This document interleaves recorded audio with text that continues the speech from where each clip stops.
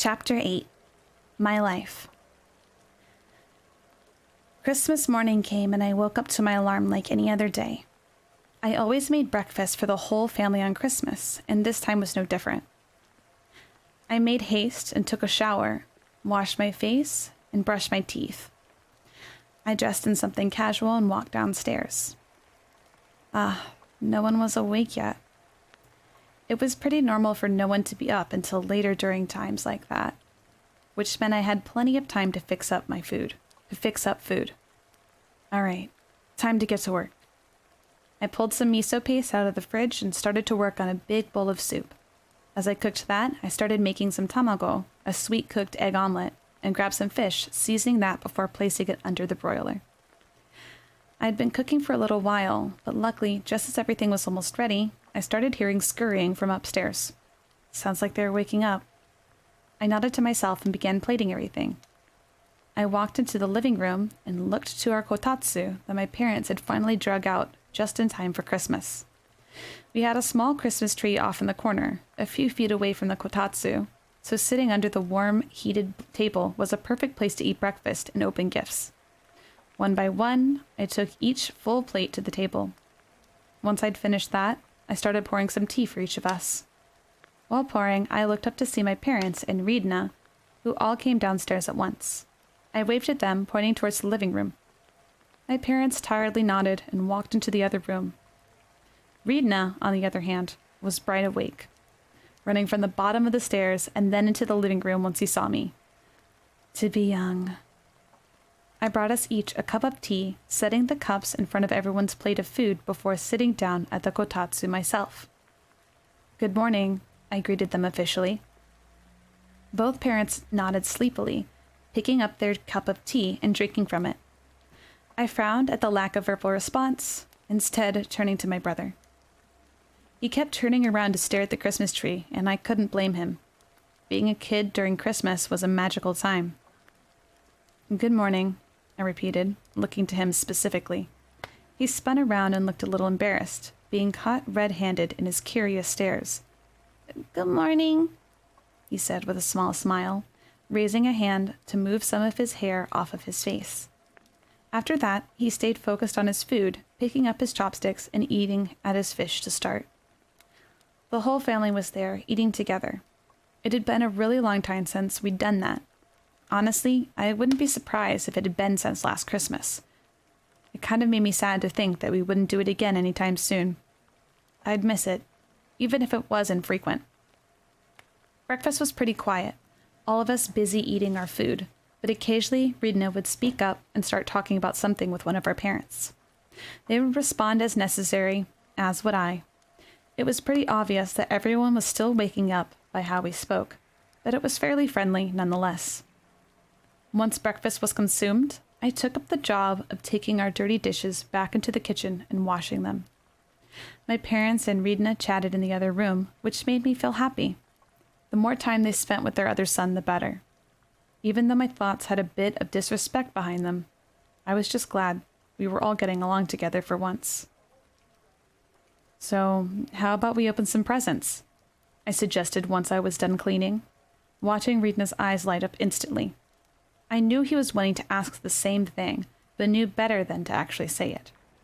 Christmas was mostly a treat we did for him more than anything else, and at that point, I was sure he knew that. He was a good kid, and had enough respect to wait until we gave him the go-ahead, though. I walked over to the little Christmas tree we had in the corner, lowering down to sit on my knees. Ridna came crawling up while my parents stayed at the kotatsu. I couldn't blame them. It was pretty comfortable and warm under there. We'll start with Mom and Dad, okay? I told Ridna. I know he wanted to open something first, but it only felt right to let them go ahead of him. He pouted for a moment before wiping it all right off of his face, smiling again. He nodded. Okay, he said. I picked up the gifts I had purchased for my parents, handing them to Ridna. Can you bring those to Mom and Dad? I asked him, and doing so without any hesitation. I took another glance at the bottom of the tree to make sure we hadn't missed any gift for the two.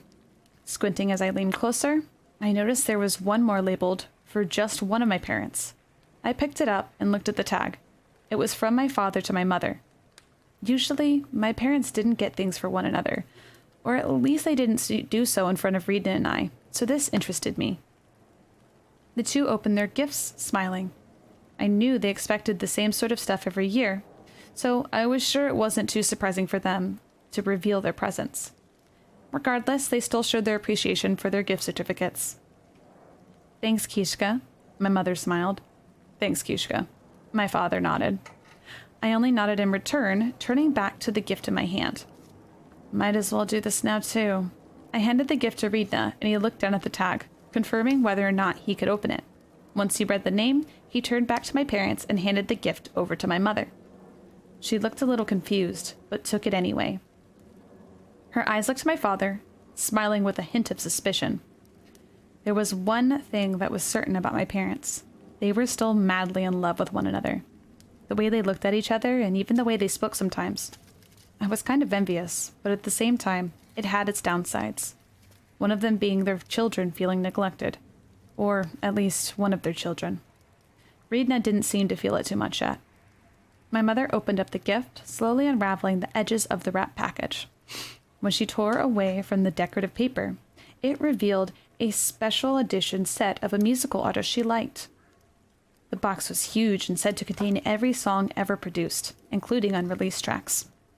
Her face lit up, and her eyes squinted over her raised cheeks, clearly excited. "Honey," she cooed, wrapping her arms around my father and slightly giggling, as if she were a child all over again. My father chuckled in response, wrapping his arms around her. They remained like that for a moment, Rita and I awkwardly sitting there. It was cute at first, but eventually became a little weird. Whatever. I went ahead and turned back to the tree, pulling out the next gift. The one I picked up was tagged to me, but I didn't want to make Rita wait any longer. So I set it back down and picked up one for him. That one was from my parents. I handed my brother the gift and he excitedly took it. Once he confirmed it had his name on it, he viciously ripped into the paper. His excitedly little face brought joy to mine, and a smile set on my lips. He revealed the gift, the item being a new scarf, hat, and glove set. It was a bright green shade, his favorite color. "Oh, thanks, Mom. Thanks, Dad," he shouted to them, his eyes looking over the item in his hand. Being a kid, I wouldn't be surprised if he wasn't actually thrilled about receiving clothing. But he was actually pretty grateful when being given anything. He usually didn't expect anything except the bare minimum, so that had its pluses. "You're welcome," my father smiled, a single arm around my mother as she leaned into his chest. Looks like they finally stopped hugging and settled for the next best thing. Less awkward that way, at least. I picked up another present from the tree, this one being from me to Rita. I handed it to my brother, and he tore it open like usual, a box being the only thing in his way between him and his gift. He lifted the lid off of the box and gasped loudly at the contents. "The book!" He smiled widely, holding up a book I got for him. He held it against his face, hugging it. "I wanted this since it came out!" He beamed. He set it down to look at me, his joy immediately making me feel great. "Thank you, Kishka!" His excited words rang, making my smile increase in size. "You're welcome," I replied. "There's still one more thing in the box, though." Rita looked surprised at my words, glancing down and seeing a packaged set of bookmarks. He looked a little confused as to what they were. "Bookmarks, so you don't have to keep holding your books open with your fingers," I explained their use. He smiled again and opened the pack. It had a variety of colored bookmarks, but half of them were green. The boy took one, placing it in between the pages of his new book, and shut it. He looked amused, smiling widely. "Cool!" he giggled. "Thank you!" After that, I picked up the next gift, which had my name on it. I guess I should open one too. The gift tag was, of course, from my parents. With everything that had went on recently, I couldn't help but feel nervous opening the gift. What if I opened it and it was a hand-engraved plaque that said "move out" or something? Okay, that was probably highly unlikely and very childish. I doubt they'd go that far.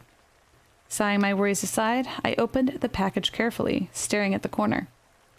Ripping the paper up, it slowly revealed a set of notebooks and pens, all color-coordinated with one another.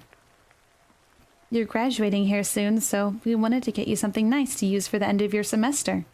My mother smiled. Ah, so that's why. I held my expression, knowing I wouldn't even use them since I no longer planned on attending school. But they didn't know that yet. Thank you, I replied, forcing a small smile on my lips. Had previous me received these, I probably would have actually been thankful, so I tried to act like I still was. There were only 2 more gifts under the tree at that point, one for me and one for Reedna. I took up my brother's gift first, handing it to him. It was a bit heavy. The boy opened his present, while his face remained focused, set on taking off every bit of wrapping paper from it. The gift was a set of paper origami sets. It was something Reedna had taken an interest in a few years prior. Unfortunately for my parents, they'd failed to notice that he stopped caring about it the previous year, so the gift wasn't exactly something he'd end up using. Thanks, Mom and Dad, Reedna smiled, looking over the gift. He kind of looked like he was forcing it, but at least he had the common courtesy to pretend he liked it. Again, a good kid. I took a pride in how much I knew about my brother, and that time was no different. I really think I hit the nail on the head with my gift. Pride aside, the last gift was for me. Again, nervousness accompanied me. It's okay, Kishka. You're just overreacting. I told myself that over and over. I couldn't help it, though. So many awful things had happened between me and my parents recently. Could you blame me for being paranoid? Opening the final gift, I set my eyes on a new pair of brand-name clothes.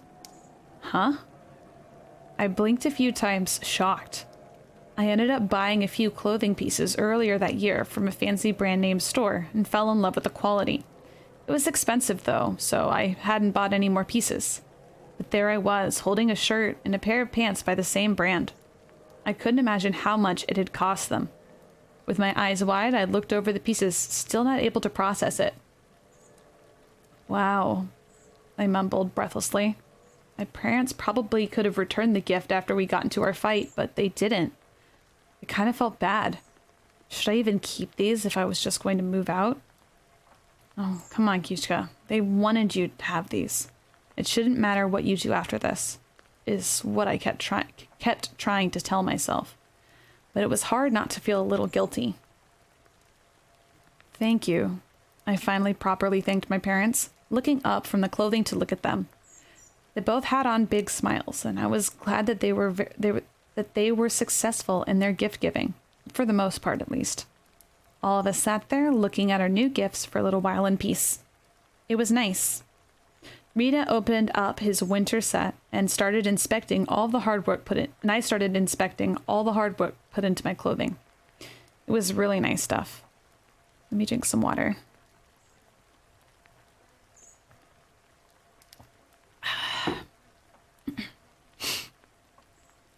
Well, my father spoke up, standing up and finally leaving my mother's side.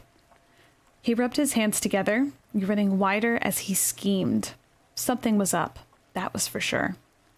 I was thinking, since your mother and I have a little extra time off for the rest of the month. My mother smiled at him. I raised an eyebrow. Next week, we're going on a vacation. We're going to Tokyo Disney, and we're staying the night at a resort. What? Yay! Rena jumped up, excited as a child would be. I, on the other hand, felt like a large rock had just dropped on my stomach. I had to work. There was no way my boss would let me take off an entire week, right after Christmas and right after me taking a new position. I was frozen for a little while, not moving or saying anything. What do I say? What could I say? Was this their way of mocking me since I was moving out? Was this my punishment? We're leaving on Sunday, so both of you guys start packing soon, okay? My mother smiled. For some reason, there didn't seem to be a hint of malice behind any of their words. When it came to my mother, it was easy to tell whether or not she was upset about something. But that time, I couldn't tell that anything was up at all. Did they forget about our conversation? No. Maybe they hadn't taken me seriously to begin with. Regardless of what was going on, I had to speak up. You said next week? I asked, setting down my new clothes. I felt a knot tighten in my stomach. My mother nodded. Great. I can't go, I said, lowering my gaze a bit. I really didn't want to watch their expression darken for the third time that week, even though it probably would have made the situation better if I had looked them in the eyes. I just didn't have that strength anymore. It might have been fight number 3, and as much as I would have liked to have said that I was strong and could stand up for myself, it was becoming harder and harder each time to do that. What do you mean? My father asked. Artie, I could hear his voice darken. Do you have some makeup tests to do next week or something? His words only sealed the deal, punching me internally with his expectations. Come on, Kishka. I don't have to endure this much longer. Just remember that. No, I have work, I said, keeping my eyes down still. I could hear my father adjust his position from where he stood. Work, huh? Didn't we tell you to quit? My father grumbled. I could hear Reedna move at my side. Quit? Quit? Kishka, you don't want to work anymore? My brother's voice sounded a little concerned, then being the first he heard of the whole situation. I frowned. I really didn't want Reedna to be in the middle of it. Reedna, go to your room. I'll tell you about it later, I instructed him. My mother was next to speak up, making my stomach twist more. Excuse me, Kishka? We are the adults here. Maybe this is something your brother needs to hear. My mother's tone snapped, causing me to tense up and slump a little more. Ugh. I could see Reedna fidget a little out of the corner of my eye. I'm so sorry, Reedna. I'm not quitting my job. Actually, I decided to take up a leadership position and I'm going full time. If I was going to nail in the truth, it might as well have been the full truth. It might as well be the full truth. What? My father laughed. Ugh. It hurt how my parents never took me seriously. I heard him step closer to me and I tensed up further. I really didn't want to be close to him at all. Couldn't he see that it made me incredibly uncomfortable? I frowned. He was already there. Maybe I should look at him. I knew it probably would have been a better idea if I did, but I was honestly terrified to. His eyes could look pretty scary. Against my better judgment, I looked up at my father slowly. I felt sick almost immediately looking at him. He looked so angry and so disappointed. His eyes were nothing of a loving father in the slightest. I don't think you understand, Kishka. How many times do I have to say it, huh? My father's tone was belittling, anger covering every word. You are quitting. You are focusing on your studies, and you're going to make something out of your goddamn life. I felt my jaw quiver. No, I couldn't cry. I'd been through enough. I said it once already, and it looked like I'd have to say it again. I took a deep breath through my nose and lowered my eyebrows. No more fear. I couldn't let him scare me into submission anymore. You can't control me. I've made my decision, and there's nothing you can do to stop me. I glared back, hands balling into fists at my sides. Suddenly, I felt my shirt tug forward, my father's fist grabbing the fabric and thrusting me towards him. Our faces were closer than ever, and I could feel his heated, angry breath against my face. I won't lie, it really startled me. My father had never once put his hands on me, but despite that, I was worried that that day might be the day it all changed. Honey! My mother shrieked, obviously not expecting such an action from my father. I shook a little, intimidated by his sudden physical action. Get out of my house. The words that came from my father shook me to my very core. I had never seen him so angry before. I didn't have the strength to take his hand off of me, just glaring back until he finally let go. Once free, I fell back a bit, landing on my behind. Reedna looked terrified. I hate that you have to see this. Now! My father's voice boomed, louder than ever, which made Reedna shriek. He ran to my side, holding me close before yet another shout came from my father. Let go of your brother and start packing before I throw all of your shit away. He wasn't kidding. Looking to my mother, even she looked shocked. Rina was on the brink of tears, but I knew I couldn't keep going against my father. At that rate, I would be left on the street without any clothes to my name. I'm sorry, Rina. I gave my brother a squeeze, holding him for but a moment longer before slowly prying his arms off of me. It broke my heart. Rina was tearing up, but I couldn't do anything about it. This was my reality. Renaka was on his way over. After I texted him, explaining what happened, he insisted on coming over to help me pack and load everything into his truck. I knew I was depending on him way too much lately, and I'd have to make it up to him later. But at least for the time being, I would take what help I could get. I was thankful I didn't own a lot of things, so packing wasn't too hard. I had a few boxes laying around, so I was able to pile my clothing and other personal items into them easily before setting them by my door. I hadn't intended on bringing any furniture items I didn't spend my own money on, which meant my bed was going to have to stay. I could, however, take some sheets with me that I'd purchased before. When all was said and done, all I had to bring with me was my laptop, clothing, my lamp, and my desk. It wasn't much, but at least it made moving easy. Once I heard our doorbell ring, I ran downstairs to get it. Renaka entered the house and didn't ask a thing. He just helped me load everything up into his truck and made sure it was secure. I appreciated that a lot. Once everything was loaded, it was time to say goodbye. Everyone in my home had shut themselves in their rooms after the whole ordeal, so I had to go back upstairs to Rita's room to see him. I knocked on the door a couple times and stood outside of it as I waited. I felt so guilty. I was leaving Rina all alone. His big brother, who cared so much for him and helped him in every step of life, was going away now. The only person who acted like a real parent. The worst part was that I didn't even know when I was going to be able to see him again. I could hear rustling on the other side of the door, followed by the sound of the door unlocking before opening. He locked his door? He never did that before. I frowned. Peeking his head out, Rina looked around as if to make sure I was the only one there. Once he confirmed it was just me, he opened his door all the way and ran forward, embracing me at full force. It almost knocked me off of my feet, but I grounded myself and slowly went down to my knees to wrap my arms around him too. As we hugged, Rina began to cry. Rina, I'm so sorry, I whispered to him, struggling to not join him in crying. I had to be strong. If he knew I felt as sad and helpless as he did, he wouldn't see any upside to the situation, and it'd be harder for him to accept. I had to be strong. I pulled away to look him in the eyes. His face was pink, snot and tears dripping down his face. It was obvious that he had been crying in his room all that time. Poor guy.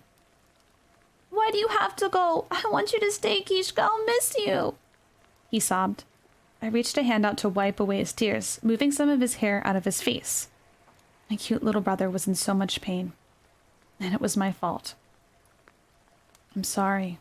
I love you, okay? I'm not going away forever, and I'll see you really soon. I put both of my hands on either side of his face, caressing his swollen cheeks with my thumbs. I couldn't really tell him why our mother and father were kicking me out without some sort of backlash, so I had to keep it vague, but meaningful. Slowly, Rina stopped crying as hard and just looked into my eyes. His sniffles continued as he breathed out of his mouth, his hands reaching up to hold onto my arms. I leaned forward to kiss my brother's forehead and just sat there for a moment. I wasn't really the affectionate type usually, but I knew I had to help calm him down and let him know how much I really did love him. Even if voicing it made me uncomfortable, I would bear with it for his sake. I heard my parents' bedroom door squeak open, and that's when I knew I had to go. I lowered my arms and held Rina close in a hug one more time before letting go, standing up and petting his head. Be good, okay? I'll be back soon. Rina nodded, sniffling and wiping his face with his arms. I didn't look back at my parents' door, walking down the stairs into the front door. Renaka stood there, waiting for me. You ready? He asked, tossing and catching his keys multiple times. I nodded. Yeah. I guess. It was time to leave whether I wanted to or not. Looking back, I caught sight of the living room, which was still a mess from that morning. I left all of my gifts there. I didn't feel right taking them. As I opened the front door, I heard some steps come from behind me. I expected it to be Reedna again since he hadn't gone into his room right before our talk, but instead I came to face my mother. She was by herself. The sight kind of surprised me. I looked at her for a moment before turning back around and starting to walk out the door after Renaka. Whatever. "Wait," she called out, her voice soft and meek. As upset as I was, I couldn't bear to just ignore her, especially not when she came downstairs by herself. I spun around and faced her. She also looked like she had been crying, which surprised me even more. She was so adamant before. I didn't say anything to her, though. What was there to even say? I wasn't sorry I was leaving. I wasn't sorry I was doing what I wanted to do. I had no words to express myself with that she hadn't already heard. "I'm sorry it's like this," my mother's shaky voice let out. Her hands pressed to her chest. She looked like she was on the brink of crying. "I love you, Kishka. Be safe." "Thanks," I said in reply, turning around and leaving out the front door, shutting it behind me and on my mother. The feeling wasn't mutual. I did not love my parents. They hadn't given me a reason to love them, not for a long time. When I was young, I definitely felt love for them, but almost every child did, right? But then it became less about love and more about dependency. Then it was like I didn't even exist anymore when my brother was born, and I didn't mean that in a typical new baby gets more attention, so older brother feels lonely kind of way. It wasn't that they gave him more attention, they just gave neither of us attention at all. I pretty much had to raise him myself, and after doing that for over 12 years, I did not love my parents. I wasn't going to lie to my mother's face and say that I did. I'm going to drink some water.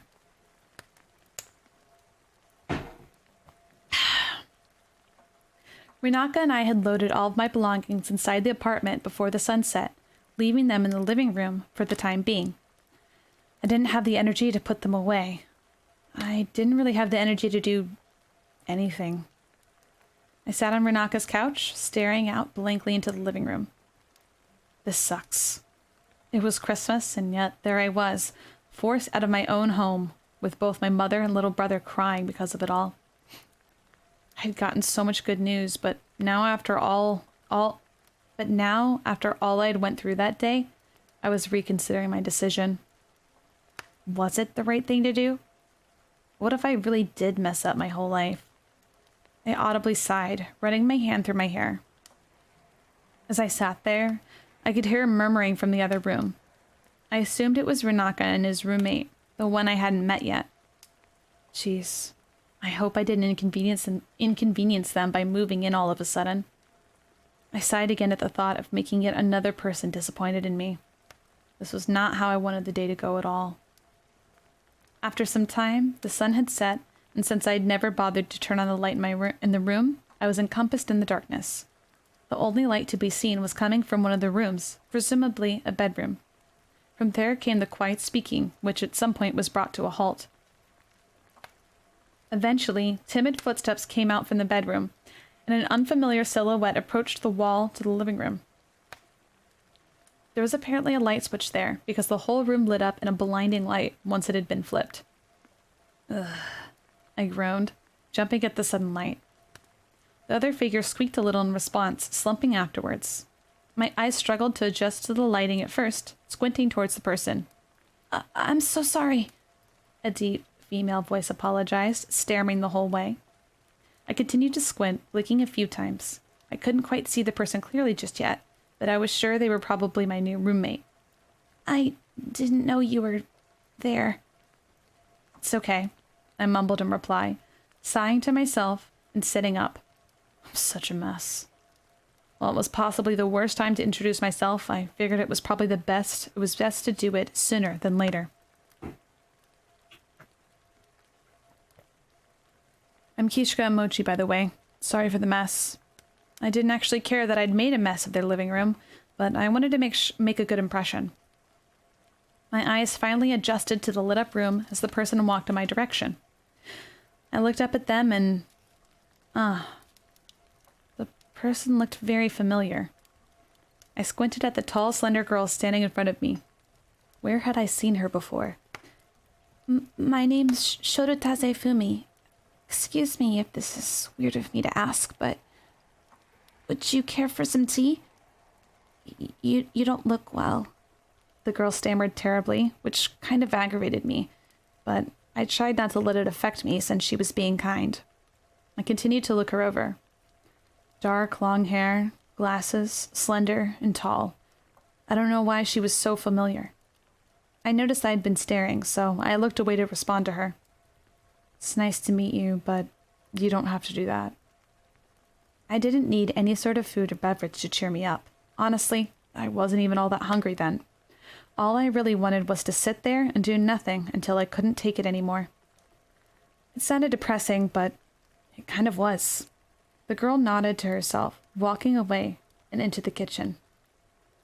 She made a little bit of noise in there before slowly and quietly walking back into the room she came from. It was quiet again, aside from small noises throughout the house and murmuring from the same room again. I continued to space out.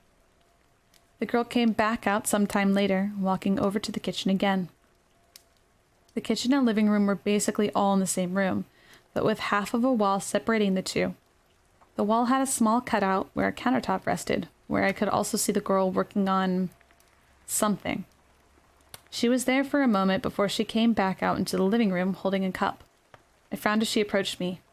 Didn't I tell her I didn't want any? She came up next to me, setting the mug down on the coffee table.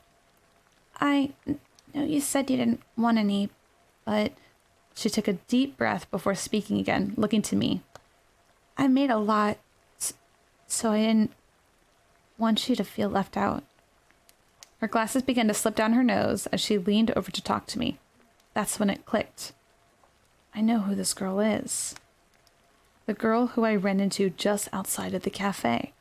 This was definitely her. The only difference between the two instances was the fact she was wearing glasses now.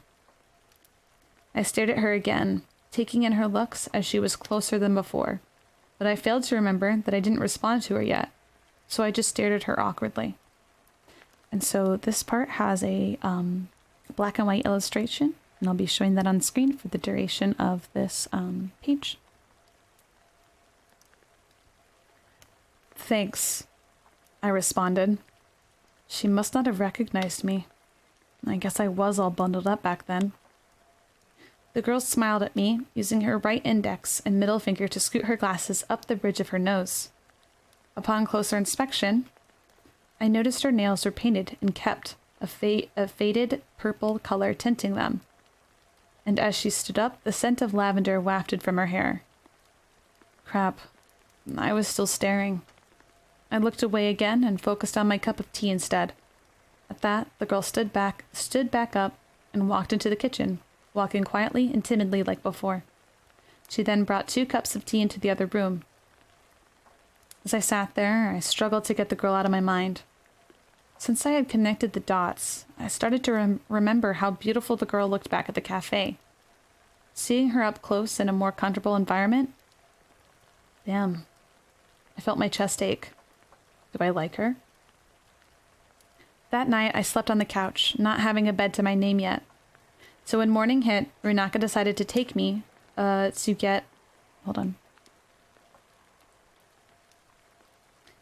decided to take me to get one along with a few other pieces of furniture. With his truck, we were able to fit everything I needed without a problem. It saved me a lot of money since I wouldn't have to pay for transport or shipping fees too. I really appreciated all Runaka's help. The reality of my current situation still hadn't really set in, and I kind of felt numb to it all, which I kind of appreciated. It was probably for the better right now. I made a habit of forcing myself to think of tasks in which I had to complete to keep my mind busy so I didn't get caught up in depressing thoughts. One of the things I put on my to-do list was to ask about Shorutaze Fumi, my new roommate. So, Fumi and you are best friends, right? I asked Runaka as we drove down the street. It was a relatively nice day, the temperature granting us permission to only have to wear a coat instead of the whole winter set.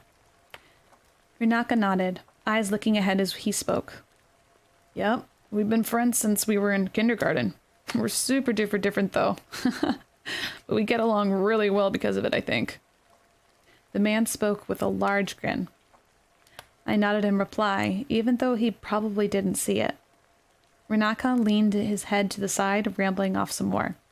She's in school to become a doctor, so I really envy her drive. I could never do something like that. All that schooling. Or just being a doctor, that is. Runaka laughed again. But she's a good lady. You probably won't get to see much of her because of her busy school schedule, though. Heck, I hardly even see her and we're best friends.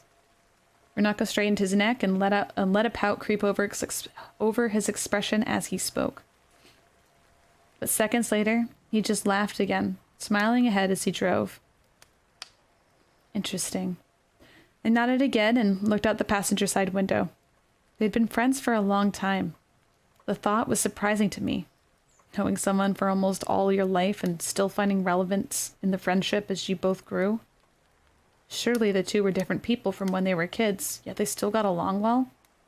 Interesting. Runaka and I stopped by a second-hand furniture store, shopping around their entire floor for what I needed. Luckily, I was able to find a bed, a dresser, and a side table, all for under 200,000 yen. It was a great deal. While we were out, I also purchased some towels, plates, and bowls, as well as all the kitchen essentials that I preferred owning myself. That sort of stuff cost me a bit more, especially since I had to pick up uncommon kitchen tools for cooking, but it was worth it. After that, Runaka and I went to the grocery store and picked up enough food to feed us all that night. I wanted to cook for them to thank them for welcoming me into their home. And also, to maybe help pay Runaka back for all he'd done for me in general. When I came back to the apartment, I forced myself to start unpacking and organize, reading all of my stuff from the living room into the extra room, which was now mine. My blue-haired roommate wasn't kidding when he said they had extra space. I set up my bed against the wall in the corner, my side table right next to it. Next to that was my dresser, and my desk sat against the other wall, similar to how it was set up back at home.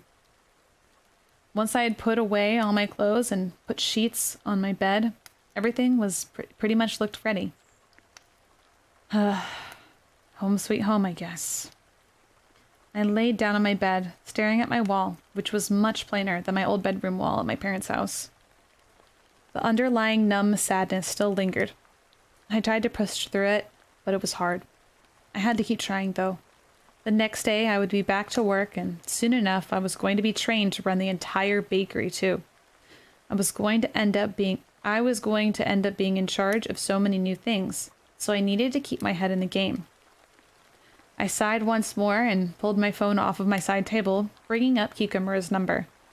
Maybe I could invite her over for dinner.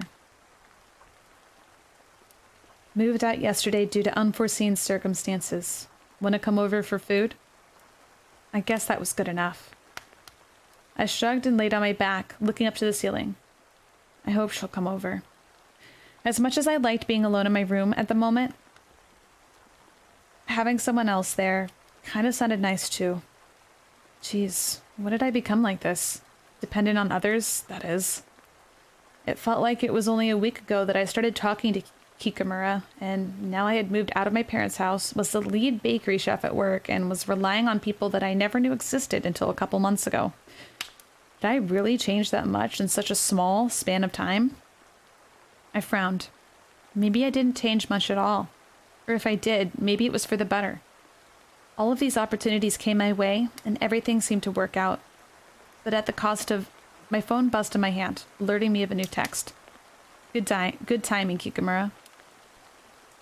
Yikes, bad luck Brian over here. Frowny face, frowny face. I'd love to. Give me an address and I'll be there ASAP. Smiley face. I couldn't smile at the text, but I appreciated the girl's forever optimism and goofiness she provided in each message she sent. I was lucky to have her in my life.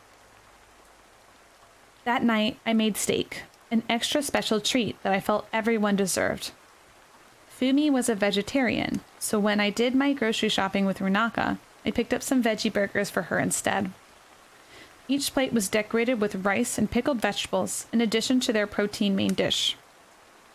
Kikamura arrived just as I finished up cooking, so while it didn't give us any time to catch up at first, it meant we'd talk later after we ate, which I looked forward to. Just outside the tiled kitchen area was a dining area, with a table big enough to fit all of us. I set all the plates on the table, and everyone from the household, including Kikamura, sat down ready to dig in. Kikamura sat to my right, and Fumi sat to my left, Runaka being across the table from me. Let me drink some water.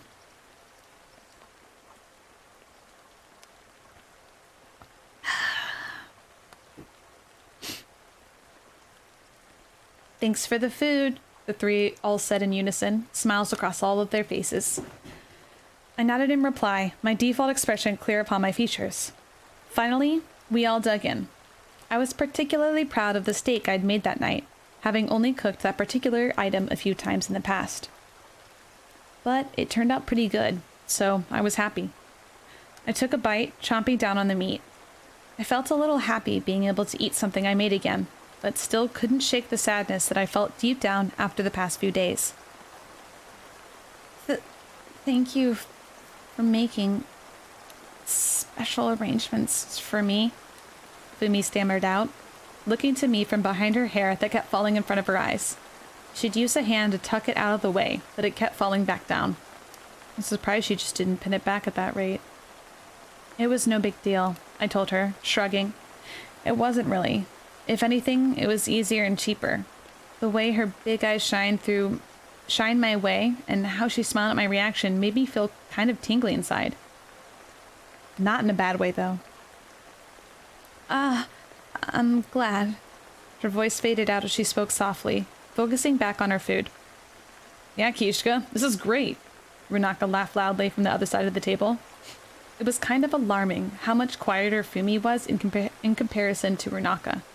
How did they live together like that? I would have felt like I was constantly talking to a shouting idiot if I were her. You really didn't have to go and make dinner for all of us. He took a giant bite of his steak, table manners not being his forte. For Shoto, too. You guys just met and yet you're already kissing up to her? Be careful you don't do it too much, then she'll start expecting it all the time. Runaka erupted into laughter at both Fumi and I's expense. My face flushed. When I looked to my left, I witnessed that Fumi also seemed embarrassed by his comment. Runaka! A pout was clear on her face, and I saw her bottom lip stick out from behind her hair that fell back on her face. There's no way I would expect him to do such kind gestures to me all the time. Don't be mean to him. He might move out.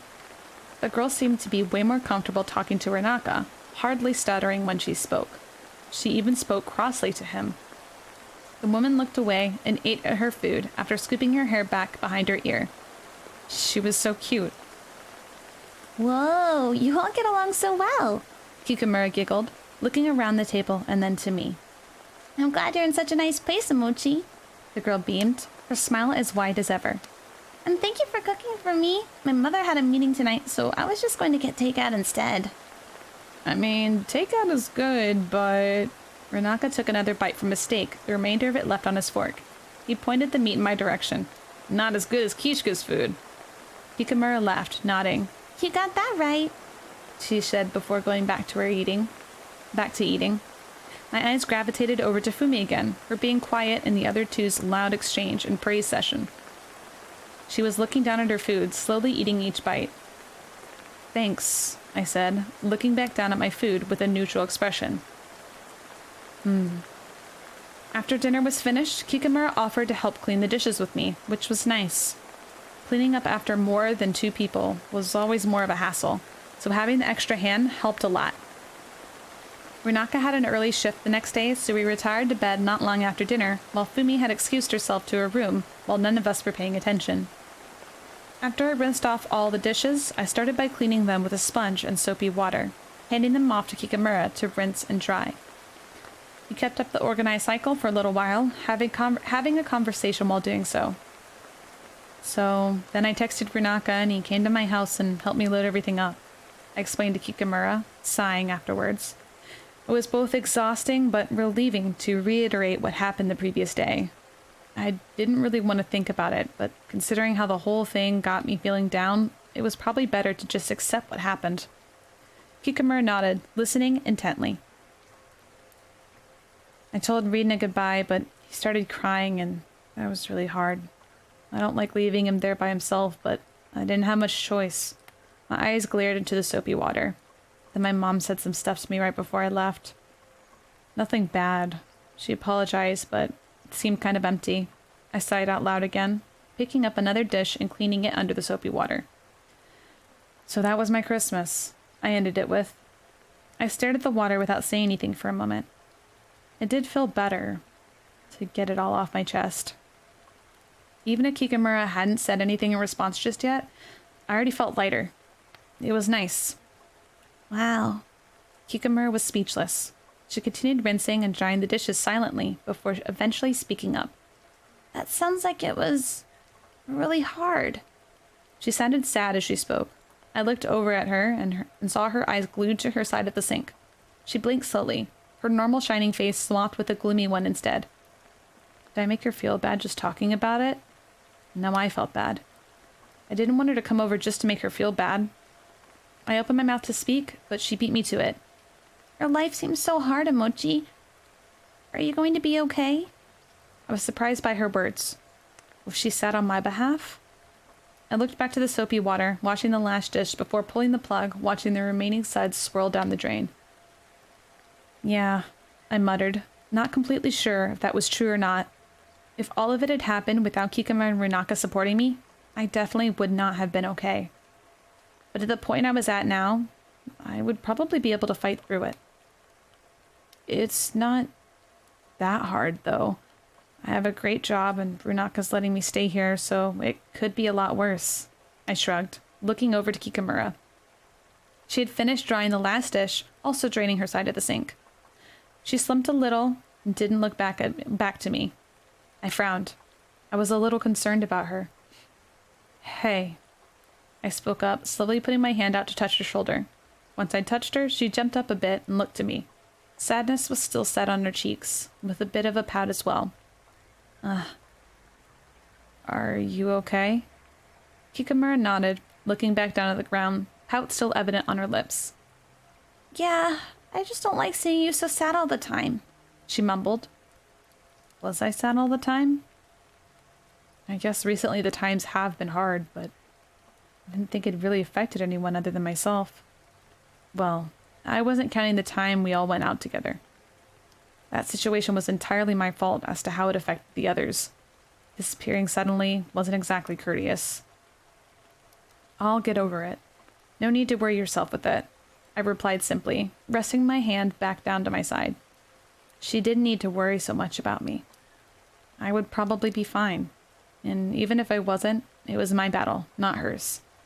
Kikamura smiled slightly at me, looking up to my eyes. Will you show me your room? The girl changed the topic, her happiness slowly coming back to her face. It made me feel a lot better. Sure, I replied. So then after that, just make sure they sign off on the sheet and you're set. Oh, and don't forget the temperature log. Everyone needs to sign off during those times too. It's very important.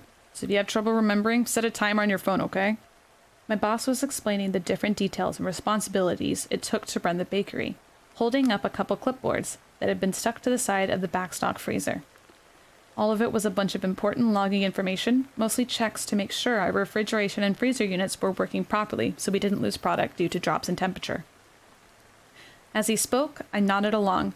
For the things I thought I'd have trouble remembering, I typed it into my phone's notes section, but all in all, with the amount of knowledge and responsibility I had acquired over that past year and a half, I already knew most of what he had to teach me. It was just a matter of teaching me the extra details. Since the cafe only consisted of the bakery, regular food, drinks, and customer service, it made it easy to be in the know most of the time. Anyway, business was slow that day, which was kind of nice since I was being trained the whole time. It left us all in good moods with minimal stress since we didn't have to juggle in orders at the same time. Muraki will be here this weekend to train you all during her shifts. To train you during all of her shifts. After that, though, you're on your own. My boss smiled at me, referring to the previous lead bakery chef. He then placed a hand on his hip. Think you'll be able to handle it after that? Honestly, I probably could have done everything by myself after only a single day of hands-on training, but I wasn't going to turn down 2 extra days of it just in case. I wanted to make sure I did everything right after all. Of course, I told him, which only made him laugh. I love your confidence, Keisha. It's such a pleasure to have you with us. The man laughed, walking down the hall and towards his office. I followed after him and took a seat in the chair across from his desk after he motioned for me to do so. He plopped down in his seat and started to click away at his computer. Alright, so I wanted to talk to you about some things happening real soon that I think you'd be interested in. The man continued clicking away at his computer screen, trailing off. Oh! He smiled again, seeming to have found what he was looking for. Scooting his chair over so he could see me from behind his monitor, my boss spun around the computer screen so that it faced me instead.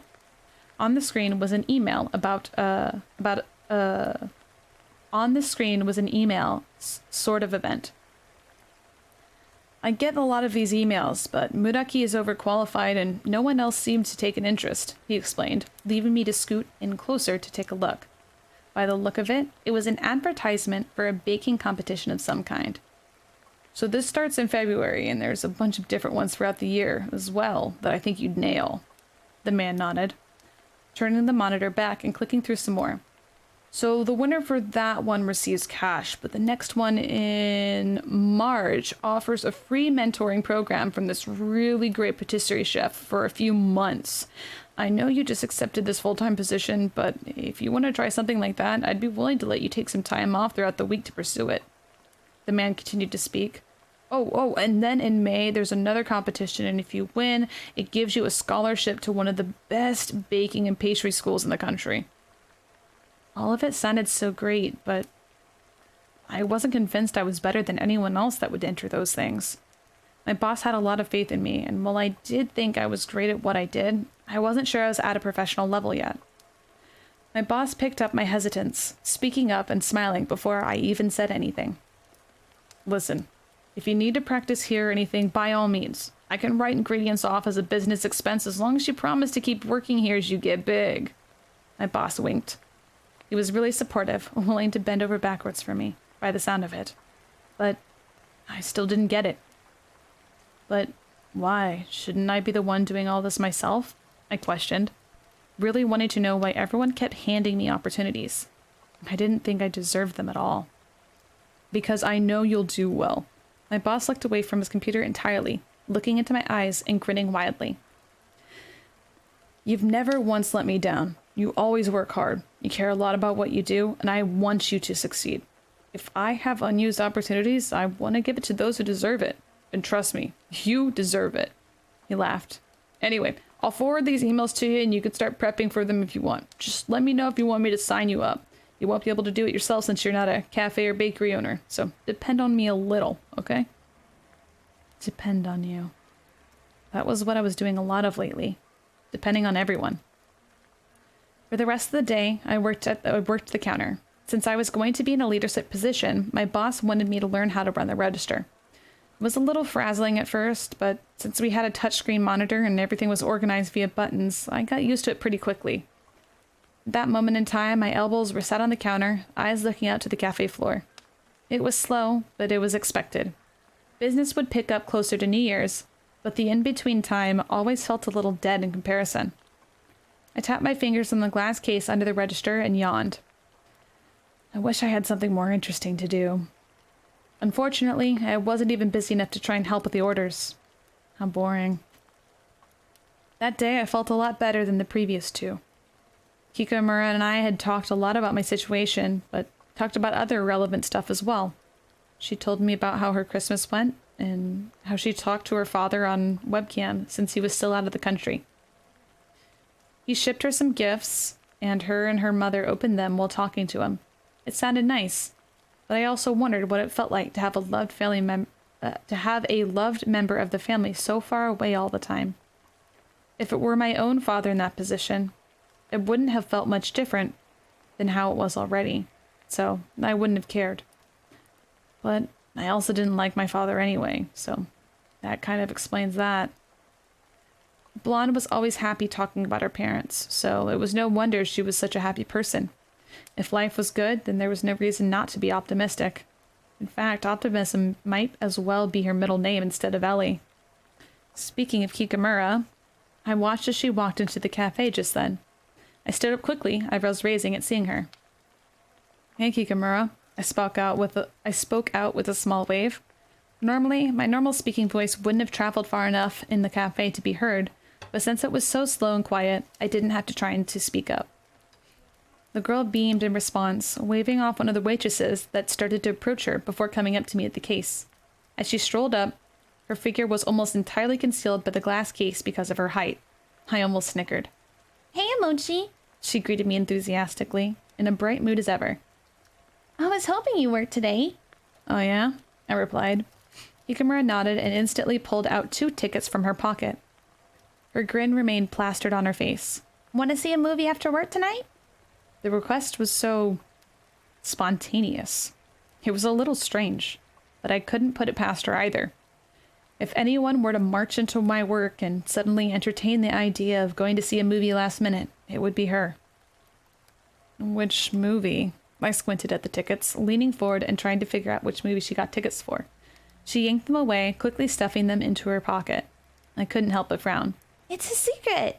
She smiled deviously, placing her small hands on her hips. She rocked back and forth, giggling maniacally. Were we going to see a horror flick or something?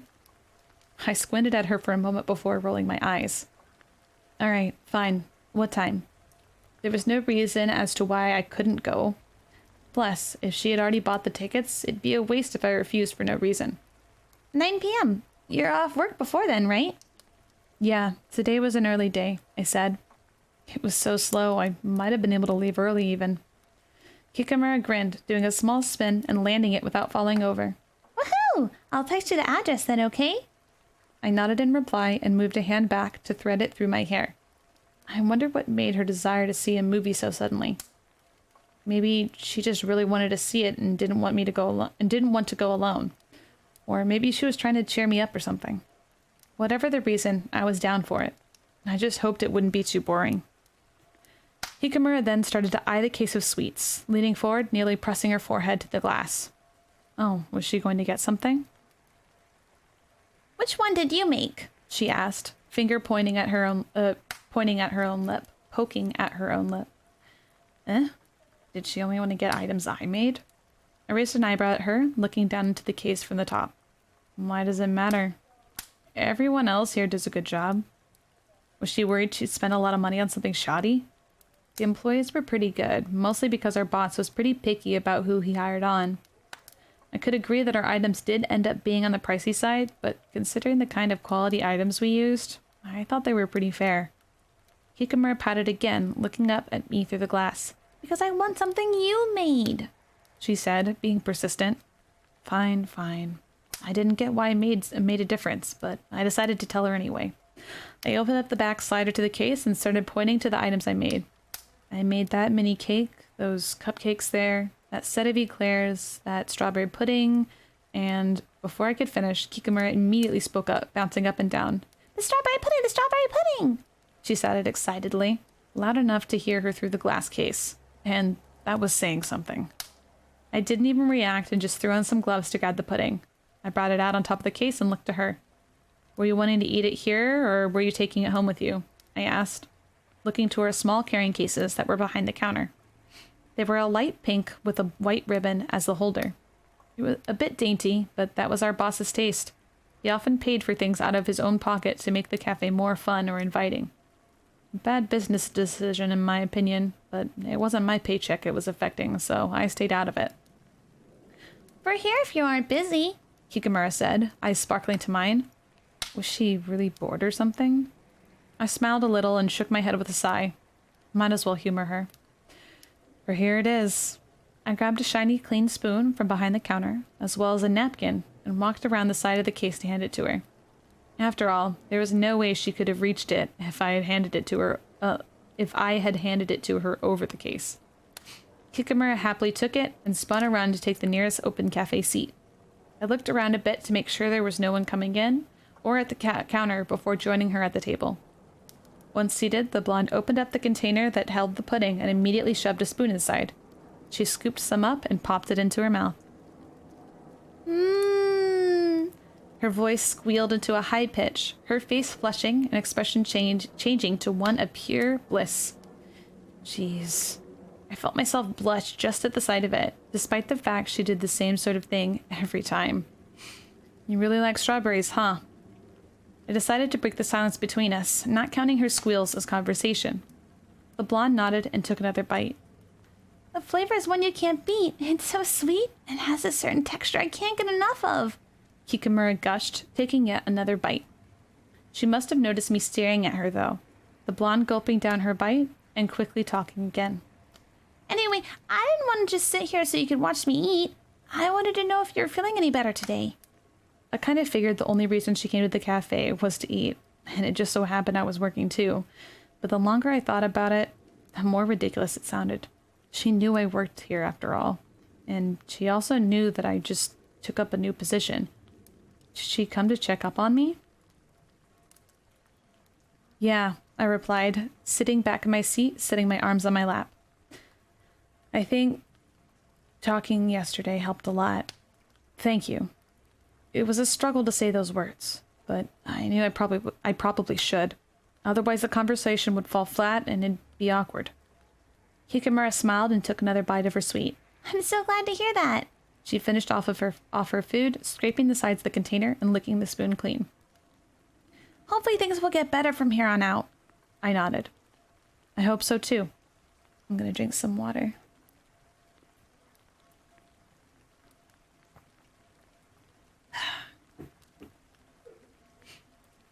What do people wear to a movie? Just anything? I knew our outing wasn't a date or anything, but considering how all I'd worn that day was my work uniform, I thought that wearing something a little nicer would be a good change of pace. It was snowing at the time, but it actually wasn't too chilly. Maybe I'd wear one of my tight turtleneck shirts. It was made out of a really nice fabric, by that brand I liked, and it had been a while since I wore it. Sure, why not? I paired it with some nice skinny jeans, or just running with the tight look. Hopefully it wasn't too much. The turtleneck was sleeveless though, so I decided to wear a coat, which probably helped tone the whole thing down a little. I mostly wore it so I didn't freeze though. As I went to leave, I caught sight of Fumi coming out of the kitchen. She almost looked surprised to see me, but quickly exchanged the look for a shy smile. Going out? She asked, just barely above a whisper. She took a few steps forward, holding a cup of tea in her hand, with a book tucked under her arm. She was wearing what looked like pajamas. Her top was a loose button-up, and her bottoms were a short pair of shorts, really accentuating her long legs. It was a struggle not to stare. Geez, what is wrong with me? I couldn't remember the last time I'd ever been so infatuated with someone. When Renaka said we'd get along, I didn't know it would be like that. Yeah, going to see a movie with a friend, I told her, zipping up my coat. That day she wasn't wearing any makeup, unlike the last couple times I saw her, but her eyes still drew me in. Damn. I looked away. I couldn't keep staring at her like that. We were roommates, and sure, I'd seen a lot of her during her holiday break, but she'd soon be back at school. I hoped I'd get over whatever it was I was feeling by then. In the meantime, though... Have fun. She smiled, looking down a bit after she said it, changing her expression. It looked like she had second-guessed what she had said. Thanks, Fumi. I smiled a little at her, watching her gaze raise back up to catch mine. She only nodded in response, her expression still a bit blank before smiling a little again. The girl then turned around and made her way back to her room, quietly, as usual. I turned back to the door and scratched the back of my head. Was living here really going to be that easy, with things like they were? I took the train to get to the theater, riding for a few stops. The snow had continued, coating the outside walkways, streets, and grass with a thin, white layer of fluffiness. It wasn't anything unbearable, so I didn't complain internally too much, just being glad it wasn't deathly cold as well. When I arrived at my stop, I hopped off the train and started my walk to the theater. Our movie started within the next half an hour, so that left me plenty of time to walk there, grab some snacks, and choose a seat with Kikamura. By the time I got there, Kikamura was already inside, her blonde hair standing out among the other people inside. Thinking about it, the two of us hanging out together probably attracted some attention. A girl with bright blonde hair and a guy with bright orange hair. I wonder people ever thought we were foreigners. "Hey, Kikamura," I called out to her. She spun around and smiled at me. Mochi! The girl was in a good mood as per usual. I blinked. It looked like she had gone home and changed. Kikamura was wearing a different outfit from when I saw her earlier at the cafe. She wore a pair of white earmuffs, which were now hung around her neck, and her hair was tied up in 2 pigtails, her side bangs remaining on either side of her cheeks. Her outfit was fairly simple, a long white skirt and a light pink blouse that had frills along the button-up center. She was wearing some white fuzzy boots as well. The style of the outfit was similar to the one she wore when we all hung out as a group, and while I couldn't appreciate it at the time, it stood out to me now, mostly because it was so different from her regular style of clothing. She even had a little cloud purse with her, the one that Runaka gifted her. She looked really cute. I noticed she held a coat around her arm, which reminded me I could probably take off mine. "I hope you weren't waiting long," I said as I removed my coat, copying her method and draping it over my arm. Once I did, though, Kikamura didn't really say anything. I blinked. Huh? Was something wrong? I noticed her eyes were looking to me, but they weren't directed at my eyes anymore. I looked back to her, waving my hand out in front of myself to try and get her attention. "Hello, Kikamura?" The girl instantly turned a bright red, eyes shooting up to meet mine finally. Was Kikamura just checking me out? I felt my own face burn a few degrees hotter, looking away instinctually. What? Oh, I'm sorry, Mochi. I was spacing out. What did you say? The girl fumbled over her words, making the situation all that more obvious. Maybe I made a mistake wearing this here. My hand went up to scratch at the back of my head, letting out a sigh of embarrassment before repeating my question. "I just said I hoped you weren't waiting long." Kikamura shook her head viciously, her eyes meeting again. "Nope, not long at all." The girl laughed nervously. What the heck? I felt regret over my wardrobe choice. Before things got more awkward, Kikamura took the initiative and pointed towards the concessions. "Anyway, let's go." Once our tickets were checked, we walked over to the concessions counter, looking over all of our choices. It was the general junk food options, which included popcorn, nachos, pretzels, and box candies. They even sold a small case of takoyaki, which I wouldn't have trusted to be any good. "See what you want?" I asked Kikamura, looking to her as she tapped away at her chin. I was probably going to get a tub of popcorn and a soda. It wasn't very healthy, but it was rare that I had anything like it, so I was happy to take the opportunity to splurge. I think so." Kikamura stretched, looking towards me. "You ready too?" I nodded. We then walked up to the concessions counter, an associate looking to us with a bright smile. "Good evening. What can I get you two?" she said in a chipper tone. I looked to my blonde friend, encouraging her to go first. She flashed me a toothy grin in response to the gesture, turning back to the worker. Can I please get the pretzel and cheese? Soda too, please." The girl responded in a polite but energetic way. The girl at the counter smiled, typing in the order. "And for you, sir?" The cashier blinked, looking to me. Oh, she probably thought we were together. "I'm sorry, separate, please," I alerted the lady. She flushed in embarrassment, nodding several times. "Oh, yes, I'm so sorry. 1,200 yen, please, miss." She turned back to Kikamura, avoiding my gaze. It was kind of funny. The girl then turned to me and took my order, and eventually the tension ceased. Once Kikamura and I had had our snacks, we walked towards the theater with 5 minutes to spare. Oh yeah, what were we watching anyway? After sitting down, I pulled out my ticket and squinted at it in the dim-lit theater. It looked like we were watching the new popular fantasy space romance movie. Don't ask me. I wasn't the one who picked it out. I'd seen a lot of reviews about it, but it really seemed to vary from person to person as to whether or not it was any good. I guess I'd have to find out for myself if it held up. Kikamura sat in the seat to my right, eating at her pretzel before the movie even started. She chomped down bite after bite. I judged her silently. At that rate, there would be nothing left by the time the movie started. She must have noticed me staring, because she looked over and smiled, cheeks full of pretzel as she did. I couldn't help but snicker, which made her smile even more. What a goofy girl. The movie began a few minutes later, the opening scene a loud and intense one. Before I knew it, Kikamura had started stealing popcorn from my bowl. I would have sighed or even pouted about it, but I kind of expected it to happen. That being part of the reason I settled for a large tub. Occasionally our hands would hit one another when grabbing some popcorn, and I'd yank mine back, but Kikamura would always smile at me and then look back to the screen. At one point, there was a romance scene going on, and Kikamura had grabbed my hand. I looked over, but her eyes were glued to the screen. I guess she was a bit of a sap. When it was all over, I felt pretty mediocre about the movie. It was okay. Seeing a movie with Kikamura versus my family was pretty different, though, so that part interested me the most. Did you enjoy it?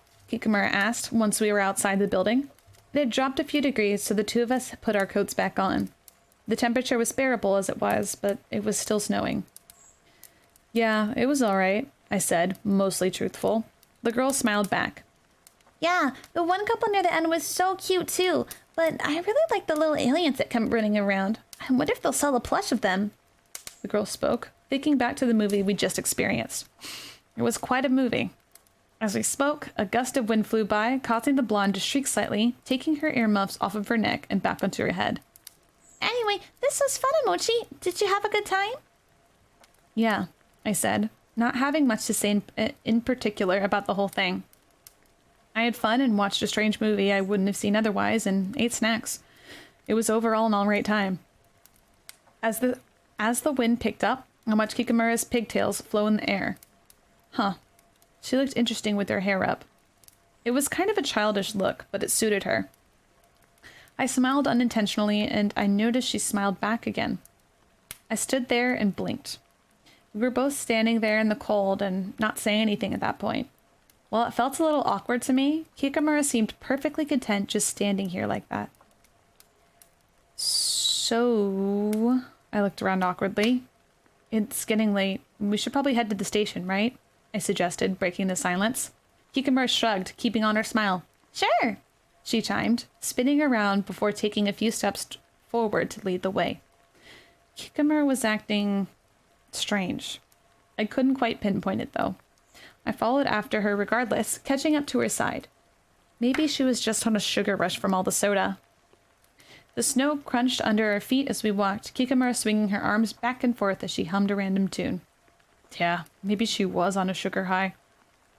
By the time we got to the station, it had stopped snowing, and Kikamura was the first to pout. Oh, man. She looked straight up at the dark sky and raised both arms dramatically. She brought her hands into fists and shook them. Darn you! I wanted to take a cute snow picture with Emoji! She yelled to the sky, likely looking crazy to any passerby. What? I raised an eyebrow at the girl, tilting my head to the side in response. Firstly, I didn't even know we were going to take a picture together. And secondly, why did there have to be snow in it? We don't need snow to take a picture, I mumbled to her. I was sure I missed the point, but I wasn't sure what else to say in the situation. Kikamura pouted at the sky, slowly looking back to me. You'll still take a picture with me, though, right? She asked. I didn't see why not. I didn't normally take pictures, though, so I was sure I wouldn't look very good. But if she wanted a picture, I'd give her one. Sure, I said simply. Kikamura giggled at that and immediately ran over to me, pulling her phone out. The last picture we'd taken together was at the Purikura booths when I was all depressed. I aimed to make this one better. At least that was my goal. Kikamura backed into me, pressing her back against my chest and going up on her tiptoes so she could get up next to my face.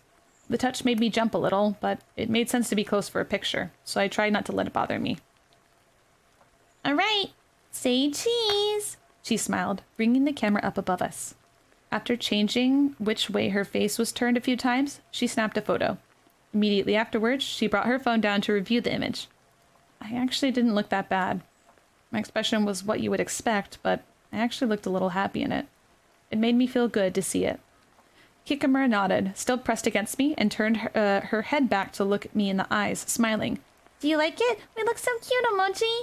The girl beamed. I nodded back, turning my face away from hers.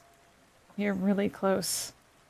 It was a little uncomfortable, but I didn't want to upset her or anything, so I didn't mention it. Yeah, it looks good, I said. Kikamura seemed satisfied with that response and finally moved her body off of mine, turning back around. Okay, now we can go home. She laughed. All right then. I guess she got all she wanted. We both agreed and went inside the station, parting ways when we took trains going the opposite direction. When I got home, everyone else was already in bed, and the house had a quiet hum to it. It was kind of nice. I took off my shoes and hung my coat up on some hooks by the door and lugged myself to my room. I had fun that day, and I saw Kikamura a lot throughout it, which was kind of bizarre and unusual, but I felt like she was starting to grow on me at that point. To imagine I was so mean to her at first. It had always been obvious that the blonde liked me a whole lot, especially after sticking around through all my mood swings and negative emotions. But I didn't think we'd be that close. It was nice. Chapter 9. Insecure. The next few days flew by. Days full of training and plenty of customers. Since it was almost New Year's, customers were coming in to buy little treats for their family members. It got fairly busy, but it was nothing we couldn't handle. Even though I was a little nervous about starting up the bakery department all by myself after New Year's, I felt pretty confident. I was even kind of looking forward to being on my own. It was December 31st, and we closed early because of the holiday, which I was thankful for. Hirose, class rep, invited Runaka, Kikamura, and I to a Shrine's New Year's Eve festival that was local to her. I accepted the invite and wondered how different my experience would be that year. Usually, I always attended New Year's Eve events with just my brother, but now I wasn't even going to see him at all. Thinking about it too much kind of upset me. I hoped my parents would take him. I considered inviting him to join the group and I that day, but that would mean speaking with my parents first, and that wasn't something I felt comfortable doing yet. Great job, everyone, my boss grinned as we all finished up cleaning up the cafe. It was a great year, and I have all of you to thank, he praised his workers, nodding as he looked over each of us. All the staff looked at each other, exchanging smiles. It had been another happy day in the cafe, and my boss didn't let it stop there just because the workday was over. He was sure to let us know how much we were appreciated. So in celebration, my boss pulled several red envelopes out of his pocket, holding them up in front of him. They each had names on them, one for each of the staff. Huh? He was giving us New Year's money? My coworkers reacted in similar surprised fashions, looking around and questioning my boss's decision. None of us expected to receive money before leaving that day. Think of it as a New Year's bonus, he laughed, walking up to each of us and handing us an envelope. Inside the envelope was a generous sum of money, the amount seeming to be the same for each of us. I understand if the business really did that well that year, but I doubted it was a good idea to put the extra profits towards the associates instead of investing into the business further. I couldn't help but worry where my boss's priorities lied. Regardless of my worries, the man did as he pleased and approached me next, red packet in hand. I put my hands out in front of me and bowed, ensuring my appreciation. Thank you, I said. The man placed the envelope in my hands and then proceeded to rustle my hair, startling me a little. Ugh. I slumped over and looked up at him in confusion. His big grin awaited me. Don't mention it, Kishka. You deserve it. I wanted to argue that, but decided it wasn't a fight worth fighting. I smiled in reply and stood up straight. New Year's money, huh? I held the packet up in front of me. That was another thing I wouldn't be getting that year from my parents because of everything. But it was okay. I didn't need the money that bad. And as it turned out, there was someone else in my life that filled that sort of role far better. I hoped I wouldn't slip up and call him Dad one day. Once we were done thanking our boss, we all left the cafe and headed home. Renaka had to work late that day, so I was stuck walking, but it wasn't like I minded all that much. It was what I usually did anyway. Also, he was pretty busy helping set up some other festivals around the area, so it wasn't like it was random pointless work. He explained that he was usually assigned to doing the grunt work since he was used to heavyweight jobs, so once he finished that, he'd meet us at the other festival. With that in mind, we all agreed to meet up at the festival entrance together after Renaka was supposed to get done with work. I entered my apartment, unlocking the door and letting myself inside. I set down my backpack by the door and removed my shoes. We all agreed on wearing kimonos to the festival that night, both because it'd keep us warm and because it was appropriate. It'd been a while since I wore a kimono, and I was struggling to think how I'd managed to tie it on myself since it was usually a two-person job. Walking through the living room and down the hall with my backpack in hand, I passed by Fumi's room. Her door was open, and before I entered my own room, she made an appearance. Dressed in a long purple patterned kimono, Fumi appeared to be ready for the new year. Her hair was tied up in a bun in the back, letting some of her side bangs lean against her cheeks. She wore some matching earrings and had on some makeup that matched the look as well. She was stunning. Her eyes looked to mine, and I held her gaze for a moment before looking away, because I was staring. Again. Ugh. I sighed internally and looked away from her. Stop being so awkward, Kishka. Are you going to the festival with some friends too? I decided to ask to break the awkward tension I'd built between us. I glanced back, our eyes meeting again. Her expression softened a little, but also looked a little worried. She pressed her lips together before speaking up again. Actually, I asked Runaka if I could join you guys tonight. Is that okay? If not, that's okay. The girl stammered, eyes looking to me and then down to her feet. Her fingers wrapped around each other. She always seemed so nervous all the time. It was kind of cute. She came off so fragile, like the kind of person you feel like you want to protect no matter what. I don't see why not.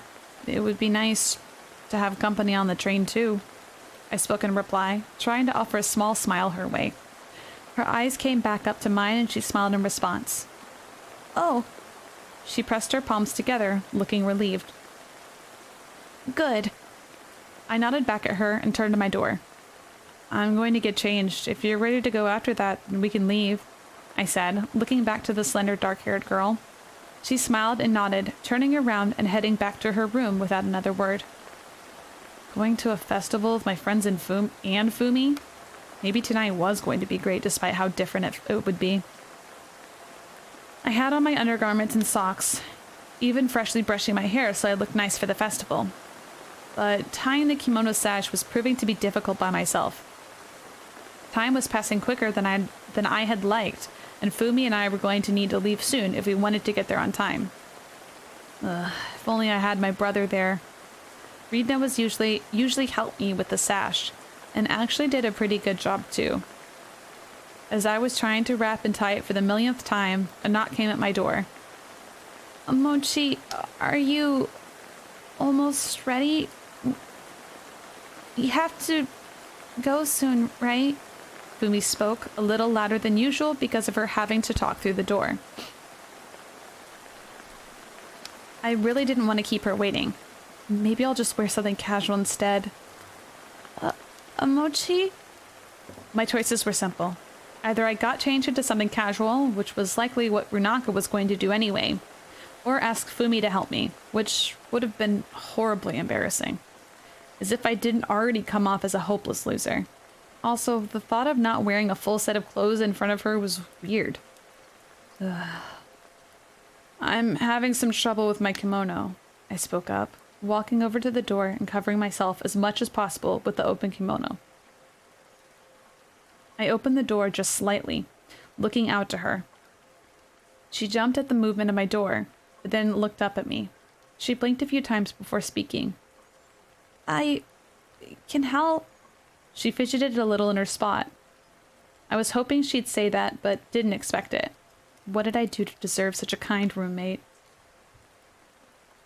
If you don't mind, I would appreciate it. I opened my door, using a hand to keep my kimono shut, and led her inside. I knew I wasn't naked. I had on an undershirt, but I felt exposed. Also in front of her, it was even more embarrassing. I was so lame. A guy who couldn't even figure out his own kimono. Fumi walked inside my room, and without much hesitation, she took a hold of my kimono and began to wrap and tie it. Her eyes were focused. She was completely silent in her task, not paying mind to anything else or even looking to my eyes. The silence was kind of awkward at first, but eventually ended up being comfortable, at least for me. When all was said and done, I was properly dressed and ready to go. I looked down and twisted the bottom half of my body to one side and then to the other to look over her work. I looked great.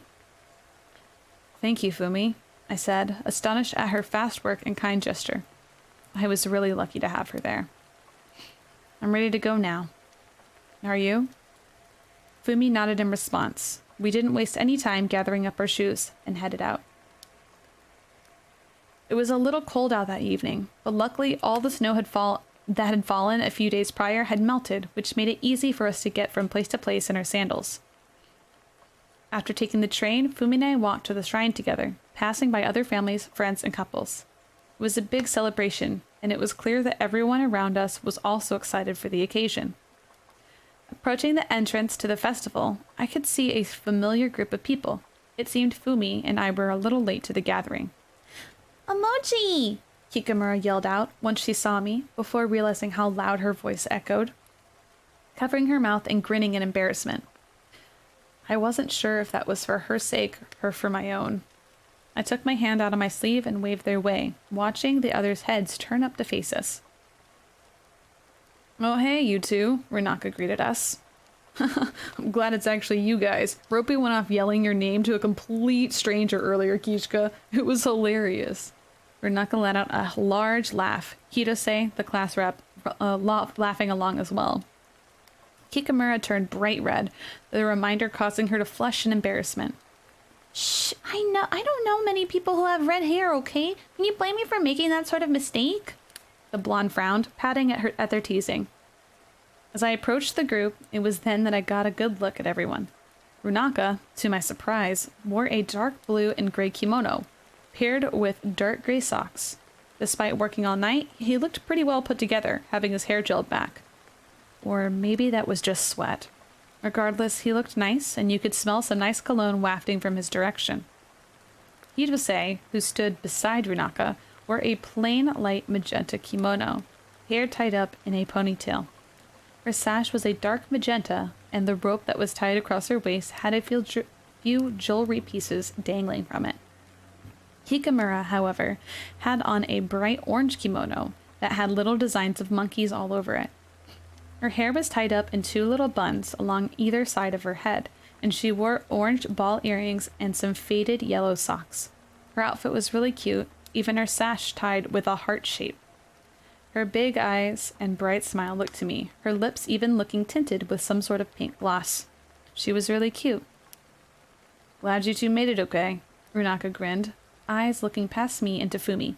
She nodded in reply, taking a few steps forward so that the distance between her and Runaka was shortened.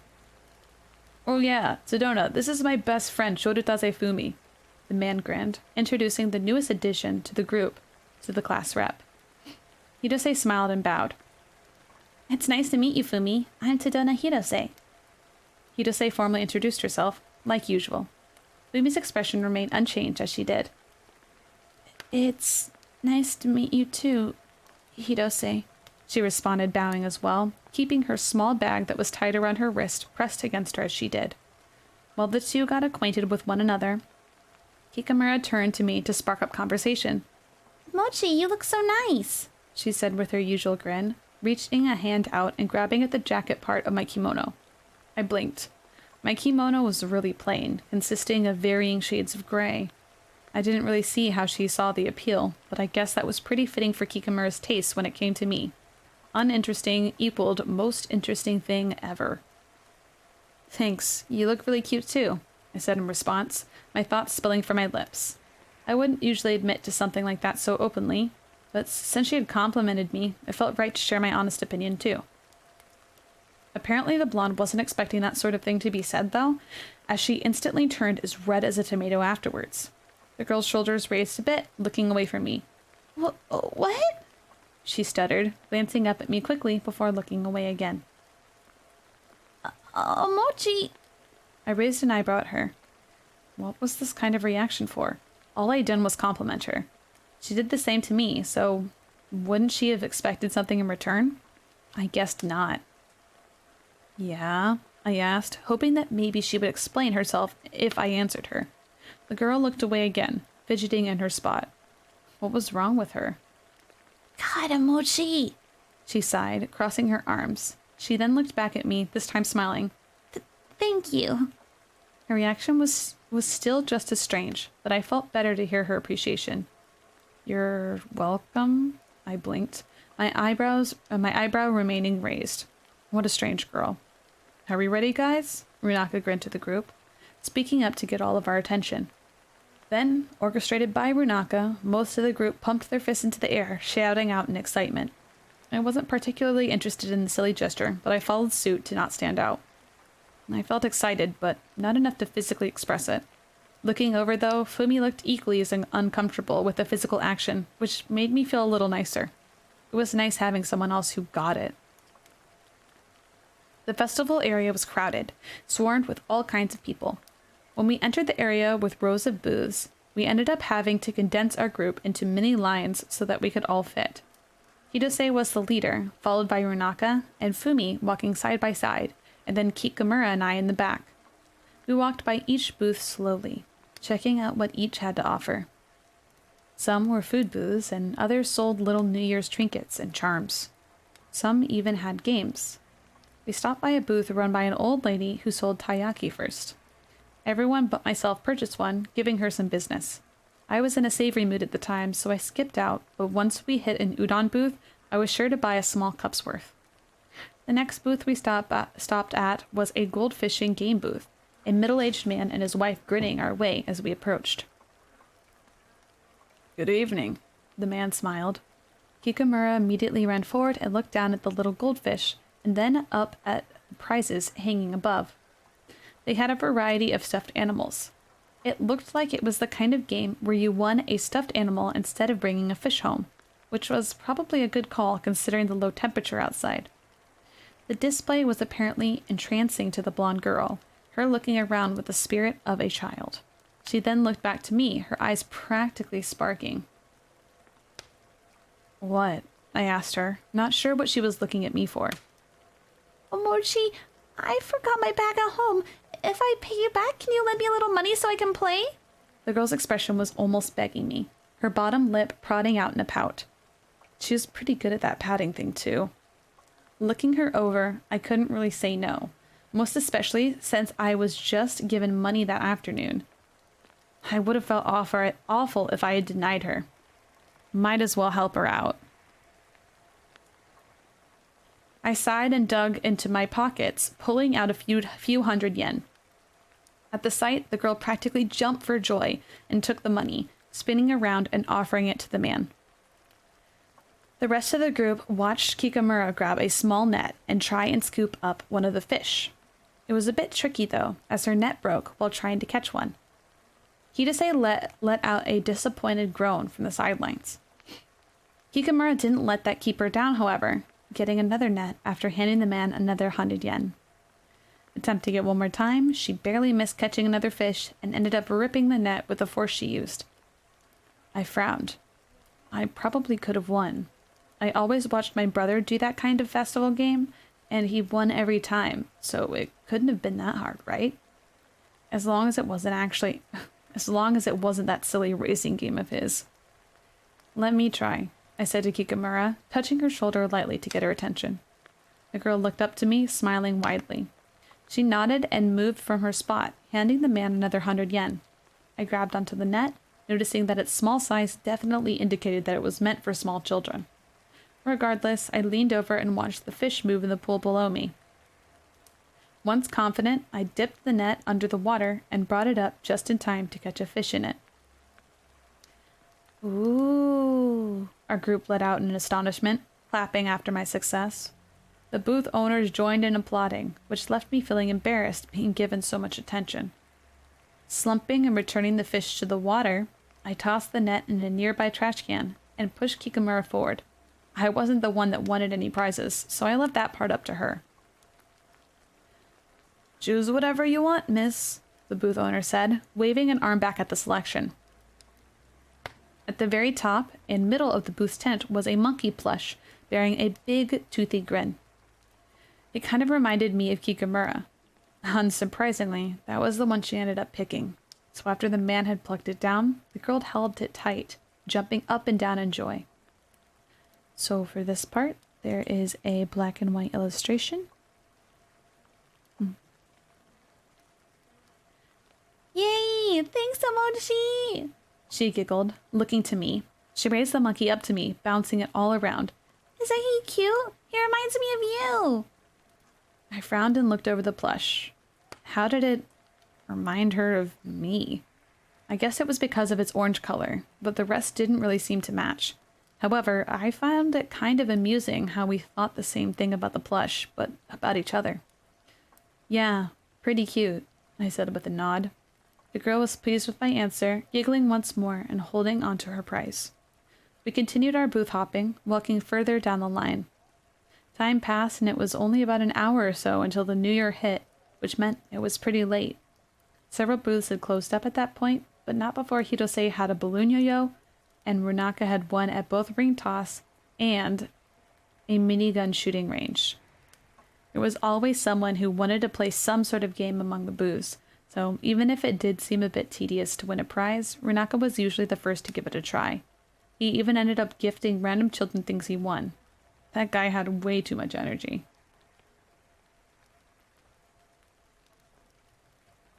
We continued our walk by the closing booths. Despite the temperature and time, it was still quite crowded. It was kind of surprising. A lot of people must have been just as interested as we were when it came to celebrating that late. As we walked down the path, a few people bumped into me as they traveled in the opposite direction. I didn't pay much mind to it, but I was dipping into Kikamura's space a little more every time it happened. Suddenly, I felt a small, cold hand grab my own, making me jump. I looked to my side and saw it was Kikamura. "Hmm?" I raised an eyebrow at the gesture, confused. I had never held hands with anyone before, aside from my brother, when he was very young. The feeling was a bit strange. Also, it was cold. "So we don't get separated," Kikamura smiled, giving a reason for her action, even though it felt weird to be holding hands with her. Her reasoning was good enough for me, so I decided to push away my uncomfortableness and continue moving down the road with everyone. I wouldn't want to lose her after all. She was short, so despite her bright hair, it'd be hard to find her in a crowd. Eventually, we reached the end of the booths and entered a large open field where many people were sat at, waiting for the fireworks that would start within the next hour. The ground was hard and cold, so we all prompted to sit on a nearby concrete ledge, which was honestly probably just as cold, but none of us interjected with a better idea than that. We sat down in order of our walking groups, with Hirose at the far left, followed by Runaka, Fumi, me, and then Kikamura. Hirose leaned forward, looking over to the right to see all her friends. "I'm so glad it's not as cold as last year." Hirose laughed happily, her arms tucked into her sleeves. Yeah, last year was pretty cold. That year, Runaka and I could only stay outside for a few hours before we headed back home. It was way too cold to do anything else, so we just sat under the kotatsu, watching the broadcasting for fireworks and ate oranges for the rest of the night. "Me too," Hikamura replied, leaning forward to see her friend. "I was worried we'd all freeze out here, but it's actually not that bad." The girl leaned back, which made me a little nervous, worried she might fall backwards and off the ledge. She sat there with her hands fixed behind her for a moment before catching me staring. She only smiled in return, not seeing my concern. "This winter has been rough, but at least it wasn't a complete asshole to us," Runaka spoke, looking to his best friend. "Well, so far so good, right?" The girl didn't say anything in response, or at least nothing I could hear, since the fireworks then began. A loud popping noise followed by a colorful blast in the sky appearing before us. Oh! Kikamura jerked up from her relaxed position, leaning forward and looking to the sky, eyes wide. I looked at everyone, seeing their eyes light up with every pop. The people in the field in front of us made their own sounds of happiness as the fireworks went off too. I looked at the loud light show that graced the occasion, feeling a little nostalgic. It was officially a new year. I reflected on everything that happened the past year, remembering the good times and the bad. Regardless of my conflicted feelings, I was glad about where I was. Surrounded by friends and surrounded by people who cared. I was thankful. The new year ought to be a good one. As I was caught up in my internal thoughts, eyes stuck on the next colorful explosion in the sky, a familiar small hand found mine. Even though she didn't look over, Kikamura's hand was now on top of mine, her little fingers curling around the side of my palm. I didn't brush her away and accepted it. I didn't know what all the new year had to offer, but I'd find out. I'm gonna drink some tea.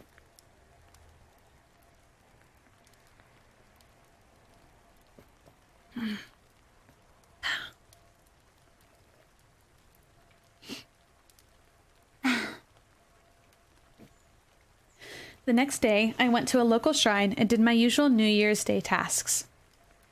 The cafe was closed that day, which meant I had plenty of time by myself. I had left to grab a train pretty late the night before, so even though I slept once I got home, I was still feeling pretty sleepy. Apparently not more than anyone else in my home, though. Seeing as how they were still asleep when I'd left that morning. With the roommates, it was pretty rare to actually have some alone time, so I was kind of glad to take the opportunity any chance I could. Sure, I was surrounded by plenty of other people around the shrine, but they weren't there to interact with me, so that's what made it felt like I was alone. To be without any social obligations. I approached the shrine and prayed and then moved on to buy a fortune. Considering all that had happened in the past year, I was hoping for a good luck fortune, even though I didn't necessarily believe the slips of paper held that much power anyway. I unrolled my slip and was faced with a great curse slip. Great. More bad luck, just what I need. I frowned at it, but honestly wasn't that worried. I didn't think it bore much truth, but just in case, the Japanese in me told me to tie it on a nearby post where others tied up their bad fortunes as well. When the paper was secured, I decided to try out my luck immediately with a lucky bag. Lucky bags were basically bags full of random merchandise that weren't sold the previous year. Some had really good items inside, and some didn't. I didn't really put myself in a position to succeed, considering I decided to go to a random vendor down the street, but I figured luck was luck. I could have gone into the city and waited in line for a better chance at a good bag, but I didn't feel like making the trip.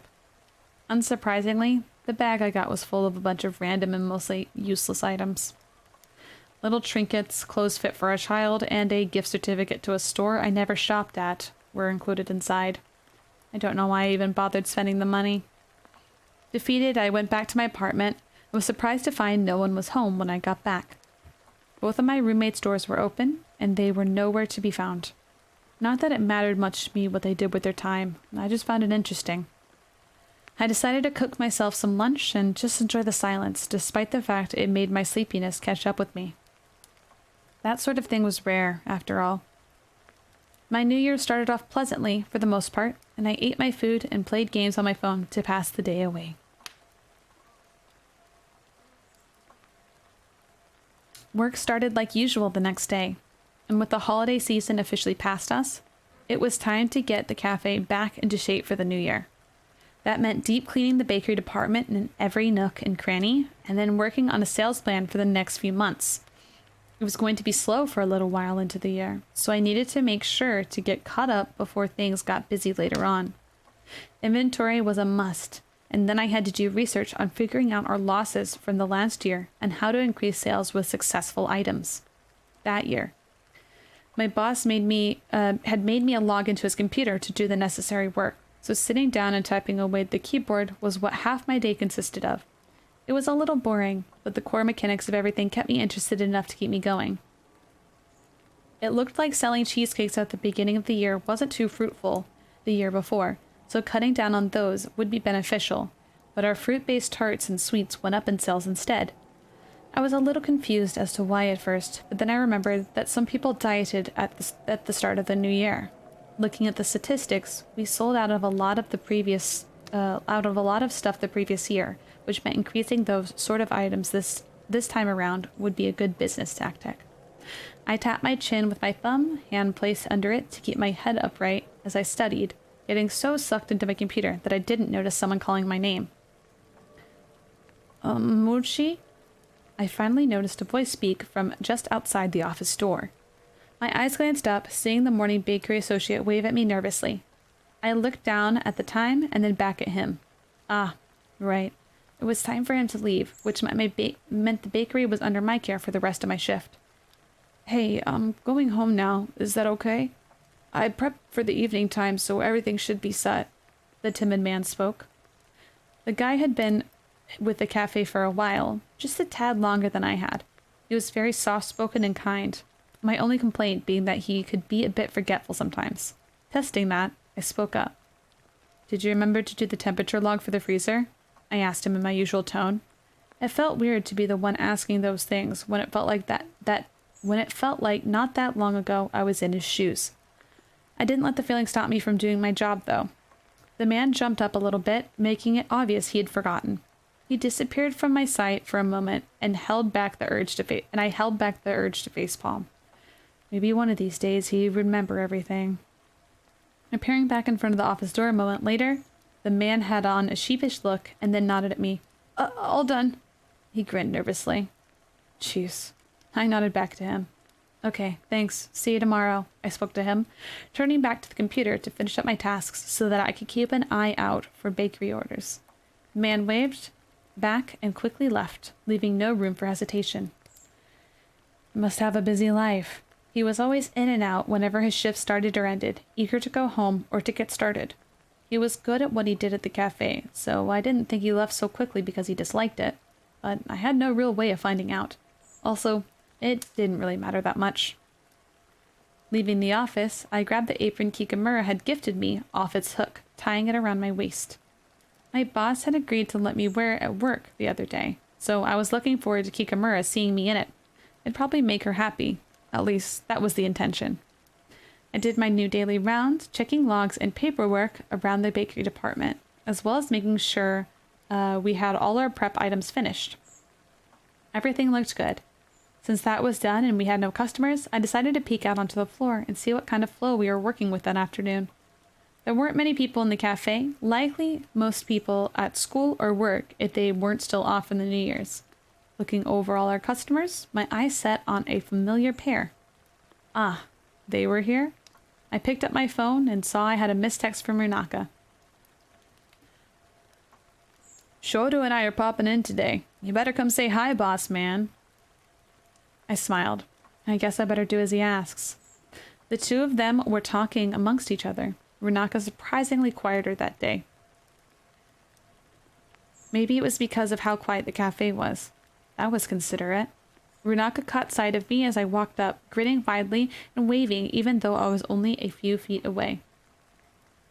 Hey! He greeted me, Fumi turning around slowly to face my direction. Her expression looked surprised at first before it softened as our eyes met, a small smile appearing across her lips. She was wearing red lipstick that day. It looked really stunning against her pale skin. Hey, I said in reply, trying to shake my attention off of her looks and onto Runaka instead. What brings you two in? I asked. I could go ahead and say that they were only at the cafe because I worked there. But firstly, that was a pretty prideful thing to assume.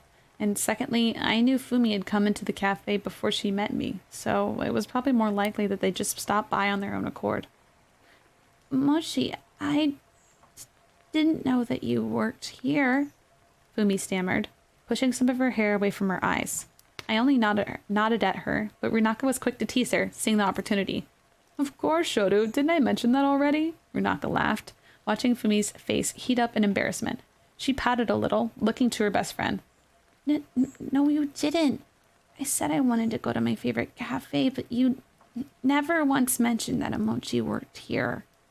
The girl looked away from Runaka and ended up catching my gaze, looking away again and crossing her arms this time. She now seemed pretty annoyed. It was still really cute, though. All right. I just kind of assumed you knew since you'd probably seen him around, Rinaka said in his defense, hands flying up. Fumi continued to pout. I don't usually spend time outside the kitchen, I spoke up. I decided to help Fumi's case, especially since my words were true. If not for me having that run-in with her, well, literally, I probably wouldn't have known she'd existed until I moved in with Runaka. I didn't know who most of our customers were, aside from a couple of regulars who came in every single day. Runaka looked a little apologetic at the news, though a smile still remained on his face. Well, whatever, we're here now, and now that I've seen your face, I'll make you go back there and make me something good. Runaka pounded a fist against the table, causing both Fumi and I to jump. It wasn't an aggressive action, though, Runaka's grin still quite fixed on his face. Fumi glared slightly at her friend before sighing and fixing up the papers she had set on the table, which were now in a bit of a disarray. Looking down, each of them had drinks at their table, a tea for Fumi and a sugary cream soda for Naka, but no food yet. Well, I can get you started on something now since I'm here. What do you want? I asked. I knew how to ring up orders, so there was no reason why I couldn't conduct the whole thing by myself since I was standing there. I want something you made today. Fresh and delicious, baked off the abs of Kishka. Runaka grinned coyly, giving me a thumbs up. What? My face flushed at the image popping up in my head, imagining something atrocious. Most especially since I didn't have any abs to speak of. Was that what he thought of every time I mentioned working at the cafe? Maybe you should leave instead, I grumbled, a frown setting on my face. My eyes glanced to Fumi, but she had looked away the moment Runaka had opened his mouth. Ugh, he's as bad as Kikamura. Runaka didn't stop himself from laughing entirely too loud, slapping his knee as he struggled to catch his breath. Glad he thought we were so amusing. Oh man, that reaction was golden, he chuckled, wiping a tear away from his eye. I only rolled my eyes in response. Leave it to Runaka to make things weird. Anyway, if you want something freshly baked, I can do that. What are you in the mood for? I decided to change the subject back onto things that actually mattered. Runaka pondered for a moment before answering. I want something sweet and flaky. You got any turnovers or anything? Runaka asked, back to being calm. Well, as calm as he could be. I nodded in reply and turned to Fumi, who had managed to look my way again. What about you? I don't eat a lot, so maybe you could surprise me with something small and sweet? The girl smiled nervously at me, her body language tense. I nodded at her as well and spun around, heading back to the kitchen without another word. Something flaky and sweet, something small and sweet. The descriptors left my options pretty open. Entering the kitchen, I headed to the bakery side and pondered what to make. Well, while it was still slow, after everything was said and done, I'd made Runaka a strawberry turnover with sweet chocolate gelato on the side and sliced strawberries and whipped cream topping on the dish. For Fumi, I took some macarons that were frozen and sliced them into small pieces, sprinkling them on top of some blueberry ice cream that was from a local creamery. I also drizzled some marshmallow sauce on top. Hopefully it wasn't too sweet for her. I brought out the two desserts, setting them on their table once Fumi's papers were moved to the side. Ooh! Runaka smiled widely at the reveal, looking his dish up and down. He looked up at me, flashing a big toothy grin. Thanks, Kishka, this looks amazing! Without waiting a moment longer, Runaka flipped his fork around in his hand a few times, and then stabbed it into the dessert. This time, he actually used a knife, cutting a piece from the turnover that was still warm from baking, and dipping it in some of the gelato before stuffing it in his mouth. Oh, fuck, Runaka mumbled in between chewing his bite. He quickly chewed it down and gulped, looking right at me with raised eyebrows. What the fuck, Kishka? This is good as hell! Runaka cursed, getting a few side glances from other customers in the cafe. Jeez. Keep your voice down, I scolded him, crossing my arms. Anyway, thank you. I'm glad you like it. And I was. I just wasn't expecting him to start cursing up a storm about it. I then looked at Fumi, who was so caught up in watching Renaka, she hadn't even touched her food. She apparently caught my stare, looking back to her food and frowning as she watched the ice cream melt a little. She grabbed her spoon and quickly scooped some of it up. She slipped it between her red lips, and I leaned to the side to catch her reaction. I was curious, okay? Her eyes widened, her expression lighting up. She gulped down her sweet and lifted a hand to her lips. Wow. Her quiet, deep voice let out, looking up at me after she'd muttered it.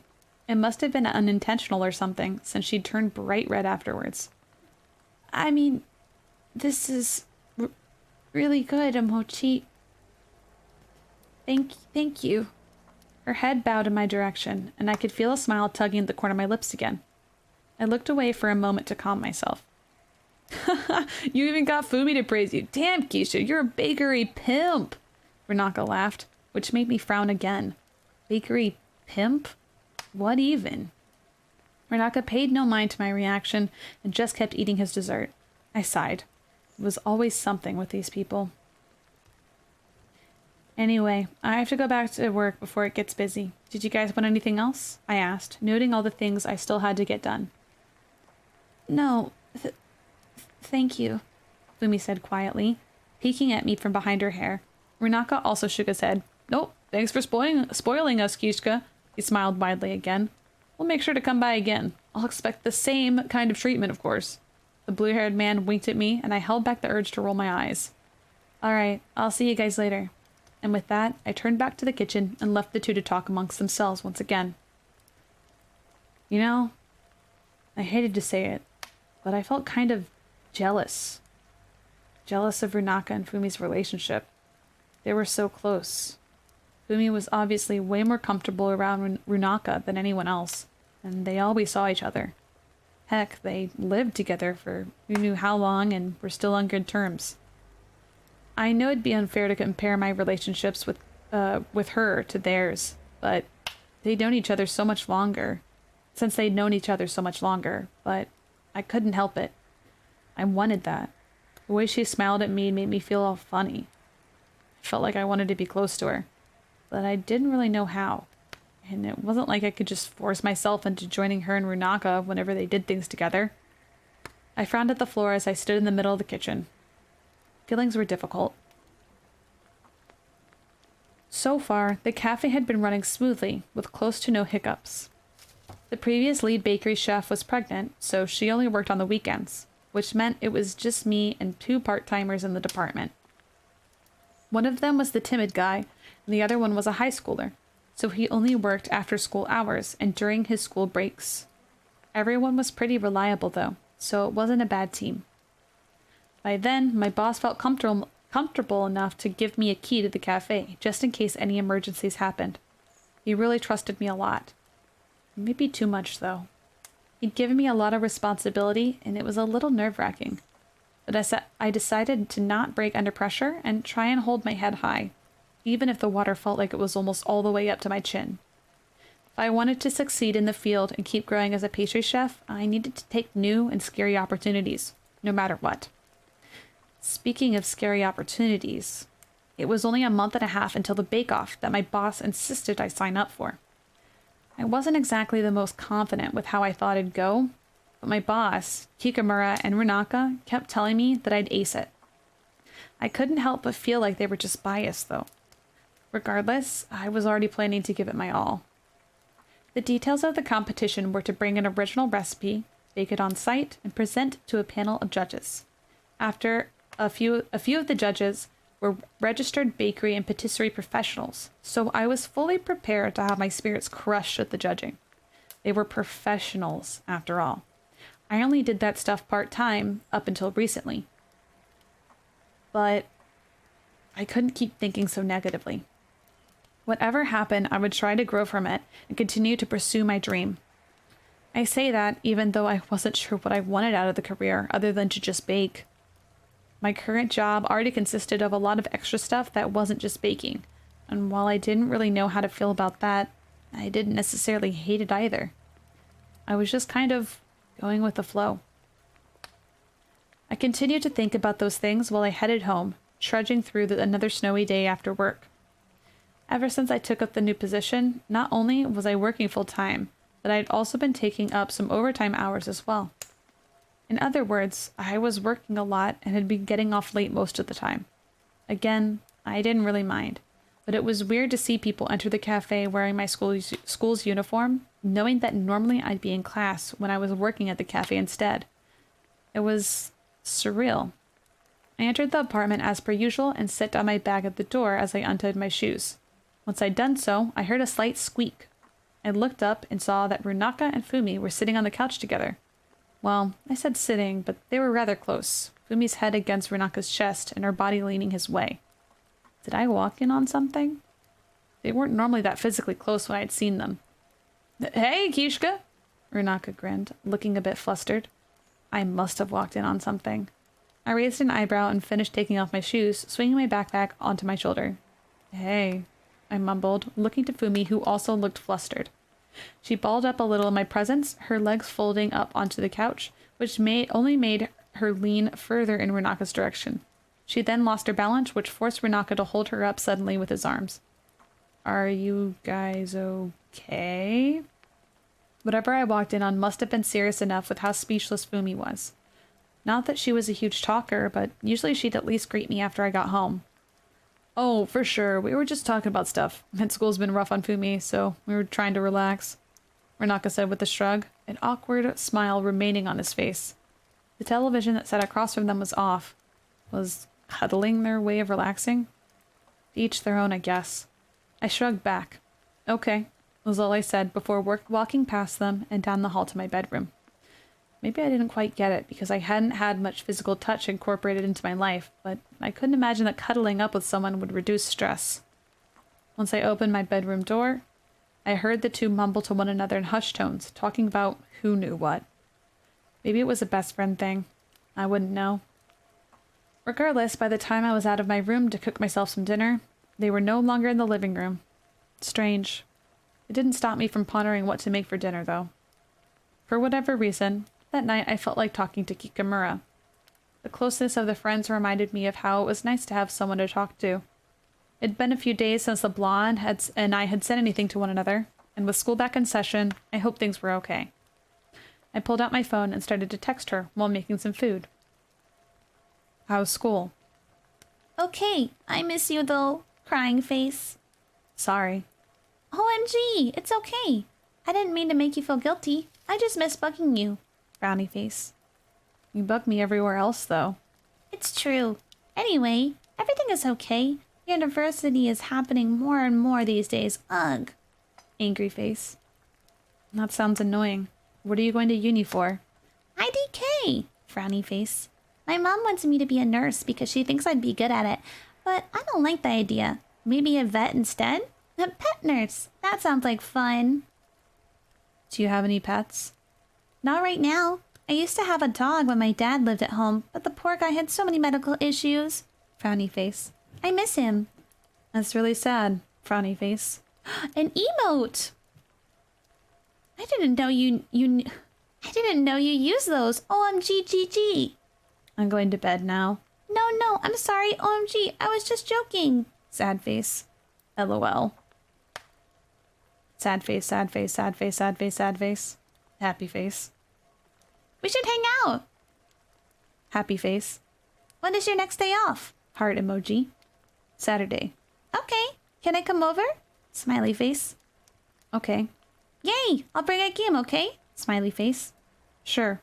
Okay, well, time for me to sleep. Night-night, emoji. Woo. Good night. By the time her and I'd stopped talking, it was pretty late, which gave me plenty of reasons to just hit the sheets at that point, too. I was in the kitchen and had just finished eating a small snack after my dinner.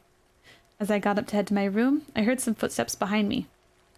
Hey, Gishka, Runaka's voice came. I turned around and faced the man, who looked to be dressed for bed. Or maybe he was dressed to go jogging late at night. He had on a pair of sweats and a tank top, looking fit as ever. What's up? I raised an eyebrow, wondering what he could need from me at that time of night. The man smiled. Hey, after work tomorrow, I want to hang out and talk, okay? Is that cool? His words unnerved me. What did that mean? Suddenly, I wondered if maybe Fumi had caught me staring at her at some point, and that was why she had curled up upon seeing me. Was I going to get my ass beat tomorrow? I tried not to frown at the thought. Sure, everything okay? I asked, searching his face and body language for any hints as to what would possibly be spoken about the next day. Almost immediately, he raised his shoulders for a moment and grinned widely. Yeah, actually, things are awesome. I want to talk now, but I got work in like 3 hours, and I gotta catch a nap at the very least. Renaka laughed and quickly turned back to his room, not giving me much time to react. Good night, he called. Well, if whatever he was going to talk to me about really was good news, then there was no point in worrying. I sighed to myself and turned back towards my own room. Only 3 hours, though? Renaka was one crazy guy. The workday kind of dragged, me feeling anxious over meeting up with Runaka afterwards.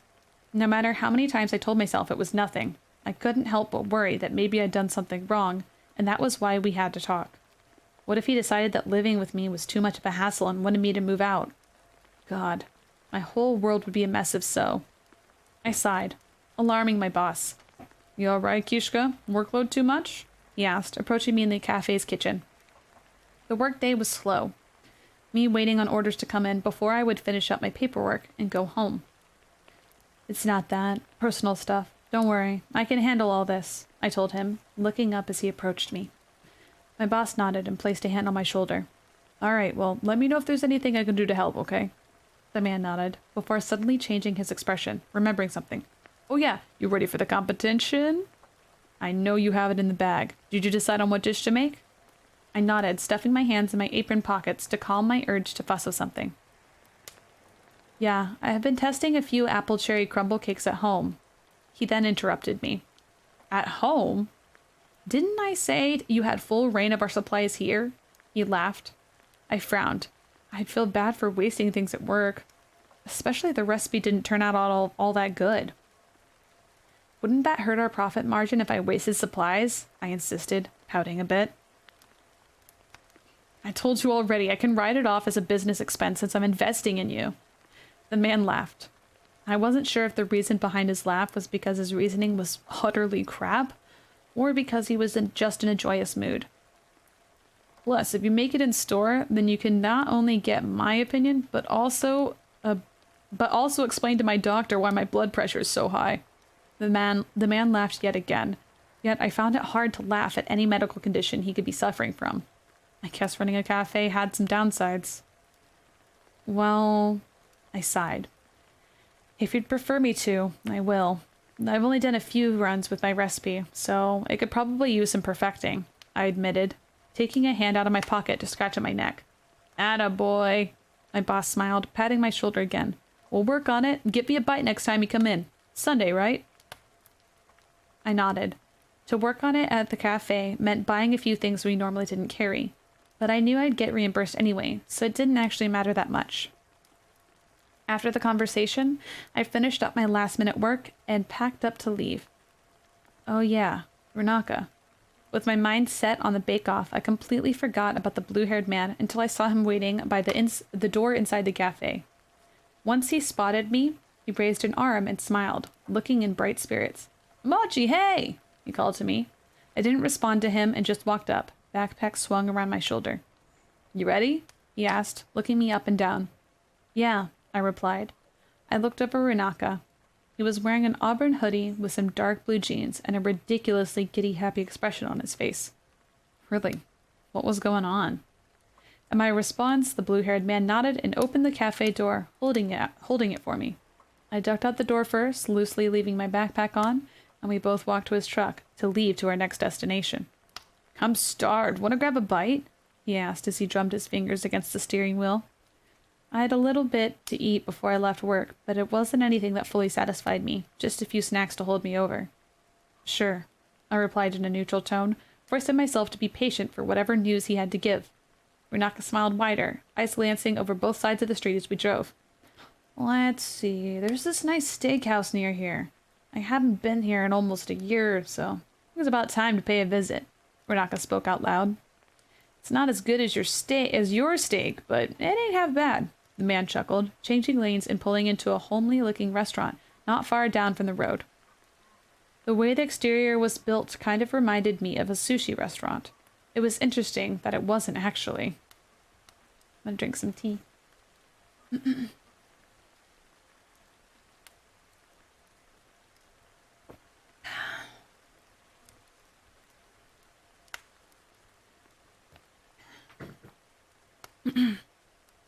We both got out of the vehicle, me leaving my backpack inside, and walked up to the restaurant. We were greeted upon entering, and were told we could seat ourselves. Renaka spent no time being picky, turning down the hallway and walking past some tables, settling on a booth in the very back. It was the furthest away from everything. Maybe his news was bad then. Jeez, I didn't know what to think at all. Sitting across from each other at the booth, menus already set at the table, we started to make our decisions on food. The choices were very protein-heavy. It wasn't called a steakhouse for nothing, that was for sure. I blinked, looking through everything before trying to narrow it down. Maybe I'd just get a cheesesteak.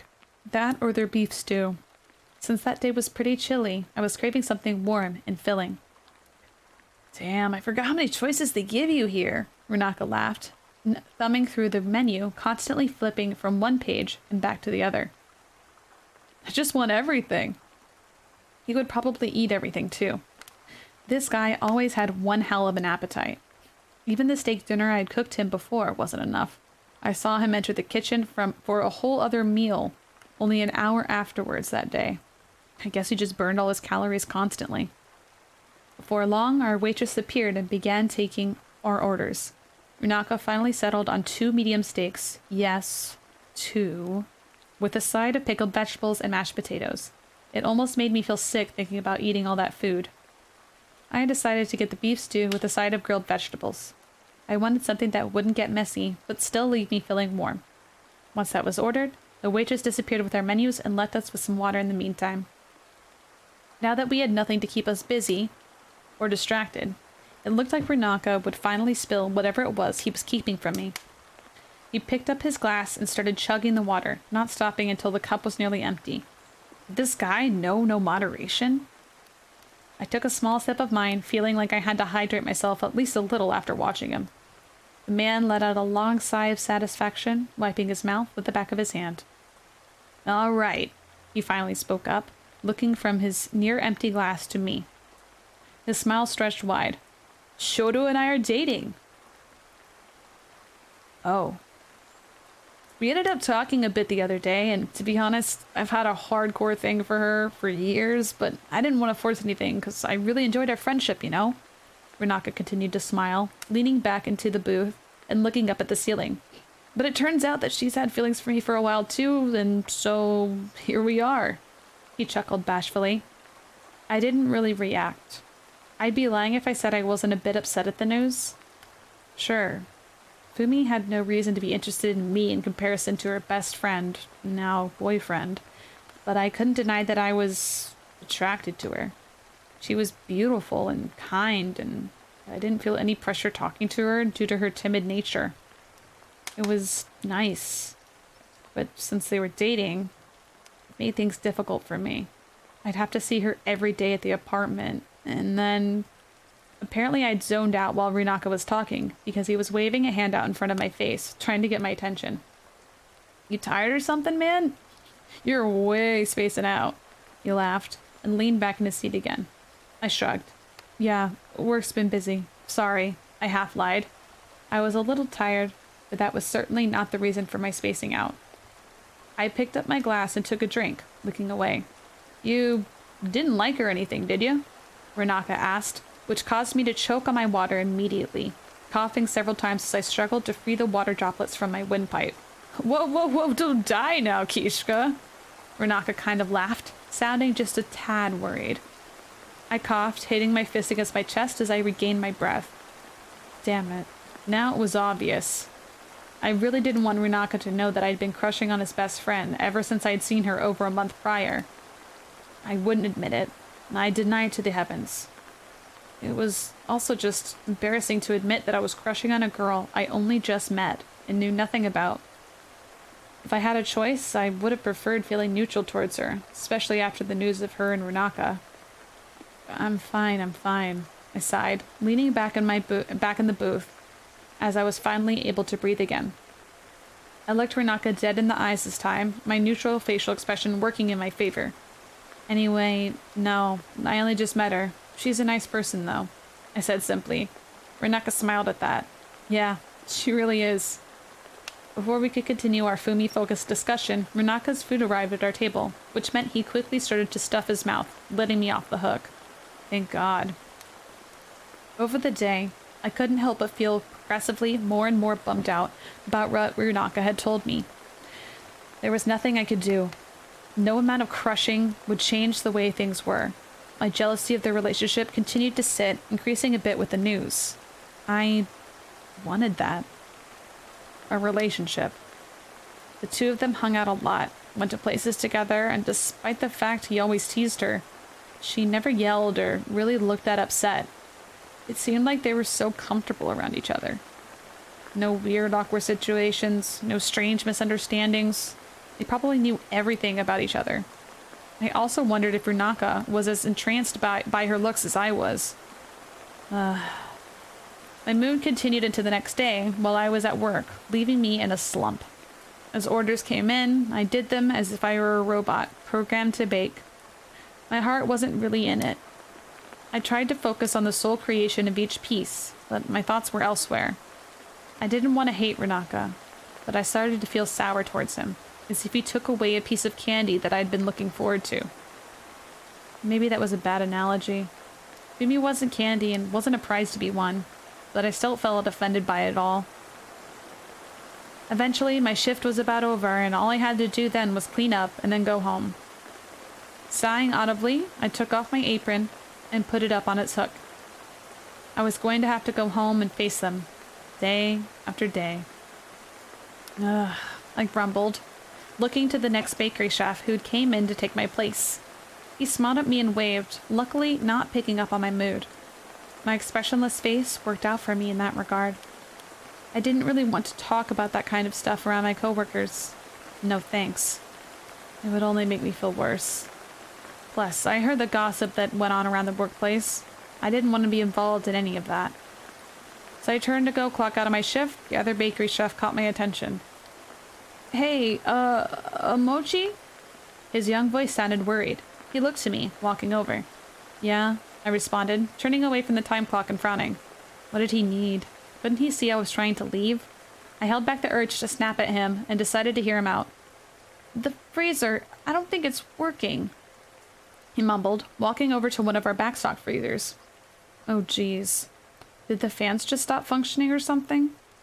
I didn't reply to him and simply opened the freezer door.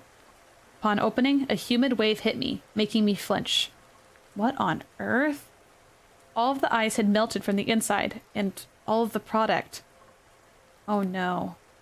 All of the product. I quickly spun around to the side of the freezer to see when it was last logged for a check. Yesterday, which meant... Oh no. Oh no, no, no. I completely forgot to check the temperature when I came into work that morning.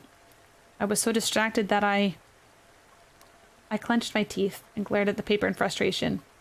Damn it. If only I had checked.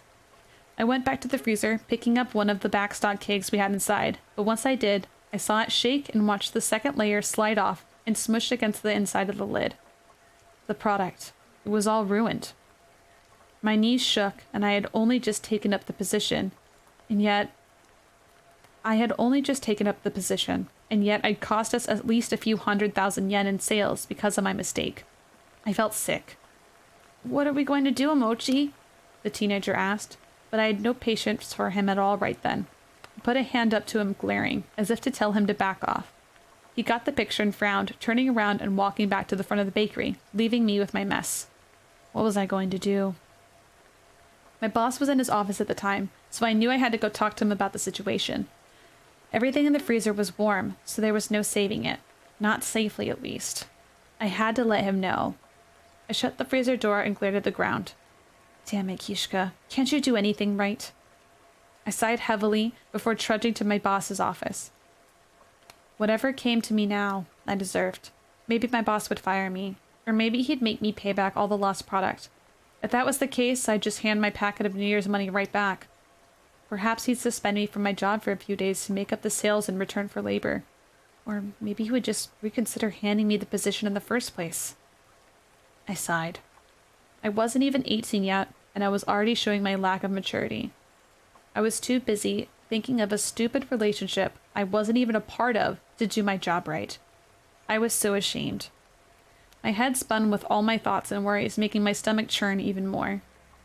I walked into my boss's office, struggling to not appear as weak as I felt. "Hey," I spoke up, walking to his desk, which immediately garnered his attention. Unsurprisingly, he saw straight through me and noticed something was up. Concern set on his features. "Everything all right, Kishka?" he asked slowly. Ugh, I felt so sick. I took a deep breath in and then out. "I messed up," I said simply. "I didn't check the temperature of the second backstock freezer this morning, and everything is melted and warm. I don't think we can save any of the product." My boss's expression turned from concern to disappointed, and I felt as if I had been kicked in the stomach. Ugh. "I'm sorry. It was my fault entirely. I didn't get enough sleep last night, so I completely forgot." I couldn't look at him anymore, and my eyes drifted downwards. Was he going to yell at me? I'd yell at me. I messed up really bad. "How much did we lose?"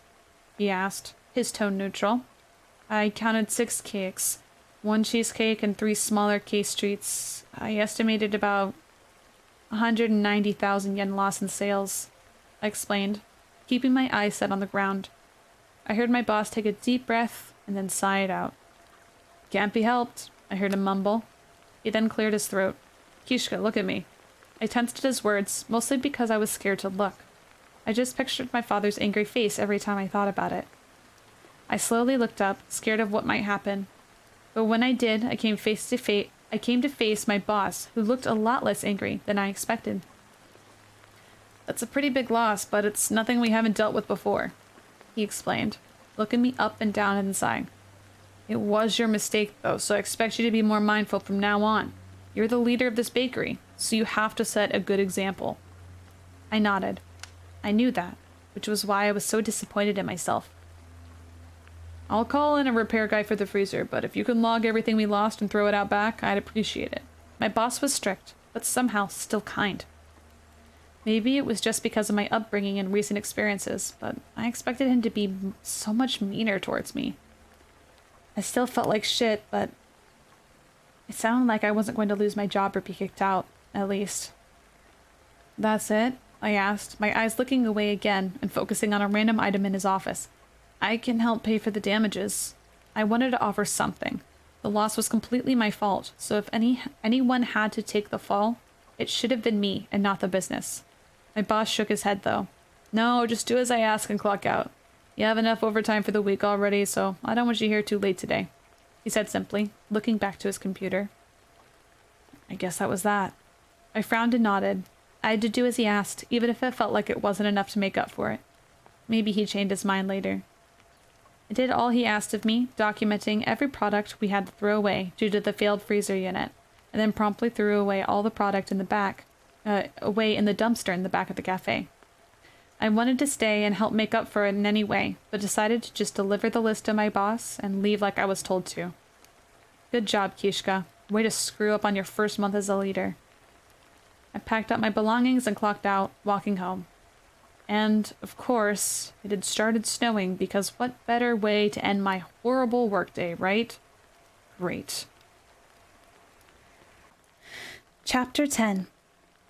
Dim Light. By the time I returned home, my bangs were wet from the snow, and my nose was red and cold, my mood unchanged. I audibly sighed as I removed my shoes and took off my wet coat, scarf, and hat at the front door. Devoid of any happy emotion. Rustling must have caught the attention of Runaka, as he came out to see me shortly afterwards. I was in no mood to see him, though. It just reminded me of the whole mess I was in. "It's really coming down out there, isn't it?" Runaka laughed. I just ignored the man and walked past him to my room, not even looking to his face. I had no words to say to him that weren't going to come off rude. I was just in no mood to deal with anything at all. Once entering my room, I shut the door, threw my wet clothes on top of my hamper, and landed face first onto my bed. This sucks. This all really sucks. I laid there for a while. I didn't even get up to eat. I had no will or energy to. I just laid there in bed doing nothing. Renaka left later that evening, so there wasn't even anyone around the house to bother me. So there I laid. Eventually it had turned dark out, my room only illuminated by the outside hallway and the street lights that leaked in through my window. Eventually I heard the sounds of someone returning home. By the sounds of the footsteps, it was Fumi. I listened to her walk around a little bit. After some time, she walked into her room and shut the door. I blinked at the ceiling. More time passed. Renaka returned home as well, his louder footsteps echoing throughout the house. They brought themselves to Fumi's door, knocking on it. I then heard the sound of a door opening, followed by murmuring. Renaka laughed, then more footsteps which led to the other side of the apartment. From there, I couldn't hear anything else. I'm so lonely. I fell asleep at some point that night, and when I woke up, I had a headache. The light that poured into my room caused me to squint and groan. I struggled to understand why I had a headache at first, but figured that it might have been due to me not eating anything the previous night. However, even with my own body punishing me, I still didn't feel like eating anything. I got up and covered the windows with a curtain to reduce the pain, and then settled back down onto my bed when I was done. I stared at the foot of my bed where I had laid my phone the night before. I was kind of surprised I hadn't knocked it off when I slept. I leaned forward and grabbed it, turning on the screen. I had multiple texts from Kikamura. Wait, today was Saturday, wasn't it? I frowned. I forgot I had said that she could come over that day. I looked over the texts. Hope you're having a great night, Emoji. Can't wait to see you tomorrow. Smiley face, smiley face. Good morning, Emoji. Smiley face. I'm heading over now, okay? See you soon. Heart emoji. I was not in a good mood to hang out with Kikamura. Maybe I should call her and cancel. She's already on her way over, though. There didn't seem to be much I could do at that point, so I just sighed and accepted my fate. Even if she did come over, she'd see how much of a mess I was and probably get bored and go home anyway. I sighed again at the thought and laid back in bed. I didn't even feel like getting up. How was I going to do anything with Kikamura like that? I looked back to my phone, lifting it above my head and frowning. Why did Kikamura have to befriend someone like me? She would have been better off becoming close with the class representative girl. I shut my eyes and set my phone down on my chest, letting my flurry of negative thoughts fill the white noise in my room. I apparently drifted off to sleep again, though, because the next sound I heard was a knocking at my door. Emoji, you in there? Kikamura's voice rang muffled outside my room. She was here already? I wondered who answered the front door. I sat up. I considered not answering, but knew if I didn't, she might just come in anyway. Yeah, I said back, my voice cracking a bit. It'd been a while since I'd spoken up, and since I'd just woken up from sleeping again, I sounded a little groggy. A moment later, Kikamura turned the doorknob and peeked her head into my room. She smiled upon seeing me, entering and shutting the door behind her. That day she had her hair down, like usual, and wore a light blue shirt with an overall skirt over top. She also wore tights and held a jacket and hat in her hand. I guess it was still pretty cold out. With an automatic heater on in my room, I couldn't even tell what temperature it was outside. The blonde approached my bed, her smile slowly fading as she got closer to me. I wondered if I smelled. I was still wearing work clothes from the day before and hadn't showered at all. I knew my hair was probably a mess too. Are you okay? The girl frowned. I didn't feel like my expression was all that different from usual, so I wondered what gave off the impression that I wasn't all right. Maybe it was my appearance and lack of texts. Regardless, it bothered me she knew immediately. Did you just wake up? She asked another question. I wasn't sure how to answer the first one, or if I even should. I could have probably ignored it and tried to move past it, but considering how I had still felt a little... I don't know what the word... I don't know what word explained how I felt best. Maybe depressed? I felt sad, but different. I really didn't know how to explain it. Either way, I decided that hiding it probably wasn't going to work. I sat back in my bed, still slumping. My eyes didn't stay fixed on the girl for long, and I looked downwards. I don't know. I messed up at work the other day, and I sighed. I'm just disappointed. I didn't want to talk about the thing with Runaka. I didn't want to talk about the thing with Runaka and Fumi, so I chose not to mention it at all. Kikamura's expression changed, and she frowned, walking over to sit on my bed next to me. Oh no, Mochi. Her words were soft, and she reached a hand over to touch my leg. What happened, if you don't mind me asking? The girl moved some of her hair out of her face and leaned down, looking to my face. I met her gaze. Well, it was embarrassing to admit my failures, but that was normal, right? Kikamura had seen and heard all of my other failures, so what was different about this time? I think I was just concerned that if I kept disappointing everyone, that eventually they'd let me go. I was distracted at work and forgot to check one of our freezers to make sure it was operating properly. It's a task I have to do at the start of my day, every day, so it's not like it was anything new. But I forgot anyway, and then before I left, I saw the whole unit was shut down and everything inside was no longer frozen. I looked away from her again, staring at my leg that the hand was touching. So we lost a lot of product and my boss was really disappointed in me, like he should be. I finished my story, slowly looking back up to my blonde friend who never once took her hand off of me. Mochi. She breathed my name, looking hurt, as if she were the one to have gone through the whole thing. Her other hand placed itself on my left leg, though I didn't react to it, and she just leaned closer to me. That's awful, but you shouldn't beat yourself up about it. Everyone makes mistakes, right? Her words didn't help me feel any better, but I knew the intention behind them. The girl's small hands squeezed my thighs, and she spoke up again. Everyone has moments that we aren't proud of, but just remember that was just yesterday, right?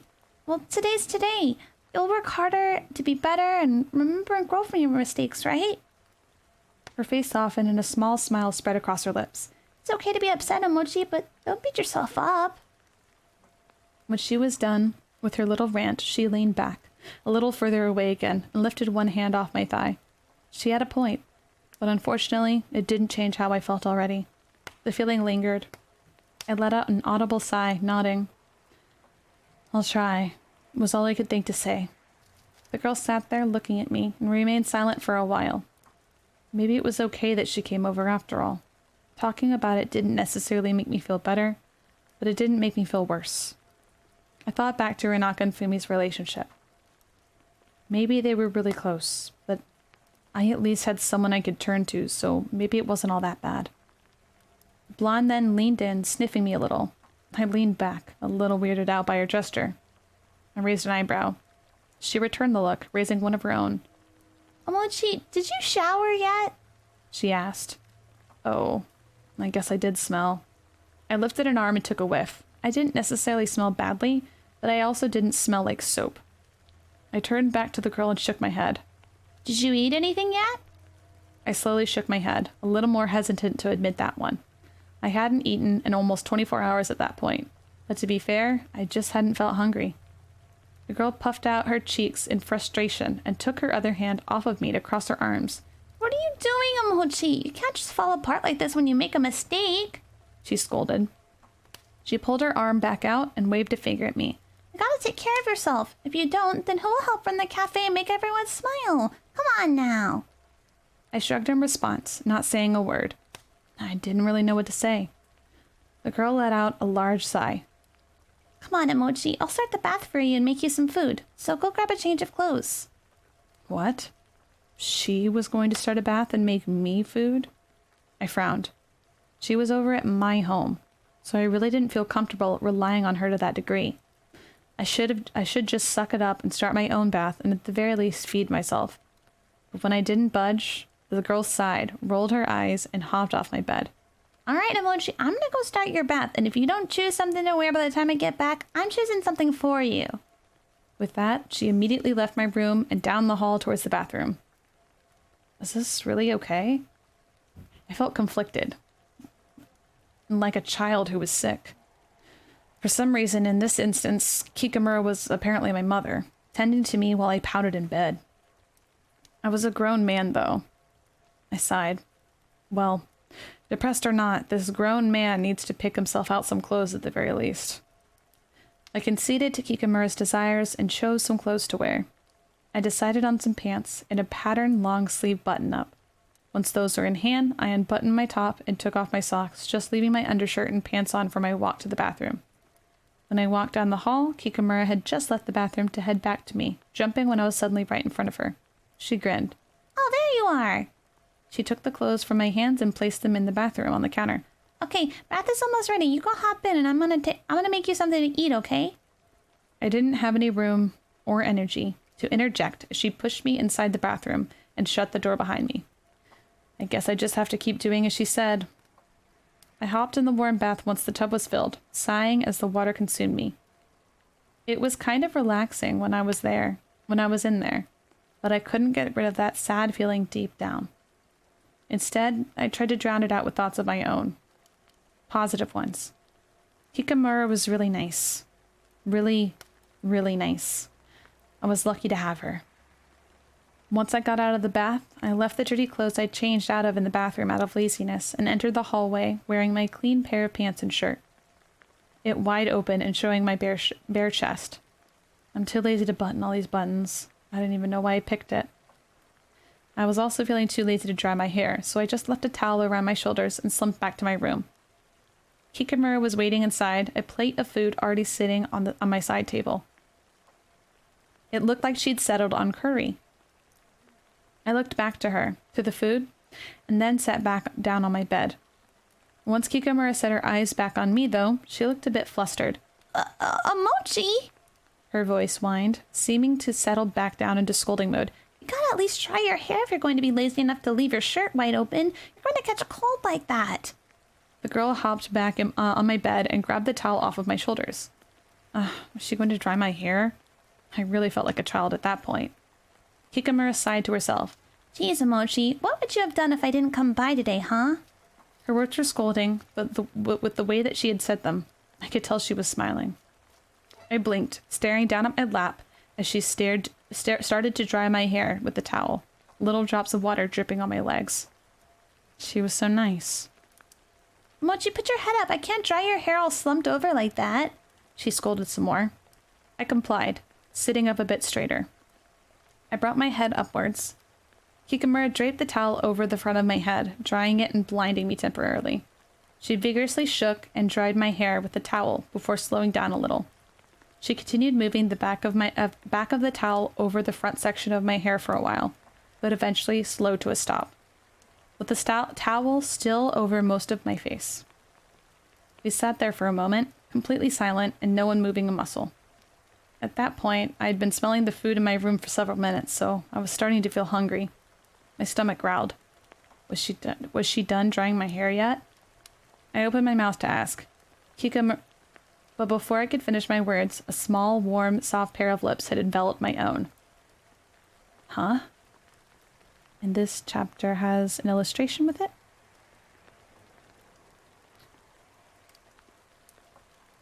The lips remained on mine for a moment, soft and warm. A second later, they released from mine. What just happened? I was completely speechless. What actually just happened? Did Kikamura just kiss me? Before any words could come from my lips, I heard the sound of rustling, followed by Kikamura's footsteps running out of my door and into the living room. Then came the sound of our front door opening and shutting right after. I ripped the towel off of my head and looked forward. Kikamura was gone. I sat there, completely dumbfounded and speechless. Did Putopi Kikamura just kiss me? My hand rose to my lips, filling over them and remembering how it felt. Why would she... I thought back to me and Kikamura's other encounters. I teased her about us not being in a relationship before. Did she have feelings for me all that time? She asked me out to see a movie and kept smiling at me the whole time. And then she was flustered after I caught her checking me out. Then during New Year's, she even held my hand. Damn it. I felt so stupid. The signs were all there. How did I not see them? How did I not see that Purupi Kikamura had feelings for me? I continued to stare forward, looking to where the blonde had sat on my bed just moments before. Why would she kiss me and then leave? I was so confused. I reached for my phone but stopped. Maybe she didn't want to talk. Why would she leave if she wanted to talk to me about it, right? Or maybe she didn't know what to say, so that's why she left. I had no idea. I'd never been in a relationship before. I'd never dated anyone, and I'd never been kissed until that day. I didn't know how those things worked at all. My hand reached up to touch my lips again. Kikamura. She was my first kiss. I spent the rest of the day pondering. I ate the curry she made and ended up feeling a lot better after that. Physically, at least. Emotionally, though, I felt even more conflicted. I didn't know what to do about Kikamura. She kissed me, which meant she liked me, right? But what would I do with that information? I didn't dislike her, but I didn't think I viewed her romantically. I wasn't sure. I never thought about it like that. But what I did know is that I'd have to talk to her at some point, and I'd need to be prepared to talk about the situation, whatever that meant. I looked down at my hands as I sat on my bed. Before I realized it, it had gotten late, and I needed to sleep. The next day I had to work, which meant I had to focus, which meant I couldn't spend all my time worrying about the events from that day. It would be difficult. Nodding to myself, I turned off the light and threw the bedsheets over my body. I decided I'd text Kikamura the next day and invite her out somewhere. The next day at work went well. The freezer was fixed, and the previous lead and I worked on replenishing the items that were lost before. It was a day full of constant baking, but as you know, that wasn't something I was upset by. In fact, while baking with her, the woman told me that she'd made the same mistake as me once before. Not only that, but she lost way more product because it happened to her during the holiday season. That made me feel a lot better, especially since she was still with the company and had a good relationship with our boss. The two of us wrapped up our talking and fulfilled all of our duties without a problem. I also made sure to do all of my checks and paperwork. Once the high school part-timer came in to cover for us, I quickly clocked out, got changed into something a little less formal looking and warm, and headed to the train station. Kikamura and I agreed to meet up at a giant ice rink that was next to an amusement park that afternoon. It had been a long time since I went ice skating, so I couldn't even remember if I was still any good at it. But either way, the ice skating wasn't really that important to our meeting up. I just wanted to be able to speak with the girl, and just doing that at the apartment seemed kind of boring. And intimidating. I arrived at my stop and stepped off the train, entering the station. Kikamura had said she'd meet me inside of it, so once I had exited the train area and went up to the main station floor, I began looking for her. I looked for only a moment before her brightly colored hair showed itself to me. Ah, there she is. I walked forward, approaching her. She turned to the side, looking around for me by the look of it. Once she caught sight of me, she grinned wildly, waving. I waved back. I took note of her outfit. Kikamura was wearing a long-sleeved white shirt and a little scarf that had a monkey head on one end and a monkey tail on the other. She also wore a pair of ripped jean shorts and black tights underneath. Since we were both going to be ice skating outside, she also wore some earmuffs and a pair of gloves as well. It was a cute outfit choice. Good afternoon, Emochi. She smiled at me as I approached her. I inspected how she acted, kind of expecting her to be bashful or something, but she didn't seem to be acting any different from usual. Strange. Good afternoon, I replied back. How was work today? The girl adjusted the earmuffs on her head, looking at the exit of the station. I followed suit, setting my hat on my head and wrapping my scarf around my neck. It was good. We remade all of our product, so I was busy all day. We made some nice stuff, though. I hope it sells well. We both exited the station and began walking towards the rink, which was thankfully not that far. What about you? Kikamura giggled at my question. Well, let's see. Work was pretty good considering I didn't have to do anything. She grinned widely, making me realize the error with my phrasing. I lowered my eyebrows at her and frowned. This only made her laugh more, waving me off to answer the meaning behind my question. Today was good. Mom and I made some cookies together and I got my homework done, so I don't have to worry about anything tomorrow, she said, before stopping and giggling. I say that as if I had a choice. Mom actually made me agree to finish up schoolwork before heading out today. I smiled in response and nodded. I was kind of glad she wasn't fretting about the previous day, but at the same time, I was also a little concerned. She hadn't brought up what happened the day before yet, which was suspicious, but I didn't really want to bring it up, at least not so quickly into the hangout. If something went wrong, I'd hate to ruin the outing. Soon enough, we reached the rink, and after we paid for our rental skates and entry fee, we were free to start skating. Kikamura was the first on the ice, holding onto the artificial ledge of the rink and placing her feet on the slippery ground. It only took a second for her to gain her footing, sliding across the ice with ease, only moments later. I stood there, surprised she knew how to skate so well.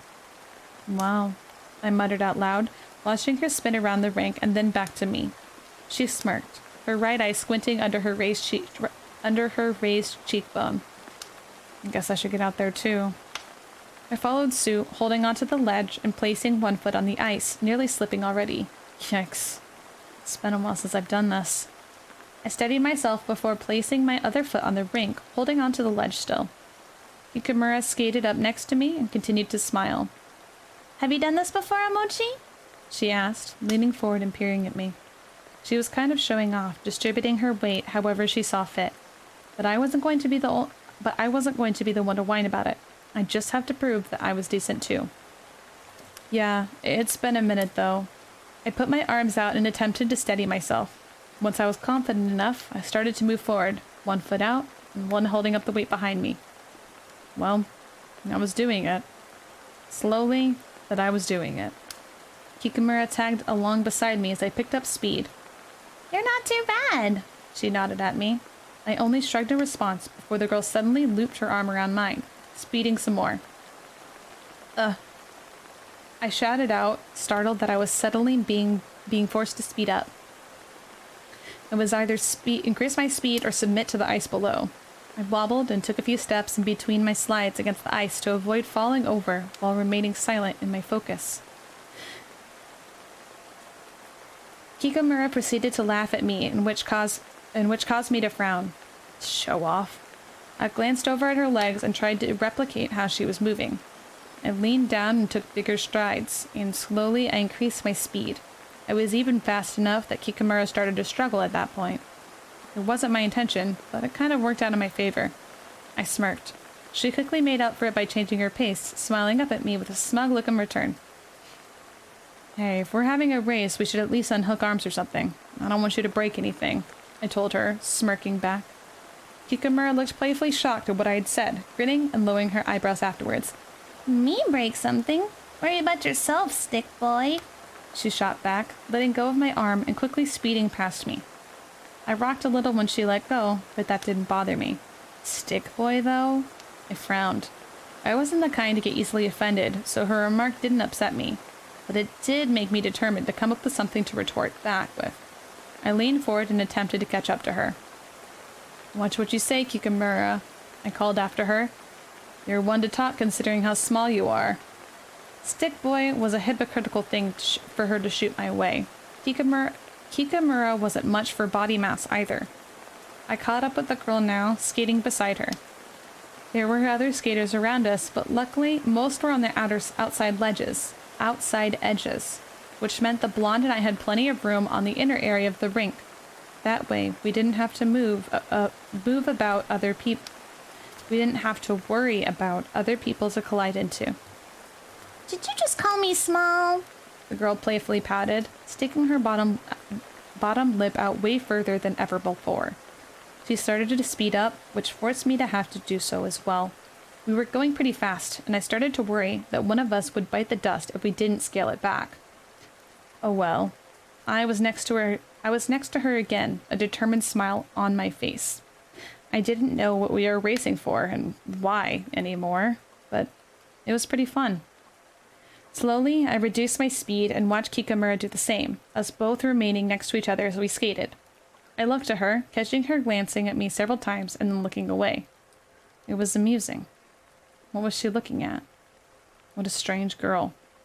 I looked back in front of me and finally away from her again. Unfortunately, I hadn't been paying attention to my surroundings, so when I looked ahead, there was suddenly another person right in front of me on the inner skirt of the rink. I cursed under my breath and attempted to swerve around the person, but in doing so, I crashed right against Kikamura, causing the two of us to lose our balance. Shit. We both stumbled and fell to the ice below, panic setting in as the world spun around me. Her head. I didn't want her to smack her head on the ice. Instinctually, I stuck out my hand and placed it on the underside of her head as we fell. My hand came in contact with the ice below, followed by the weight of her skull, and I grimaced at the pain. Our bodies both fell to the slippery ground below us as well, and I somehow managed to not crush her from above by landing on my knees around her body. My knees also felt the impact. A sharp pain shot from them when they hit the ice. Ugh. Kikamura tightly shut her eyes as the fall commenced, bracing for a bigger impact than she experienced, thanks to my hand and a lot of luck. Whew. I thanked whatever God saved us in that moment internally. After we settled on the ice below, Kikamura opened her eyes slowly, looking up at me, and then over at my arm that extended out behind her head. You okay? I asked, trying to hold my expression as neutral, despite the throbbing coming from my hands and knees. The girl looked up at my eyes again, face turning a darker shade. I wasn't sure if it was because of the situation or because of the outside cold, though. Yeah, she spoke up. By then, a few other people had started to come up to us to make sure we were all right. Are you okay to get up? I asked, wanting the pressure off of my hand sooner rather than later. I wanted to make sure I didn't really hurt myself or something. It was my right hand, so I needed it for baking. The girl slowly sat up, and I removed my hand as a few people crowded by. A flurry of questions came from them, all concerned for our well-being. I appreciated it, but I also started to feel overwhelmed as we garnered so much attention. We both told the crowd that we appeared to be fine, but agreed to leave the ice rink and get any injuries looked at by a nearby nurse just to be sure. I skated off the rink, but winced as I put pressure back down on my knees. I'd probably bruised them. The two of us sat down at a bench by the rink, a few feet away from a small infirmary. A kind lady informed the nurse on duty about us, so we didn't even need to move from our spot. So we just sat there and waited. I took off my right glove and inspected my hand. It hurt a fair bit, any pressure on the back of it causing me to wince in pain. It was a little discolored right under my knuckles, too. On my knuckles themselves, I could already see them turning a darker color. When the nurse came out, she removed our headwear and inspected Kikamura's head first, and made sure neither of us had concussions. Luckily, we didn't. But she did have to wrap a small ice pack around the back of my hand to prevent the swelling. When she looked at my knees, it was just as I expected. They were just bruised, with no swelling to be seen. The nurse recommended both of us to check in with our regular doctors the next day, just in case, since she couldn't do any scans to make sure we hadn't broken anything. But after that, her work was done. When she was gone, it was just Kikamura and I again, sitting on the bench with my hand all bandaged up. I frowned. I guess it would be a bad idea to go back out on the ice, right? I felt bad just sitting there, worried it was boring. As I pondered what to do next, Kikamura finally spoke up after having been silent for a little while. Aside from talking to the nurse, I felt foolish for not noticing sooner. Sorry, Mochi.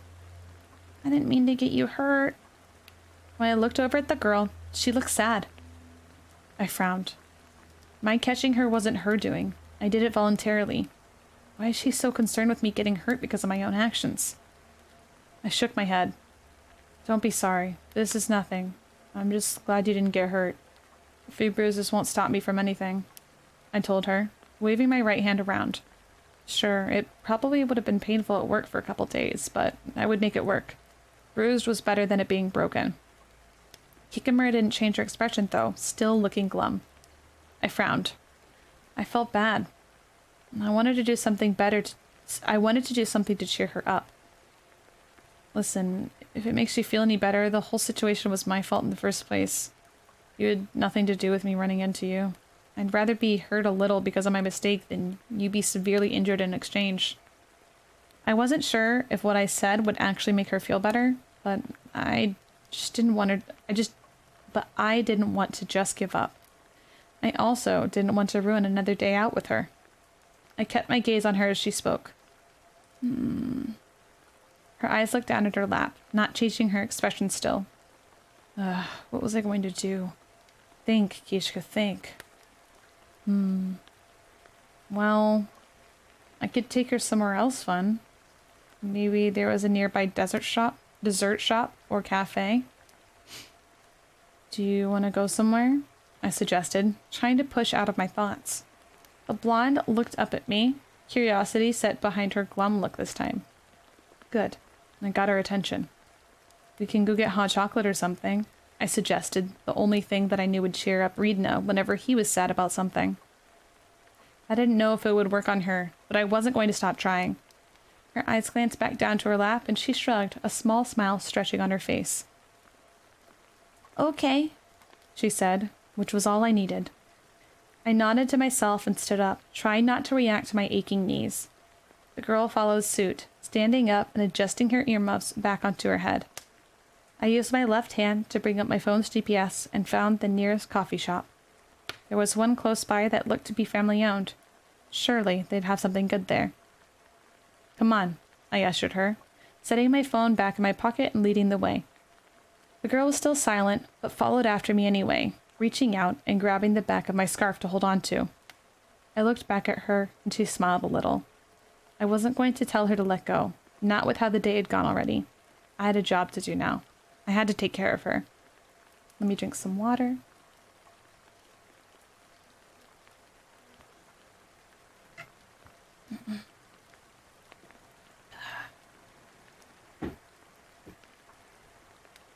We arrived at the coffee shop and entered the building, which smelled of chocolate, coffee, and bread.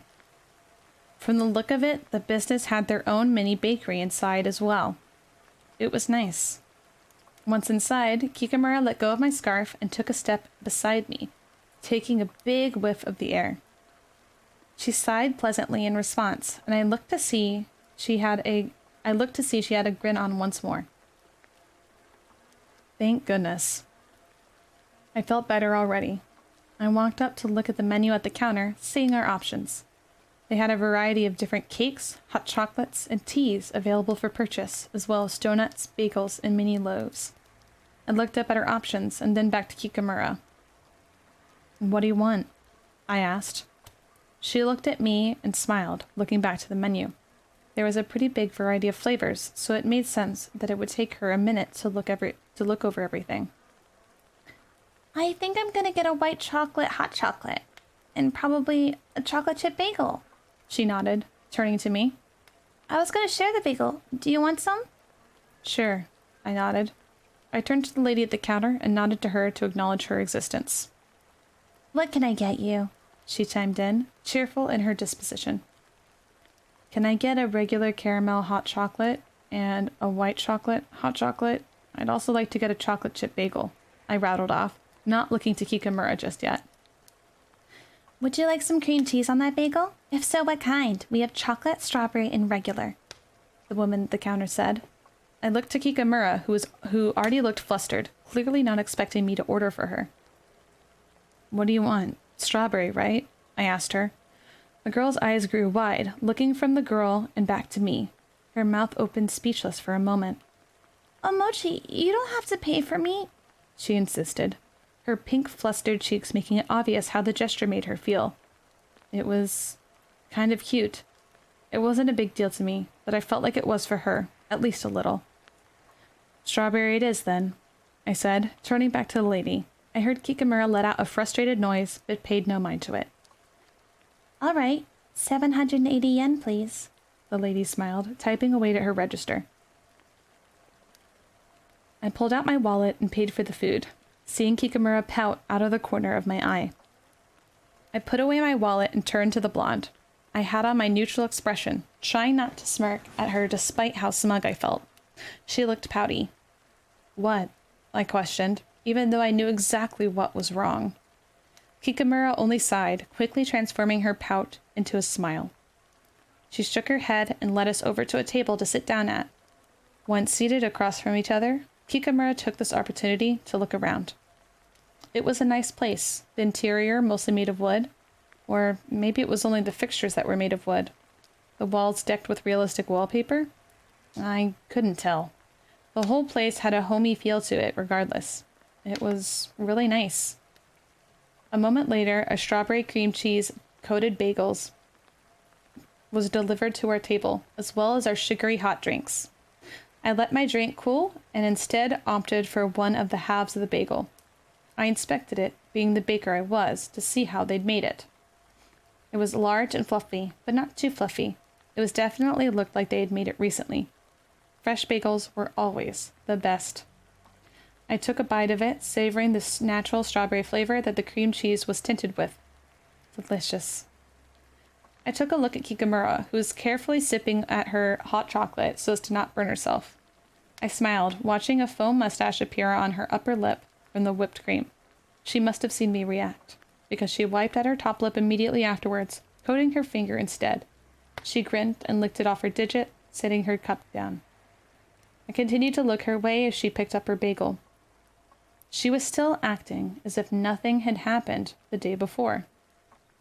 I wondered how long we'd keep ignoring the elephant in the room.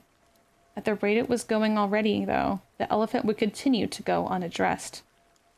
I sighed internally, feeling nervousness build up inside. I had to say something.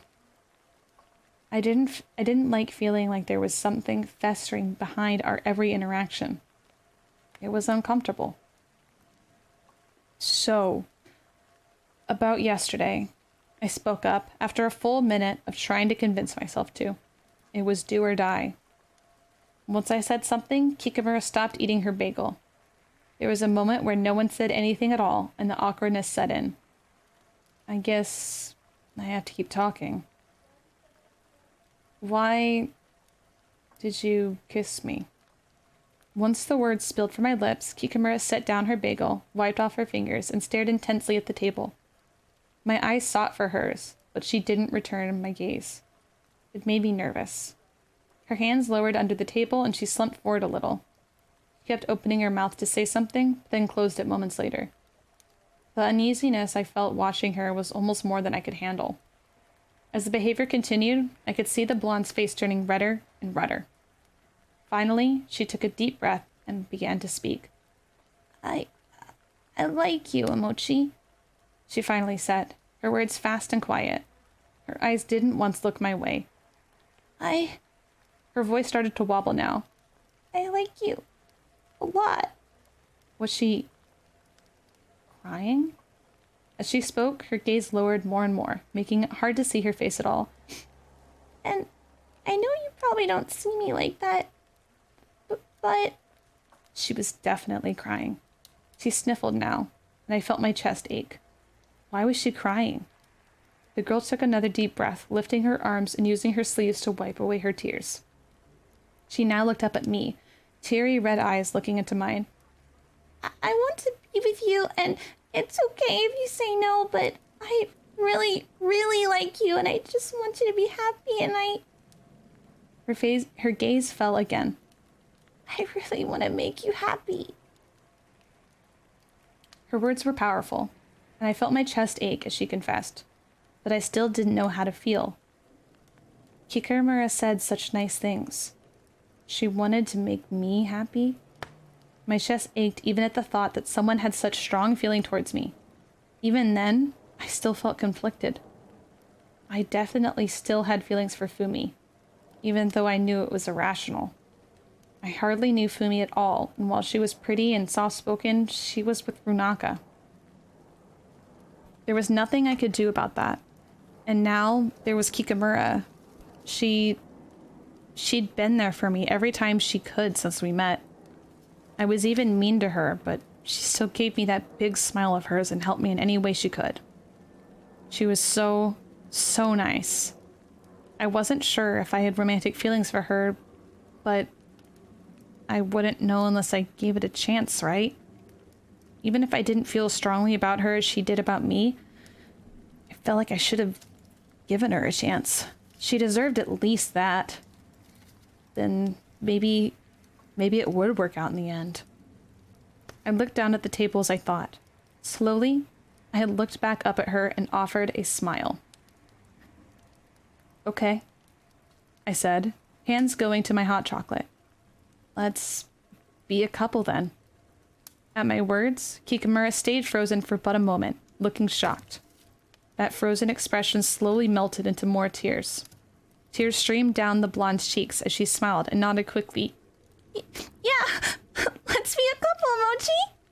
She sniffled between her tears. Afterwards, I helped her stop crying and we finished our sweets, her mood even brighter than it started that morning. We walked back to the station with her holding my hand and happily singing to herself. I wasn't sure if I was making the right choice in the long run, but at that time, it felt right. I didn't regret it, at least not yet, and I hoped I would never. But considering how this was my first relationship, I didn't really know what was to come. Only time could tell. Mochi. She got my attention as we slowed to a stop in the upper level of the train station. I looked to the girl, her letting go of my left hand. Since we're dating now, can I call you by your first name?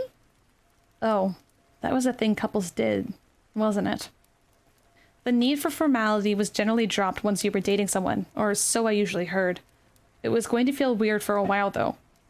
Personally, I didn't care one way or another how she addressed me, but it would still be weird to get used to her calling me by Kishka instead of Emoji. Sure, I said with a nod. She smiled widely at that, doing a giddy little dance. Yay! Kishka, right? She beamed. I nodded at her. She nodded back and danced again. Kishka, Kishka, Kishka. She sang happily as she spun around. Her happiness knew no limits in that moment, and even starting to affect me. I smiled at her silliness, and soon she stopped her spinning and turned towards me. So you should call me Pudopi from now on, okay? She insisted. Or Ropi is fine. She really liked that nickname, didn't she? Pudopi it is, I said, keeping my small smile. The girl brought her hands up to her chest, shaking her fists side to side in excitement because I had said her first name. Hearing you say it. She burst into giggles and spun around, dropping down to a squat. Was it safe for her to be this happy? I hoped she wasn't going to end up hurting herself. Anyway, the girl jumped back to her feet and spun around again, facing me again. We should get going before it gets too late. I nodded in reply, and the two of us swiped our cards through the train entrance, entering side by side. It was then time to part ways. Kikamura looked up to me, grinning widely. She suddenly lunged forward and threw her arms around me in a hug. It felt kind of awkward just standing there, so I proceeded to move my hands forward, setting them on her back in a hug sort of way. I think. It was weird hugging anyone other than my brother. I like you so much, Kishka, she said against my chest, hugging me tighter. I didn't know what to say back, so I didn't say anything. She let me go then, taking a step back and grinning my way still. I'll see you later, okay? Yeah, I'll see you later, I replied, smiling back. Kikamura, Puropi, spun around and ran towards her train entrance, leaving me standing there as I watched her go. I had a girlfriend. Puropi Kikamura was my girlfriend. I smiled.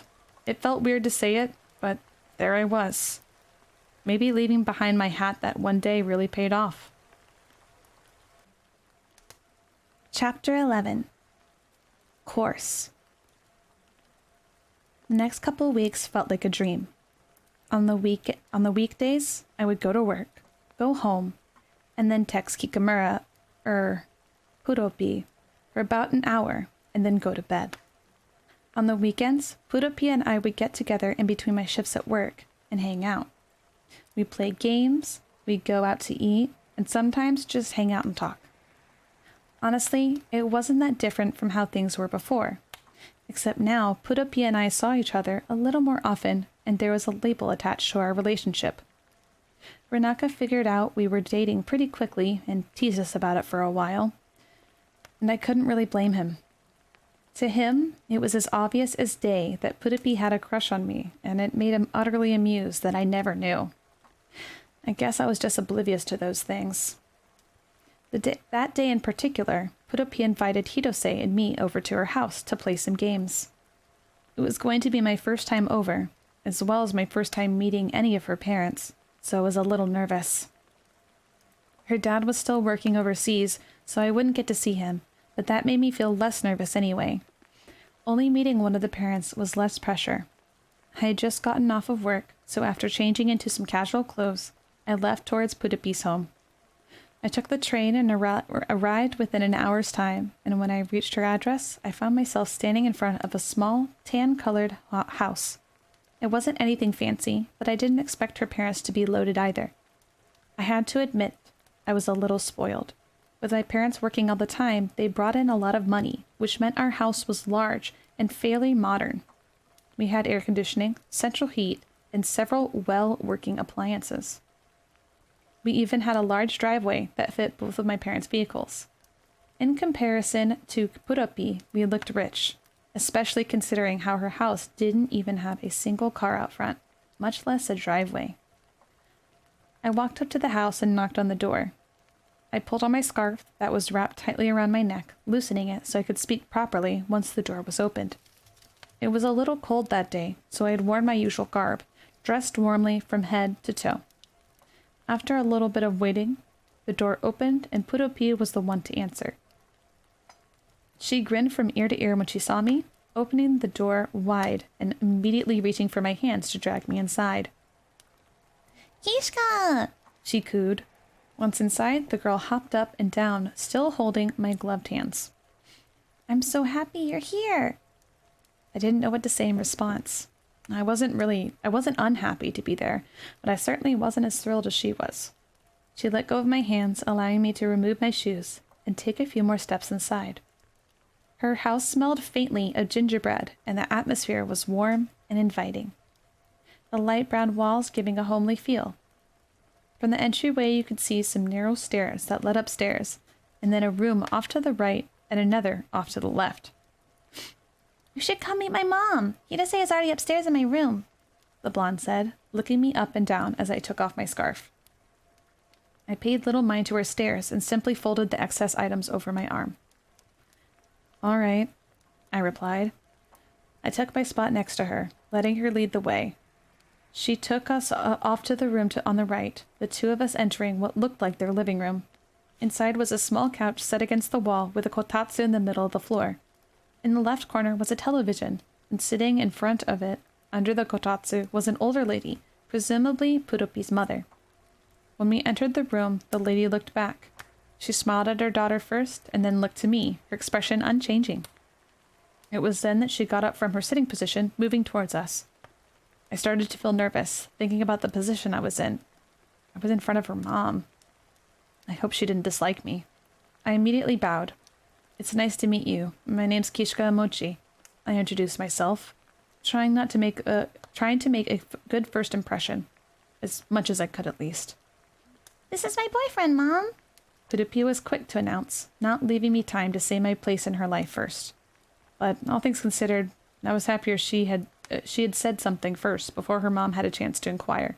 To say, I am your daughter's boyfriend, seemed a little pushy and rude. If it wasn't aforementioned. The lady smiled at me as I slowly returned to a regular standing position from my bow. It's nice to meet you, Kishka, she said, coming off extremely friendly with her tone of voice and casualty of speaking. The lady looked me up and down and then looked to her daughter, giving her a thumbs up along with a grin. You picked a good one. She then proceeded to giggle, and I could already see where Purupi got her personality from. I couldn't help but feel flustered at what the lady said, looking away bashfully. Pudupi laughed and hugged up against my side, her slender fingers wrapping against my arm. I know, she said with a smile, looking up at me. Our eyes met, and even though my expression was nothing short of embarrassed, she just continued to smile.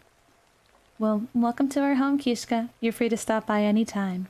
The lady didn't seem hard to impress, her friendly vibe already filling the room. It was comfortable and nice. I was expecting to feel a little more intimidated, but I wouldn't complain over the casual atmosphere. It was a nice alternative. Thank you, I responded, bowing my head once more. Now that I tackled the hurdle of meeting her parents, or at least one of them, Pudupi started to tug me away, which meant her mother and I's exchange was over. Short and sweet, which neither of us minded by the looks of things. Have fun! The woman waved as we left the living room and instead started to head up the stairs. Pudupi let go of my side to take the lead since there wasn't enough room to fit the two of us side by side on the steps. As we went up, I noticed that Pudupi had a peculiar scent coming from her. It smelled like watermelons or something similar. I wasn't sure if maybe I'd never noticed it before or if it was new, but it was a nice sweet smell that I enjoyed. Once we hit the top of the stairs, Pudupi took a right, which led straight into a small room. Inside, the walls were painted a bright orange, and the interior was nothing short of childish. Posters decorated the walls, little hanging lights everywhere, and stuffed animals piled onto every surface possible.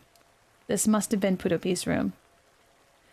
Inside the room was Hirose, who was seated in front of a television, playing some sort of video game in our absence. Once we entered, the girl looked over and greeted us. Hey, Mochi, she said, looking back to her game. She twisted her arms back and forth as she played, even though it didn't look to be a motion-controlled game. I didn't respond and tilted my head towards the television to see what she was playing. It looked like some sort of side-scrolling action game, which made even less sense as to why she kept moving her arms and body around as she played. On the floor next to Hirose were some pillows for sitting, so I decided to make myself at home, sitting on the one furthest away from Hirose so that Pudupi could sit between us. Eventually, Hirose's cartoon character died, and she then set down the controller. The darker-haired girl sighed a little before looking back to Pudupi and I, who sat to her left now. How are you doing, Emochi? Hirose asked, eyes glancing at me. Even though we didn't know each other that well, she was still kind and sociable as always.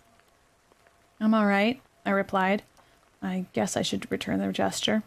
How about you? The girl grinned, stretching her arms behind her head and letting out a yawn. Good. Sorry for ignoring you guys when you came in, Hirose giggled. This level's really hard, and I wanted to see if I could beat it. Pudupi giggled as well. She's been struggling for the past 10 minutes to complete it. Last time she was over, she got really close, but died right before the checkpoint. Pudupi explained with a laugh. Oh yeah, that reminded me. Apparently Hirose and Pudupi had become fairly close. Pudupi mentioned it as we'd been hanging out, and I found it pretty interesting. I guess all it took was for me to not be at school for her to find someone else to chatter to. It made me wonder if maybe she didn't need me after all. But seeing as how we were dating, I probably shouldn't think that way. There was no time for negativity, especially since Hirose probably got the shorter end of the stick because of my role in Pudupi's life. However, it did make me feel a little bummed to know that class rep had been over to the blonde's house several times, while that was only my first time visiting. I guess I only had myself to blame since I was the one who worked all the time, though. Anyway, Pudupi leaned forward and switched off the game, turning to look at me and then to the other girl. Do you guys want to play a board game? The girl looked excited, even though I personally couldn't think of a single board game that made me feel even close to that excited. Sure, I said with a shrug. Hirose nodded. The blonde then quickly hopped up from her spot, running over to the corner of her room. There were a few drawers there, and she promptly pulled out one and reached inside for a game.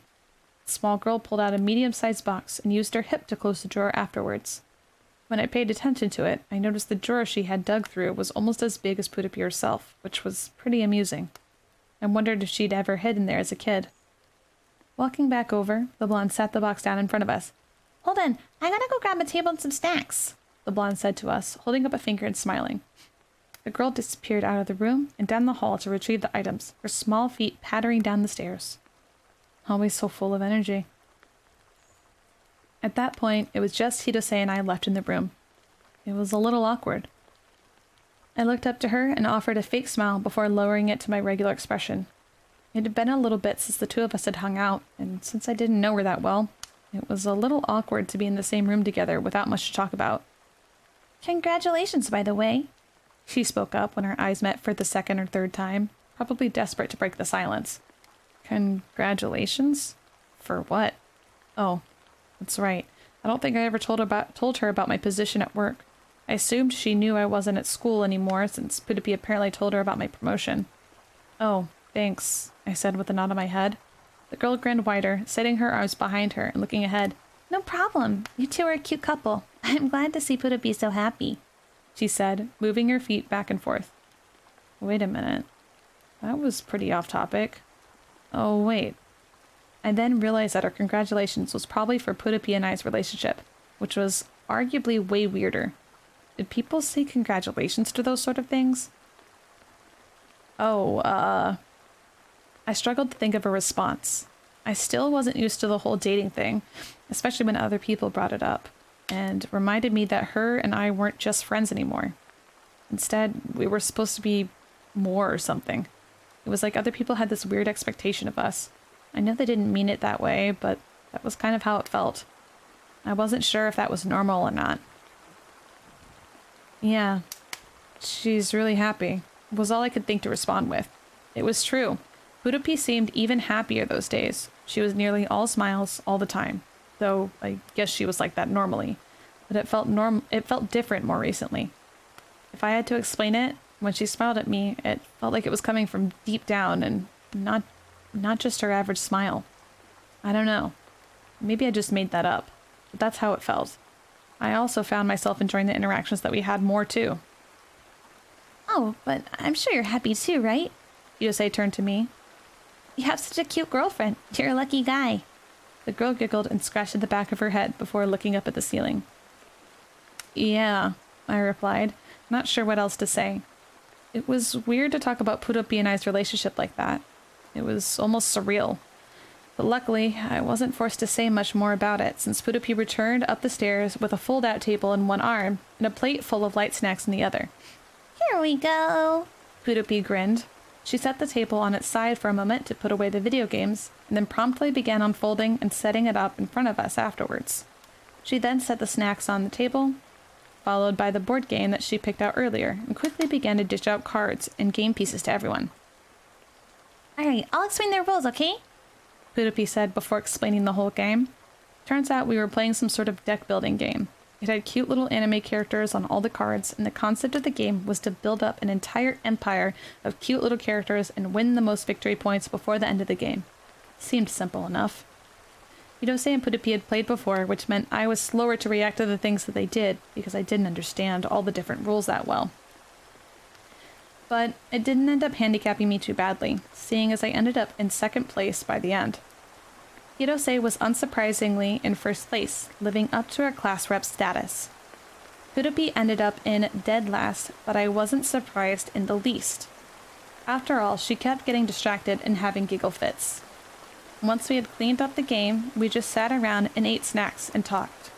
Hidose and Pudupi were then discussing school-related things, and even though I wasn't necessarily interested, I still listened in on what Pudupi was doing now since I didn't get to see her often, and obviously not at school. I think my grades have really started to improve because of Tsurona. Pudupi grinned, looking to Hidose. Ah, the two were on a first-name basis, huh? They must have really been close then. Especially coming from Miss Formal over there. I glanced towards Hidose. She looked back and giggled. I'm just giving you little hints here and there, so you find the answers for yourself is all, she claimed.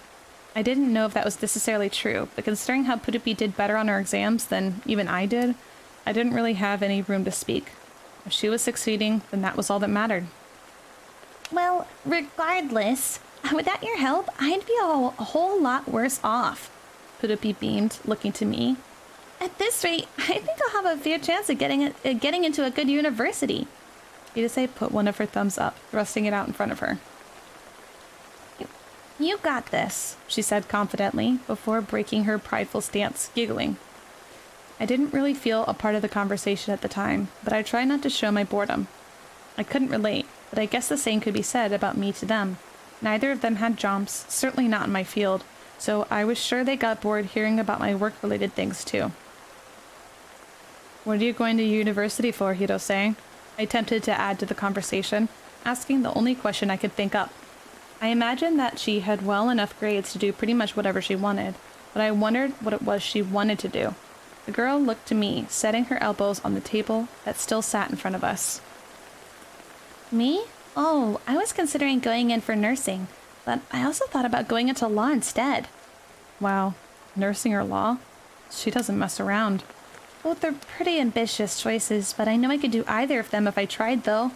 But I'm leaning more towards law, so that tends to be a little less messy. Physically, anyway. I found myself surprised by her response, but I guess I shouldn't have been. She certainly had the confidence to do anything, so it was probably good she didn't cut herself short. Wow, I said in awe, looking her over. I couldn't imagine myself in those sorts of positions, but looking to her, I could already see it. Maybe not a nurse, though. Probably a surgeon. What about you, though? Hirose spoke up. What did she mean? She should have already known about my job, and I assumed that Purupi had educated her on my future plans, too. You're coming back to finish your last semester, aren't you? I frowned. So, that is what she meant. The girl's expression changed to one a little more sympathetic, one with pity hiding behind it. You know, you really should. It'll increase your chances of getting into a nice school in the future, and you'll be taken a lot more seriously if you get your diploma, you know? I'm not interested, I replied, eyes meeting with hers. I saw where she was coming from, but I didn't want to keep entertaining her thoughts. Better to shut them down first and foremost, especially since it irritated me hearing her speak so lowly of me out of nowhere. I'm in a good position right now for my future, so I don't think I should really mess things up and make it messier than it has to be. I was sure she had good intentions, but I wasn't interested in her suggestion. After all, school had already been in session for over 2 weeks. It would be a hassle to even try to get caught up, in addition to all the other garbage I'd have to do to increase my exam scores. Hirose frowned, looking to Purupi and then to me. Are you sure? It really would be better if you finished. You're so close, she pleaded, clearly trying to persuade me. If I knew that was how the conversation was going to go, I wouldn't have brought up anything at all. I know it's probably your duty or whatever to try and recruit me back since you're class rep, but you'd be better off not bothering. I sighed. I leaned back, my arms outstretched behind me. I shut my eyes and sighed internally. I hoped she would drop it, so that way we could go back to doing anything else. I wasn't in the mood to be scolded for my choices, especially since that was something that had been constantly happening to me over the last several months. I wanted a break from it. I know, but... Hirose wasn't going down without a fight by the sound of it. It was starting to piss me off. She kept talking and talking, seemingly with zero awareness to how I felt. It'd be better if you finished. Think about your future, Emoji. This could help you a lot. Plus, I know you're probably already adjusting to an adult working lifestyle, but you could take this opportunity to enjoy your final moments of freedom and... Can you stop? I spat, sighing directly afterwards. I was getting tired of being scolded time and again. I made my decision, and I was confident in it. Why couldn't anyone just be proud of me and let me live my life already? I sat up and looked to Hirose, who looked shocked that I'd snapped back. I guess no one really expected me to. I'm not interested at all. I already said that, so stop talking about it. I understand, but... She couldn't quit. Fine, so be it. I'm going home, I grumbled, looking away from the two in the room and standing up immediately. I didn't have to put up with this. That girl had no power over me, and I was tired of hearing her ramble on and on. She didn't know me at all, so she didn't understand how I felt, and I wasn't going to sit there and tell her my whole life story just to make her take what I had said seriously. She should have just been able to accept what I said and moved on. Once I'd stood up, Purupi was frantic. Not that I could blame her. Her two friends were kind of arguing in her bedroom out of nowhere. Kichika, no! Her voice sounded sad and pleading, her jumping up to her feet and grabbing my arm. I held back the urge to pull my arm away, knowing it would only make the blonde feel worse, even if she wasn't a part of the argument. Hirose was the next one to stand up now, looking to me and Purupi. I looked at her without a word, preparing myself for what she might have said next. "No, I'll go," she said. What? She was going to leave? What reason did she even have? She seemed plenty comfortable sitting there and telling me what to do with my life, and now she wanted to run away? I was probably being cruel in my thoughts, but I wasn't very pleased with the girl, so I didn't even care. "I overstepped my role and was being rude," Hirose spoke up. "And it's not like I'm the one dating Purupi, so I should probably be the one to leave." I wasn't sure how to feel about her reasoning, but at that point, as long as I didn't have to be around her and her scolding, I didn't care. I felt Purupi fidget a little in her spot, but she didn't say anything. She tilted her head down, looking a little resistant, but not saying anything at all. I wasn't going to bully my girlfriend into making her friend leave, but I was confident in my decision, and if she didn't leave, I would. Maybe I was being rude, but I valued how comfortable I felt in a situation, and I refused to let someone the same age as myself make me feel stupid. Okay, I'll see you at school then." Purupi's voice perked up, sounding a little sad. She raised her head and looked to her friend. Hirose nodded. "Yeah, I'll see you at school." When the long-haired girl looked to me, I just stared back without a word. She lowered her gaze, and after turning around, she left without saying another word to me. After a few moments, Hirose was gone, and I then turned back to Purupi. She didn't look too happy as she stared past me, but eventually she looked up into my eyes and changed her expression to a happier one. "You're not leaving yet, right?" she confirmed, eyes expressing worry. I absolutely wouldn't leave her all by herself after something like that. If nothing else, it left me feeling a lot more eager to hang out with Kikumura, especially after all that. I shook my head and the girl smiled, shoving her face into my chest and wrapping her arms around me. The closeness never failed to unnerve me slightly, me awkwardly leaving my arms by my side. I then picked up a hand to pat her head, looking down at her. As long as she seemed happy, I could put up with whatever affectionate touch she gave me, even if it made me a little uncomfortable.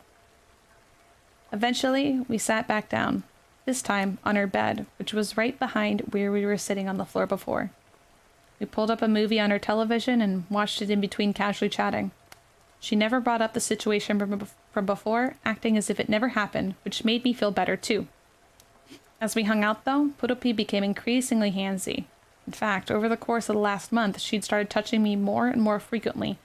It started with just hugs and her holding my hand, which left me feeling a bit uncomfortable, to then her keeping her arm around me and sometimes to poke at my face when she got close. I chalked it up to that sort of stuff being normal for a relationship, but I couldn't shake the uncomfortable feeling I got every time. It wasn't that I found her unappealing or anything. Maybe it was just my lack of experience making me feel that way. I wasn't touched or cuddled a lot as a kid, so maybe that was another problem I could blame on my parents. Either way, she was always the one making those sort of advances, but I never really did much about it one way or the other. We had only just started dating, so I'd like to think she wasn't looking to go too quickly in our relationship. I didn't entertain the thought, at least. The baking competition was coming up in 3 weeks, which meant I was frantic to make sure my recipe was perfect. Almost every time I came into work, I'd practice the recipe and try and improve on it in one way or the other, or another. It got to the point where my coworkers were taking samples of it home every day because I had made it so many times. The upside to that was being able to get more opinions about the dish, of course. I would have been lying if I said I didn't feel incredibly nervous about the whole competition.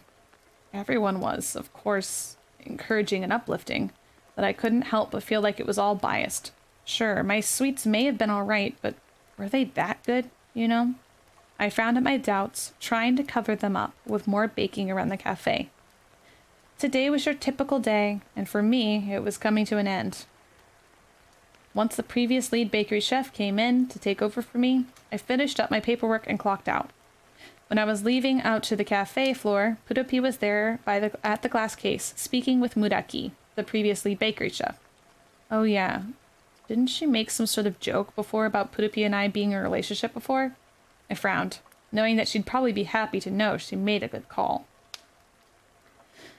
There's the lover boy, her voice shouted as I walked up to the blonde. Immediately, Pudupi lit up and threw her arms around me, nuzzling her head into my chest. Ugh. I wasn't a fan of public affection, even less so after being shouted out by a coworker. I frowned and leaned away from the blonde while deciding to respond to the previous leader. And there's the annoying lady, I said back snidely, rolling my eyes. She only laughed. Yeah, Mochi, listen, you don't have to be so secretive all the time, okay? You could have told me, she said. I knew you two were a thing. Am I secretive? I never really saw myself like that. I always saw it as not having anything interesting to share, so you just didn't share it. Either way, the woman's timing was off with her assumption anyway, so I stood my ground. We weren't even dating back then, I grumbled. Pudupi finally deciding to tune into our conversation after giving up on littering me with loads of PDA that I tried to opt out of. Back when? The girl let go of me, letting me relax. She looked to Muraki now. Were you guys talking about me? Don't worry about it, I mumbled, shooting the older lady a look. She laughed to herself and then winked. You two are cute. Give it enough time and you'll be like me. She grinned widely, patting her stomach, which was clearly insinuating the pregnancy. Since she wasn't showing right now, though, Pudupi didn't get it. Thank God. I found the joke incredibly crude, since it was insinuating all sorts of private things. I sighed and immediately turned around and started to head out of the cafe without another word. Pudupi looked confused, but followed right after me anyway. When she caught up, she continued looking up to me with a confused expression. What was that about? She asked, but I only frowned. Don't worry about it, she was just being gross. Pudupi only nodded, still looking curious, but not pushing it. She and I then entered the cold outdoors, putting on our hats and scarves, and walking back to my apartment. Drink some water.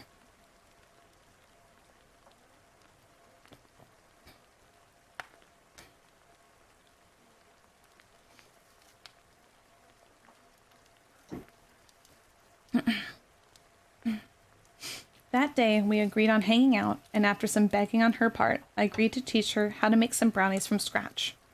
I wasn't really the best teacher, mostly because I didn't have a lot of patience watching others try and complete tasks, since I could do much faster myself. But I wanted to give her a good opportunity to learn. Also, it turned out that she bought herself a matching apron to the one she got me for Christmas, so she wanted an opportunity to wear it together. I made sure to grab mine before I clocked out so we could match. Once we got back to my home, we entered the quiet apartment and began shedding extra clothing. After we took off our shoes and outdoor equipment, we headed into my room to set it all down and then started to prep in the kitchen. Fumi was probably home since her door was shut, but she was probably studying as usual. Renaka was right. Once school started back up, it was rare when we actually saw the girl around.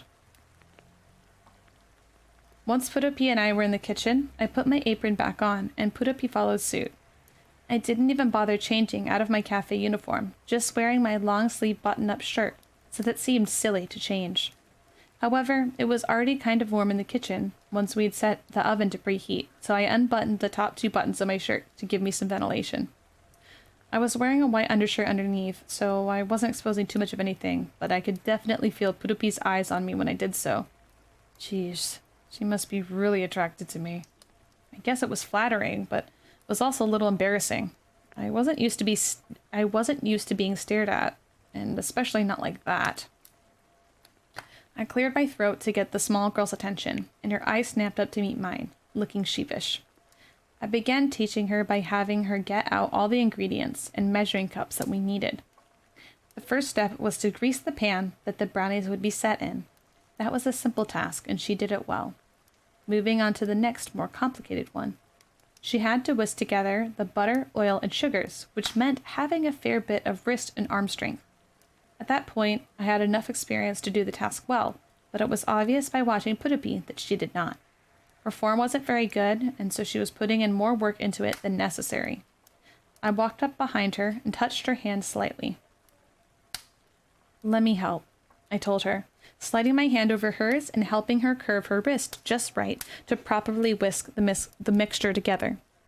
Once she seemed to have gotten it, I lifted my hand off of hers and watched her continue the motion. She was a pretty quick learner. Next, we added in some eggs and vanilla extract. I helped her sift in the dry ingredients and showed her how to fold them in after that. We had to make sure not to overbeat the mixture, otherwise the texture wouldn't be as we desired. At one point, Putupi asked me to help guide her hand again, so I obliged and helped to show her again. Once we were done with that, we folded in some chocolate chunk pieces and then poured the batter into the pan. All that was left was putting the pan in the oven, which Putupi did successfully. Just gotta wait now, I said, setting a timer on the kitchen counter. It would be a little bit until the brownies were done, but that left us plenty of time to clean up all the dishes we'd dirtied thus far. We each picked up a few items, starting by rinsing them off. I took a step towards the sink, reaching for the soap to get started on the washing process, when I suddenly felt the world slip from under me. Judging by the texture on my foot, I'd slipped on some butter that had apparently fallen onto the floor earlier. Oh, great. Much like a similar recent situation, I wasn't the only one going down. Upon slipping, my leg hit Putupi's, sending her tumbling as well, though this time she was on top of me instead of the other way around. I preferred this since she was unlikely to get hurt this way. My forearms and behind caught the impact first, most of the weight distributing evenly, with Putupi landing softly on top. It went a lot better than the ice rink incident. When I looked in front of me after the impact, I came to face the awkward position that the tumble had left me in. Putupi was sprawled across my lower half, each of her hands upon my thighs, and her face between them. Ugh. This is embarrassing. I hoped that she was okay, but to make sure, I reached a hand out to tap her head, but before I even reached her, she leaned away from my grasp. That's a good sign, I guess. Ugh, she grumbled, groaning a little as she raised her head and saw where the spill had landed her. I couldn't help the rising nervous feeling I got looking down to her in that moment. There was a lot of physical touch going on right then, and not necessarily in places I would have liked. I opened my mouth to talk, but as if things could not have gotten more awkward, I heard a familiar squeak from just outside the kitchen interrupt me. Oh God. Fumi had apparently walked in on the situation, her face bright red from the sight. It looked way worse than it actually was, and the girl was probably making all sort of assumptions. I was not pleased with that. I opened my mouth to try and explain the situation, but I couldn't think of what to say. Instinctually, I ended up pushing Putupi off of me and I scrambled to my feet. We're okay. I just slipped on some butter, I think. I rambled out. I really didn't want Fumi thinking Putupi and I were up to something inappropriate. It'd be one thing if it were Renaka, but Fumi? She didn't look too convinced with what I said, staring at us for a few moments before nodding slowly and leaving the kitchen. She didn't even say a word, just fleeing back to her own room. Apparently, whatever she needed from the kitchen wasn't important. Or maybe the whole situation made her forget whatever it was she needed. God, this wasn't really on the agenda today. I scratched at the back of my head. I worried that maybe it'd be awkward when I saw Fumi because of how everything looked. I worried that maybe it'd be awkward when I next saw Fumi because of how everything looked, but maybe not considering she was dating Runaka. One day, I might end up walking on the two of them doing something weird, and it not be a misunderstanding. I kind of hoped that day would never come. I looked back to Putupi, who was situated on the floor, where I had pushed her. Her face was almost as red as Fumi's. Oh, I kind of just left her there, didn't I? Are you okay? Did I hurt you? I looked over the blonde, but couldn't see any scratches or the like. Since I had pushed her, she was now on her behind in front of me, hands on either side of her. Maybe I had hurt her when I did that. So I leaned down to offer her a hand, concern painted on my face. The girl's eyes looked to mine, and then to my outstretched hand. Huh?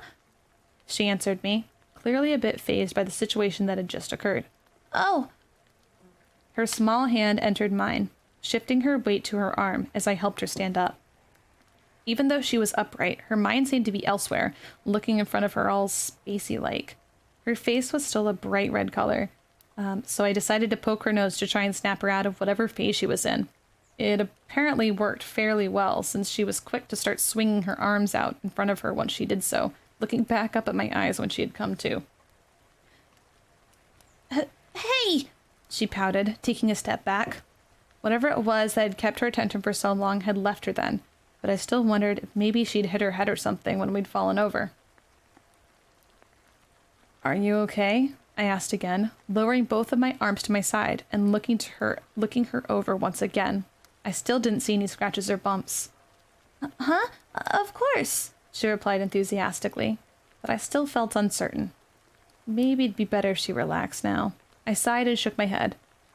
Why don't you go sit down? I'm going to clean the dishes, I told her, turning back around and searching for the butter I'd slipped on before attempting to continue my task. I wouldn't want to slip on it again. Huh? But I can help. I could hear the pout on her lips, but I didn't look back. I threw away the butter that I found on the floor and used a paper towel to clean up the streak I had made when slipping. I could hear the girl approaching me from behind, so I turned around and proceeded to point to the kitchen table a few feet away from us. Go sit. You're acting funny, and I don't want you to hurt yourself in here because of it. The blonde kept on her pout, luckily didn't argue with me about it. She instead just nodded slowly and turned around, following my orders. When she sat down, though, she just looked back at me and watched me work. I guess that was fine. It was silly that she just watched me, but it's not like it was too out of the ordinary for her. She seemed to like doing that. Once I was finished cleaning the dishes and countertops, I walked back over to the table and sat down next to Pudopi. She beamed, as usual, upon me approaching her. Her phone sat on the table with a game on it, which made me feel better to know she had entertained herself in some way other than watching me wash dishes. The brownies were almost done, so all that was left was waiting for the timer to go off. Do you think they'll turn out okay? Pudopi asked, looking to me and then back to the oven. We couldn't see the brownies through the closed door, but she looked anyway. We did everything according to the recipe just right, so it was unlikely they wouldn't turn out well. Yeah, I'm sure they'll taste great. I changed my usual vocabulary a little to make it sound more optimistic and positive for her sake, since I didn't want to discourage her. I reached behind me and untied the back of my apron, lifting it over my head and folding it once it was out in front of me. I looked to the blonde who still wore hers. I was going to make her take the brownies out herself, which was a pretty easy task, but there was no reason to keep my matching apron on. I hope so, Pudopi responded to my words, grinning and rocking back and forth as if she was humming a silent tune. It was then that a silence broke out between us, neither of us sure what to say in the moment. The small girl decided to pick up her phone and began playing a game once more, and I decided to do the same since we had nothing else to do until the timer beeped. It was nice to be able to enjoy a comfortable silence, even if we were both occupied with our phone games. I hadn't felt that way with many other people before. I'm going to drink some water.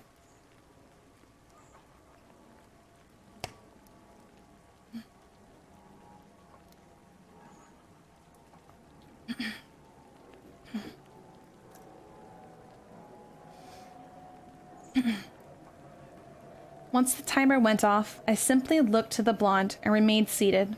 After staring at her for a few seconds, she finally got the picture and looked a little embarrassed that she didn't understand sooner. What a silly girl. Hopping from her seat, she spun around and walked up to the timer and turned it off. Then she picked up some oven mitts and opened the stove. I watched her small body flinch at the warm air that hit her at first, before she leaned forward and picked up the tray, setting it on the stove without another moment's hesitation. I nodded to myself as I continued to survey her actions, her setting down some heat-resistant pads on the counter and moving the tray to them. Once done, she peeked slowly over her shoulder in my direction, our eyes meeting. I guess she was looking for some sort of approval. I nodded at her. Good job, I praised her, internally shaking my head at the childishness. I was sure she didn't need me to assure her that she took something out of the oven correctly, but since it was obvious that that's what she wanted, I would give it to her. Pudopi smiled widely, giggling and running back over to the table. It was time to let it cool. It was nice to be able to bond with Pudopi. She always took an interest in what I did, but the fact that she trusted me enough and had enough interest to ask me to teach her how to do things, it meant a lot. I never thought that sort of thing would ever happen, and that I would like it. But there we were. I smiled at her, spacing out as I pondered a few things. Pudopi caught my attention by her grinning back, though, wide and honest, but kind of like a doofus, too. I frowned back at her, mostly to gauge a response. What? She whined, frowning a little too. She's too easy to mess with. I smiled again and shook my head. Don't worry about it. Oh yeah, the brownies were pretty good too. It was a busy day at work. We were a little short-handed because one of the other part-timers in the bakery had a family emergency and couldn't come into his shift, which meant I had to cover for him. It was, of course, no big deal to me since I didn't mind anyway, but it meant I wasn't going to have any free time that day. Originally, Pudopi had asked me to hang out after my shift, but since that came up, I had to cancel on her. I felt bad, since by then it had been a few days since we saw each other, with her being at school and all, and me being busy on the weekend. But in all honesty, I was kind of glad it turned out that way. She mentioned inviting Hirose along, and I was still kind of cross with her. This gave me a good reason as to why I couldn't hang out with the two of them. At that point in the day, the two were probably hanging out together, and the thought didn't really bother me. If Hirose was someone important to Pudopi, then I was happy she had someone to hang out with. After all, by the look of things, she didn't have any other friends. She never mentioned anyone else, at least.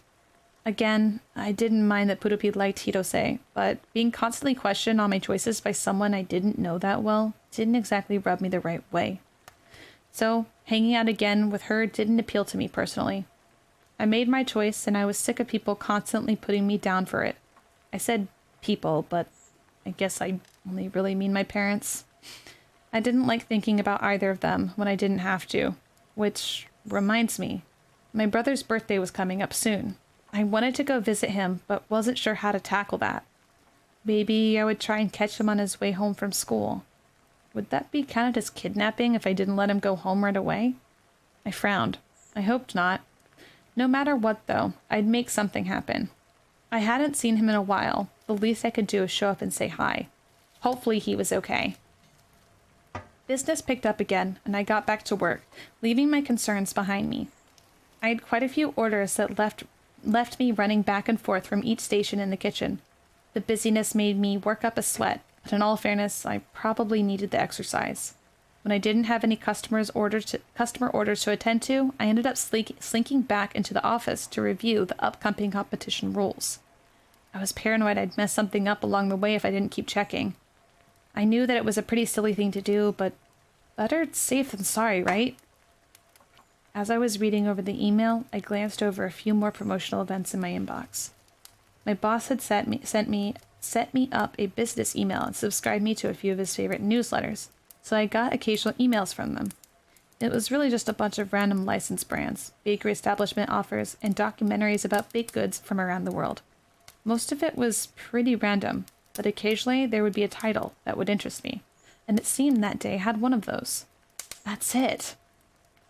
In my email sat one titled Best Birthday Cakes of 20XX, which immediately gave me an idea. I could walk Rita home from school and surprise him with a birthday cake. That way, we would spend a little time together. He could have something that would last a while for the occasion, and maybe it'd make him feel a little better about me not being home. After all, it had been a while since he had any of my sweets when he was used to getting it on the regular. I grinned at my idea, nodding and clicking the email just in case it had any stellar ideas inside. There were suggestions for super sugary cakes, cakes made from brightly colored fruits, and carrot cake. I couldn't remember the last time I'd made a carrot cake. The texture combined with that sweet, rich cream cheese icing, I could make it super fluffy too if I did it just right. That was it. I was going to make him a carrot cake. I closed my email just in time to see a new order pop up into the bakery department, and I walked over and immediately got started. I was excited. While working, I came up with exactly how I was going to pursue the cake and what different kinds of ingredients I would use to get the desired result. I had a few days to run some test cakes, so I figured I'd ask Pudopi to come over and try them. I could run some tests at work, but I was kind of worried that I would make all my coworkers and friends fat if I kept having them be my guinea pigs for recipes. I know it never seemed like they minded, but I still worried. At the very least, if I did some tests at home, I knew I didn't have to worry about Runaka gaining anything. He'd work off every calorie. Knowing him, he'd work off every calorie knowing him. Pudopi might even look cute with little chubby cheeks too. I blinked. Is that weird? Maybe. I decided to shake the thoughts away and continue baking, working my day away. A couple of days later, Pudopi came over after school to study and hang out. I, obviously, couldn't really help her study since I didn't know the material, but I at least offered some moral support. Not that that did much, so instead I mostly just offered her some of my brother's test cake as a reward for getting work done.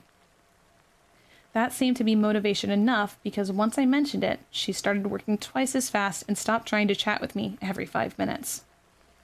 We were both in the kitchen, her at the dining table with a couple of books and notepads, and I at the kitchen counter, working on 3 different test cakes. I didn't want to make a ridiculous amount, so I only made mini cakes and would just have to trust that the recipe I went with would be able to handle 2 layers of cake just fine. From left to right, I worked on bowls of different batters. The one furthest to the left was likely to turn out heavier than the other 2, but was also a bit sweeter. The one in the middle was a recipe I'd made a long time ago and decided to try and make from memory, and the one to the right was a modified recipe I'd looked up online. I changed it slightly so it would come out fluffier and more likely to melt in your mouth, although it wasn't as heavy on the carrot. Along with the cake batter, I came up with 3 different recipes for the icing as well. One was lighter on sugar, and as of such, wasn't as thick. Another was rich and creamy, but maybe a little overpowering if not paired just right. And the final icing was very sweet and had a consistency that was between the other 2. I couldn't really say for sure what would taste best with which cake, but I made enough so that I could try all the cakes with each icing just in case. The oven was set at the correct temperature, so I poured each cake into its respective tins and slipped them all into the same rack in the oven. I set a timer on the counter and then decided to join Pudopi at the table after making myself and her a cup of tea. Oh, thanks, Kishka. She grinned, reaching out and grabbing the mug I set down in front of her. How's studying going? I asked, taking a sip from my own mug. It was just your typical green tea that I'd brewed, nothing too fancy. The girl also took a sip from her mug, setting it down in front of her, and then frowning at her notepad. She wrote down quite a few things, so it looked like she was doing a good job at paying attention in class at least. Okay, I guess. I'm having a hard time understanding some parts, she pouted, twisting her mouth towards the right side of her face. Her hand picked up the pen, tapping it against her notepad and leaving small little ink dots. Oh, I replied, not sure what else to say. I could relate with what she was saying due to how my last semester went, but again, it's not like I could have really helped. I really need to have a study session with Sedona. Oh, maybe we could invite her over? The girl's eyes lit up at her idea. Then she could also give you her opinion on the cake. The girl looked up at me with her regular beaming face, but I only frowned. I didn't want Hirose over at my house, and I especially didn't want Hirose to give me her unwanted opinion about my cake. For all I knew, she might not even be much of a sweet eater and may criticize my food. Okay, maybe not, but either way, I wasn't about the idea. I don't know, I mumbled, looking away from the girl now. I looked down at my tea and took a sip. I'm sure it can be fun. The more the merrier, right? I didn't know how much Pudopi thought she knew about me, but apparently she didn't know enough. For me, more people didn't mean I'd be happier. I didn't do well in groups or crowds, and last time I hung out with Hirose and Pudopi, I hardly even spoke. I didn't know what to say. Anything I was thinking of saying probably came off rude, and I didn't want Pudopi upset at me, so I kept it to myself. The blonde wasn't happy with my silence, though, her leaning over and grabbing my free hand that sat in my lap. I jumped at the touch, looking over. Pudopi knew how to get my attention, that was sure.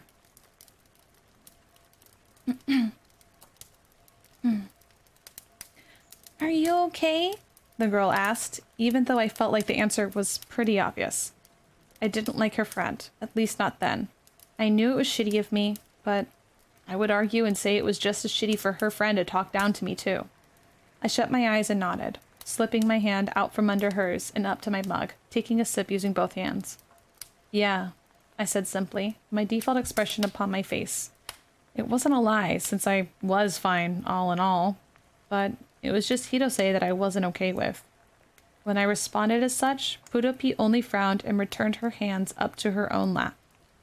We sat in silence for a little while, only the sound of the oven and the quiet ticking timer being heard around us. Pudopi spoke up again. You know, Sedona didn't mean to upset you. Pudopi mumbled out, her eyes now set on the notebook in front of her. Her fingers were entwined within one another, locked in her lap still. Her body language made it clear she was a little upset, which made me feel badly.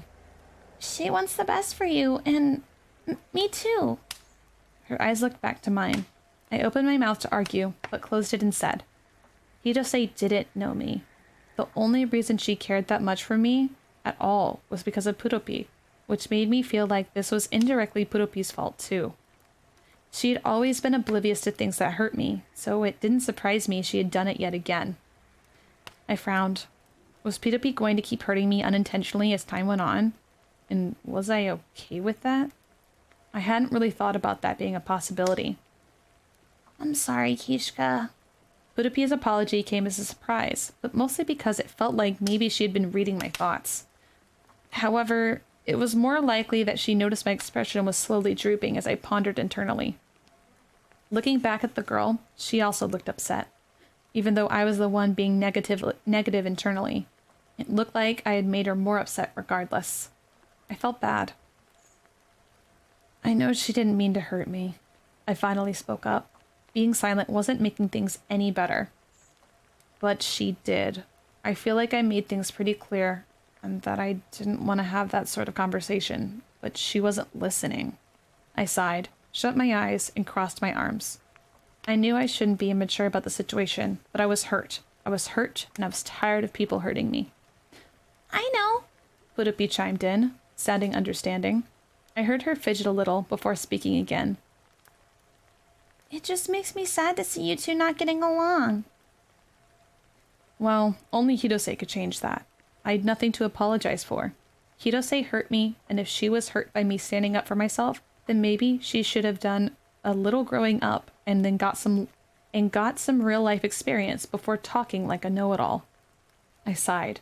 I knew I was being bitter and petty, but I just didn't care. I didn't know how to respond to Pudopi, so I remained silent. Pudopi mumbled. She was quiet for a little while, probably thinking up something. I opened my eyes again and reached for my mug before Pudopi's hand reached out and snatched my own. She slipped her fingers between mine and reached for my other hand. The sudden physical action took me off guard, forcing me to look her way, to find the source of her reasoning. I want you to be happy, Kishka. Consider forgiving her, okay? It's like that time during gym, you know? We all make mistakes. When she put it like that, then maybe she was right.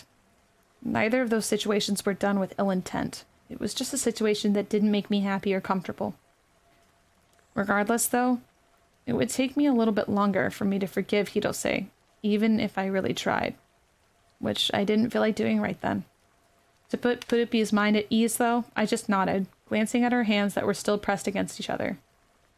I'll consider it, I responded.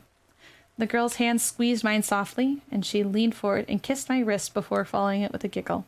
I felt myself blush at the sensation, the feeling of her soft lips lingering on my hand while she leaned back. Pudopi was peculiar, as always. Good, she responded with a grin. The air almost automatically felt lighter, the young blonde brightening up. Pudopi let go of my hands and returned to her spot in front of her study materials. I guess my response was good enough for her. Easy enough. Soon afterwards, the timer to the oven went off, and I got up from my seat to remove the test cakes. Each of them had a slightly different look to them, the denser one having a darker color, and the other two looking lighter. Once they cooled enough, I lifted them out of all their pans and onto a gridded rack to cool completely before adding the icing. Pudopi and I tried all the different variations, and the winner ended up being my third cake, the lightest and fluffiest one, paired with the creamier icing that I whipped up. It should have been a no-brainer since I figured that would have been the one I'd go with in the end anyway, but it didn't hurt to experiment just in case. After all, I'd never learn anything if I didn't try something new every now and again. It was my brother's birthday. I was able to get the day off work, so I spent the night before making him his cake and the morning of walking to his school. Luckily, it wasn't that far from where I lived, so it didn't take that long to get there. Since all the teachers knew me, I was allowed to sneak in and wait for his final class to be released so I could surprise him before he left to go home. I was thankful that I was allowed the opportunity. My boss even let me take one of our gift boxes to package the cake in, too. I was sitting in the faculty room, sitting at one of the desks with the cake sitting beside me, boredly playing a game on my phone since there was nothing else to do to pass the time. Only a few more minutes until school was let out, and then I'd see his face. It was bizarre to think that it'd been a whole month since I'd last seen him, and when we used to see each other every day. I doubt he'd changed physically at all, but I wondered if maybe I'd noticed a change in his appearance regardless. I felt like it'd been forever since I'd seen him. I heard the school bell go off, almost immediately hearing chatter and movement from out in the hall afterwards. Moments later, a teacher who was in on the surprise entered the faculty room and grinned at me. "He thinks he's in trouble," the man giggled, adjusting his tie that laid against his button-up shirt. I looked at him and raised an eyebrow, curious as to what excuse they made up to tell my brother. We told him to come to the faculty room right after class, and he got this nervous look on his face. Honestly, Rita was probably just worried he was going to get yelled at by my parents for getting in trouble, which was a fair fear to have after all the recent events. "Oh," I said in response, nodding. The man continued to grin my way before looking out into the hall. He should be here any minute now." As the time approached, I felt my nerves start to get the best of me, feeling them sit heavily in the bottom of my stomach. What if my brother was mad at me for leaving him? Or what if he cried? I didn't think I could handle either of those possibilities, but maybe it would be just fine, and feel like it used to, before all this mess happened. I didn't have a way to confirm the future, so I attempted to hush my internal thoughts and hope for the best. "Oh, here he comes," the man grinned, turning back around to face me. "I'm gonna sneak out the other door once he comes in, okay? So don't mind me." I appreciated the privacy. The staff here was really kind. I nodded in reply and turned off my phone, setting it back in my pocket. A few moments passed, and slowly, the door to the staff room across from me began to open. Cautiously, my brother slipped his head in, looking from one side of the room and then to the other before catching a glimpse of me. I watched his expression change from worried to shocked to even a bit emotional. "Kishka!" he yelled out, pushing the door the rest of the way open so he could run up to me. I stood up just in time for him to run face first into my torso, which caused me to lose my balance and fall back onto my behind. What was with me and always falling over lately? "Ugh, Reedna, be careful," I scolded him, but I was sure it didn't sound too convincing since I had a huge smile across my face. My brother climbed into my lap, his arms wrapped around my torso. I had already forgotten how small he was. I returned the gesture and wrapped my arms around him, bringing my hands to his back. Being so close, I could hear Reedna gulp down his rising emotions, him choking back tears already. I immediately felt regret for having left him all alone. "I missed you, Kishka, I missed you," he said in between sniffles, gulping and breathing heavily out of his mouth as his nose had already stuffed up. This poor kid. I rubbed his back with my hand and to try and console him, which was a foreign feeling to me, but I knew it was supposed to help. I just wanted to cheer him up. It was his birthday, after all.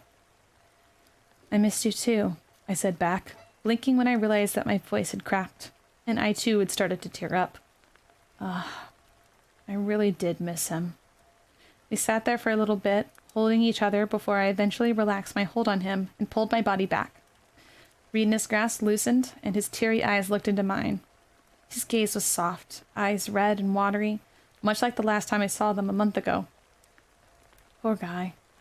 I lifted a hand to his face and wiped some tears off his cheeks while keeping a hand on his back. "Happy birthday, Reedna," I smiled. Reedna grinned back, giggling a little. He nodded and wrapped his arms back around me, holding me tight and pressing his face against my chest. Thank you, Kishka. I put my hand through his hair, feeling his soft locks against my hand, with the familiar family shampoo scent coming from it. It was hard to believe that the smell was already nostalgic for me. All right, come on, we can't stay in here all day, I assured him, bringing my hands down and under his arms to tickle him. He squeaked out a laugh, pulling his body back in response. I stood up from the room's floor, helping my brother stand up as well.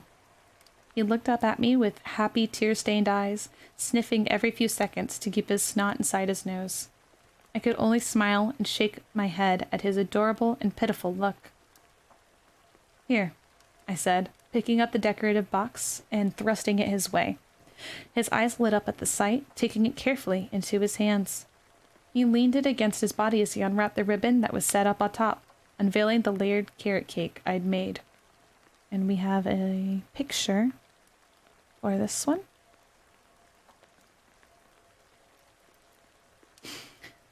On top, I decorated it with a fondant carrot and words that read, "Happy birthday to the best little brother." I may have felt a little emotional when I wrote it, okay? Don't judge me. Rita let out a large gasp at the sight and looked up into my eyes again with a big smile. Kishka! He squealed my name and went to rush at me again, but I quickly stopped him. Rita, watch the cake, I warned him, lifting the cake out of his hands and repackaging it. The little redhead flushed in embarrassment at his scolding, looking bashfully downwards. Oops, he mumbled. He didn't stay pouting for long, back to beaming my way within seconds. I was so glad to see him that happy. I put a hand out to ruffle his hair and then made sure I had all of my belongings. Come on, let's walk you home, I spoke up, holding the cake for him since I knew he still had to carry his bag. Rita nodded and led the way out of the faculty room with me following close behind him. Once we left, I noticed a few staff members in the hallway, likely a few of them having watched our brotherly exchange. Normally, a lack of privacy would have upset me, but whatever. If it was just a few gawkers, I didn't mind all that much. Plus, they let me borrow the faculty room, so I didn't feel like I had the right to complain. Once Rena had collected his belongings out of his cubby and dressed himself for the weather, we headed towards home. This, too, felt nostalgic. It had been a month since I'd done that trip as well. So, how's school been? I asked, looking to him as he walked happily, arms swinging side to side. I smiled. Such a child.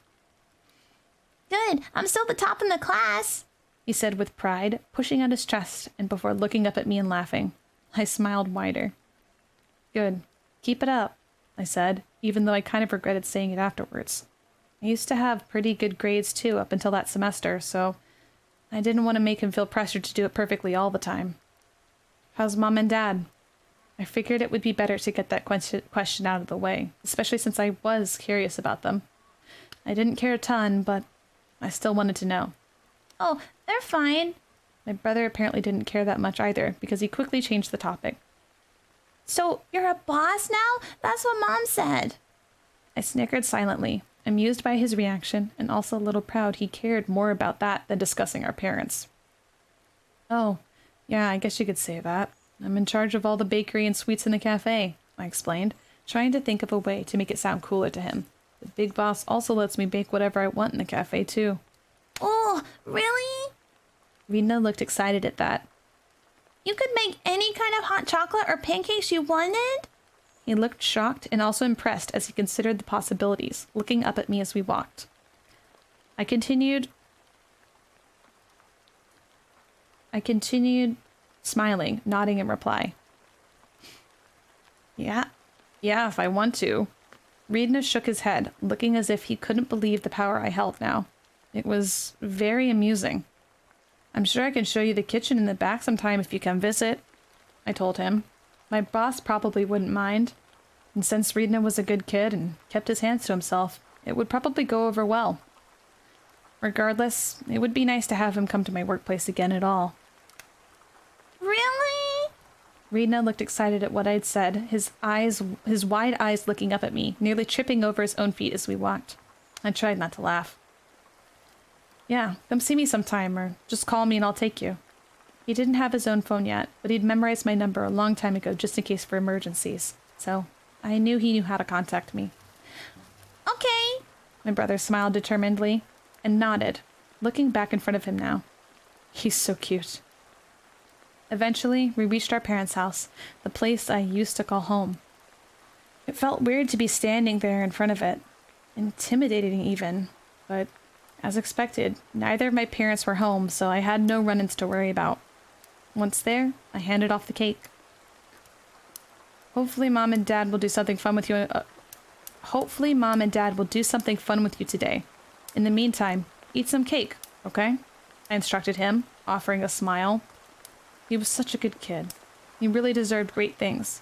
Even though I wasn't in a position to give him all that, maybe if I worked hard, I eventually would be able to. I would give him everything he deserved. Rena smiled back and nodded. Will do. The red-headed kid walked up to me and set the cake down for a moment and hugged me. I hugged him back. Thank you, Kishka. He showed his appreciation once again, both verbally and physically, and then picked up the cake again. Happy birthday, Rena, I said. My brother didn't whine or cry or fuss that we had to go our separate ways then, which was very mature of him. I was in awe, but the moment itself was bittersweet. I wished I was able to spend more time with him, but firstly, I had to trust that my parents would do something for him that day and give them that opportunity to be good parents. And secondly, I knew I had to play it safe. I didn't want to get in any sticky situations with my parents if I happened to run into them. Rena walked up to the house, unlocked the door, and then turned around to wave at me before going inside. I was sure to wave back, and once the door was shut, I decided to head to my home. Bittersweet for sure. And that is the end of chapter 11.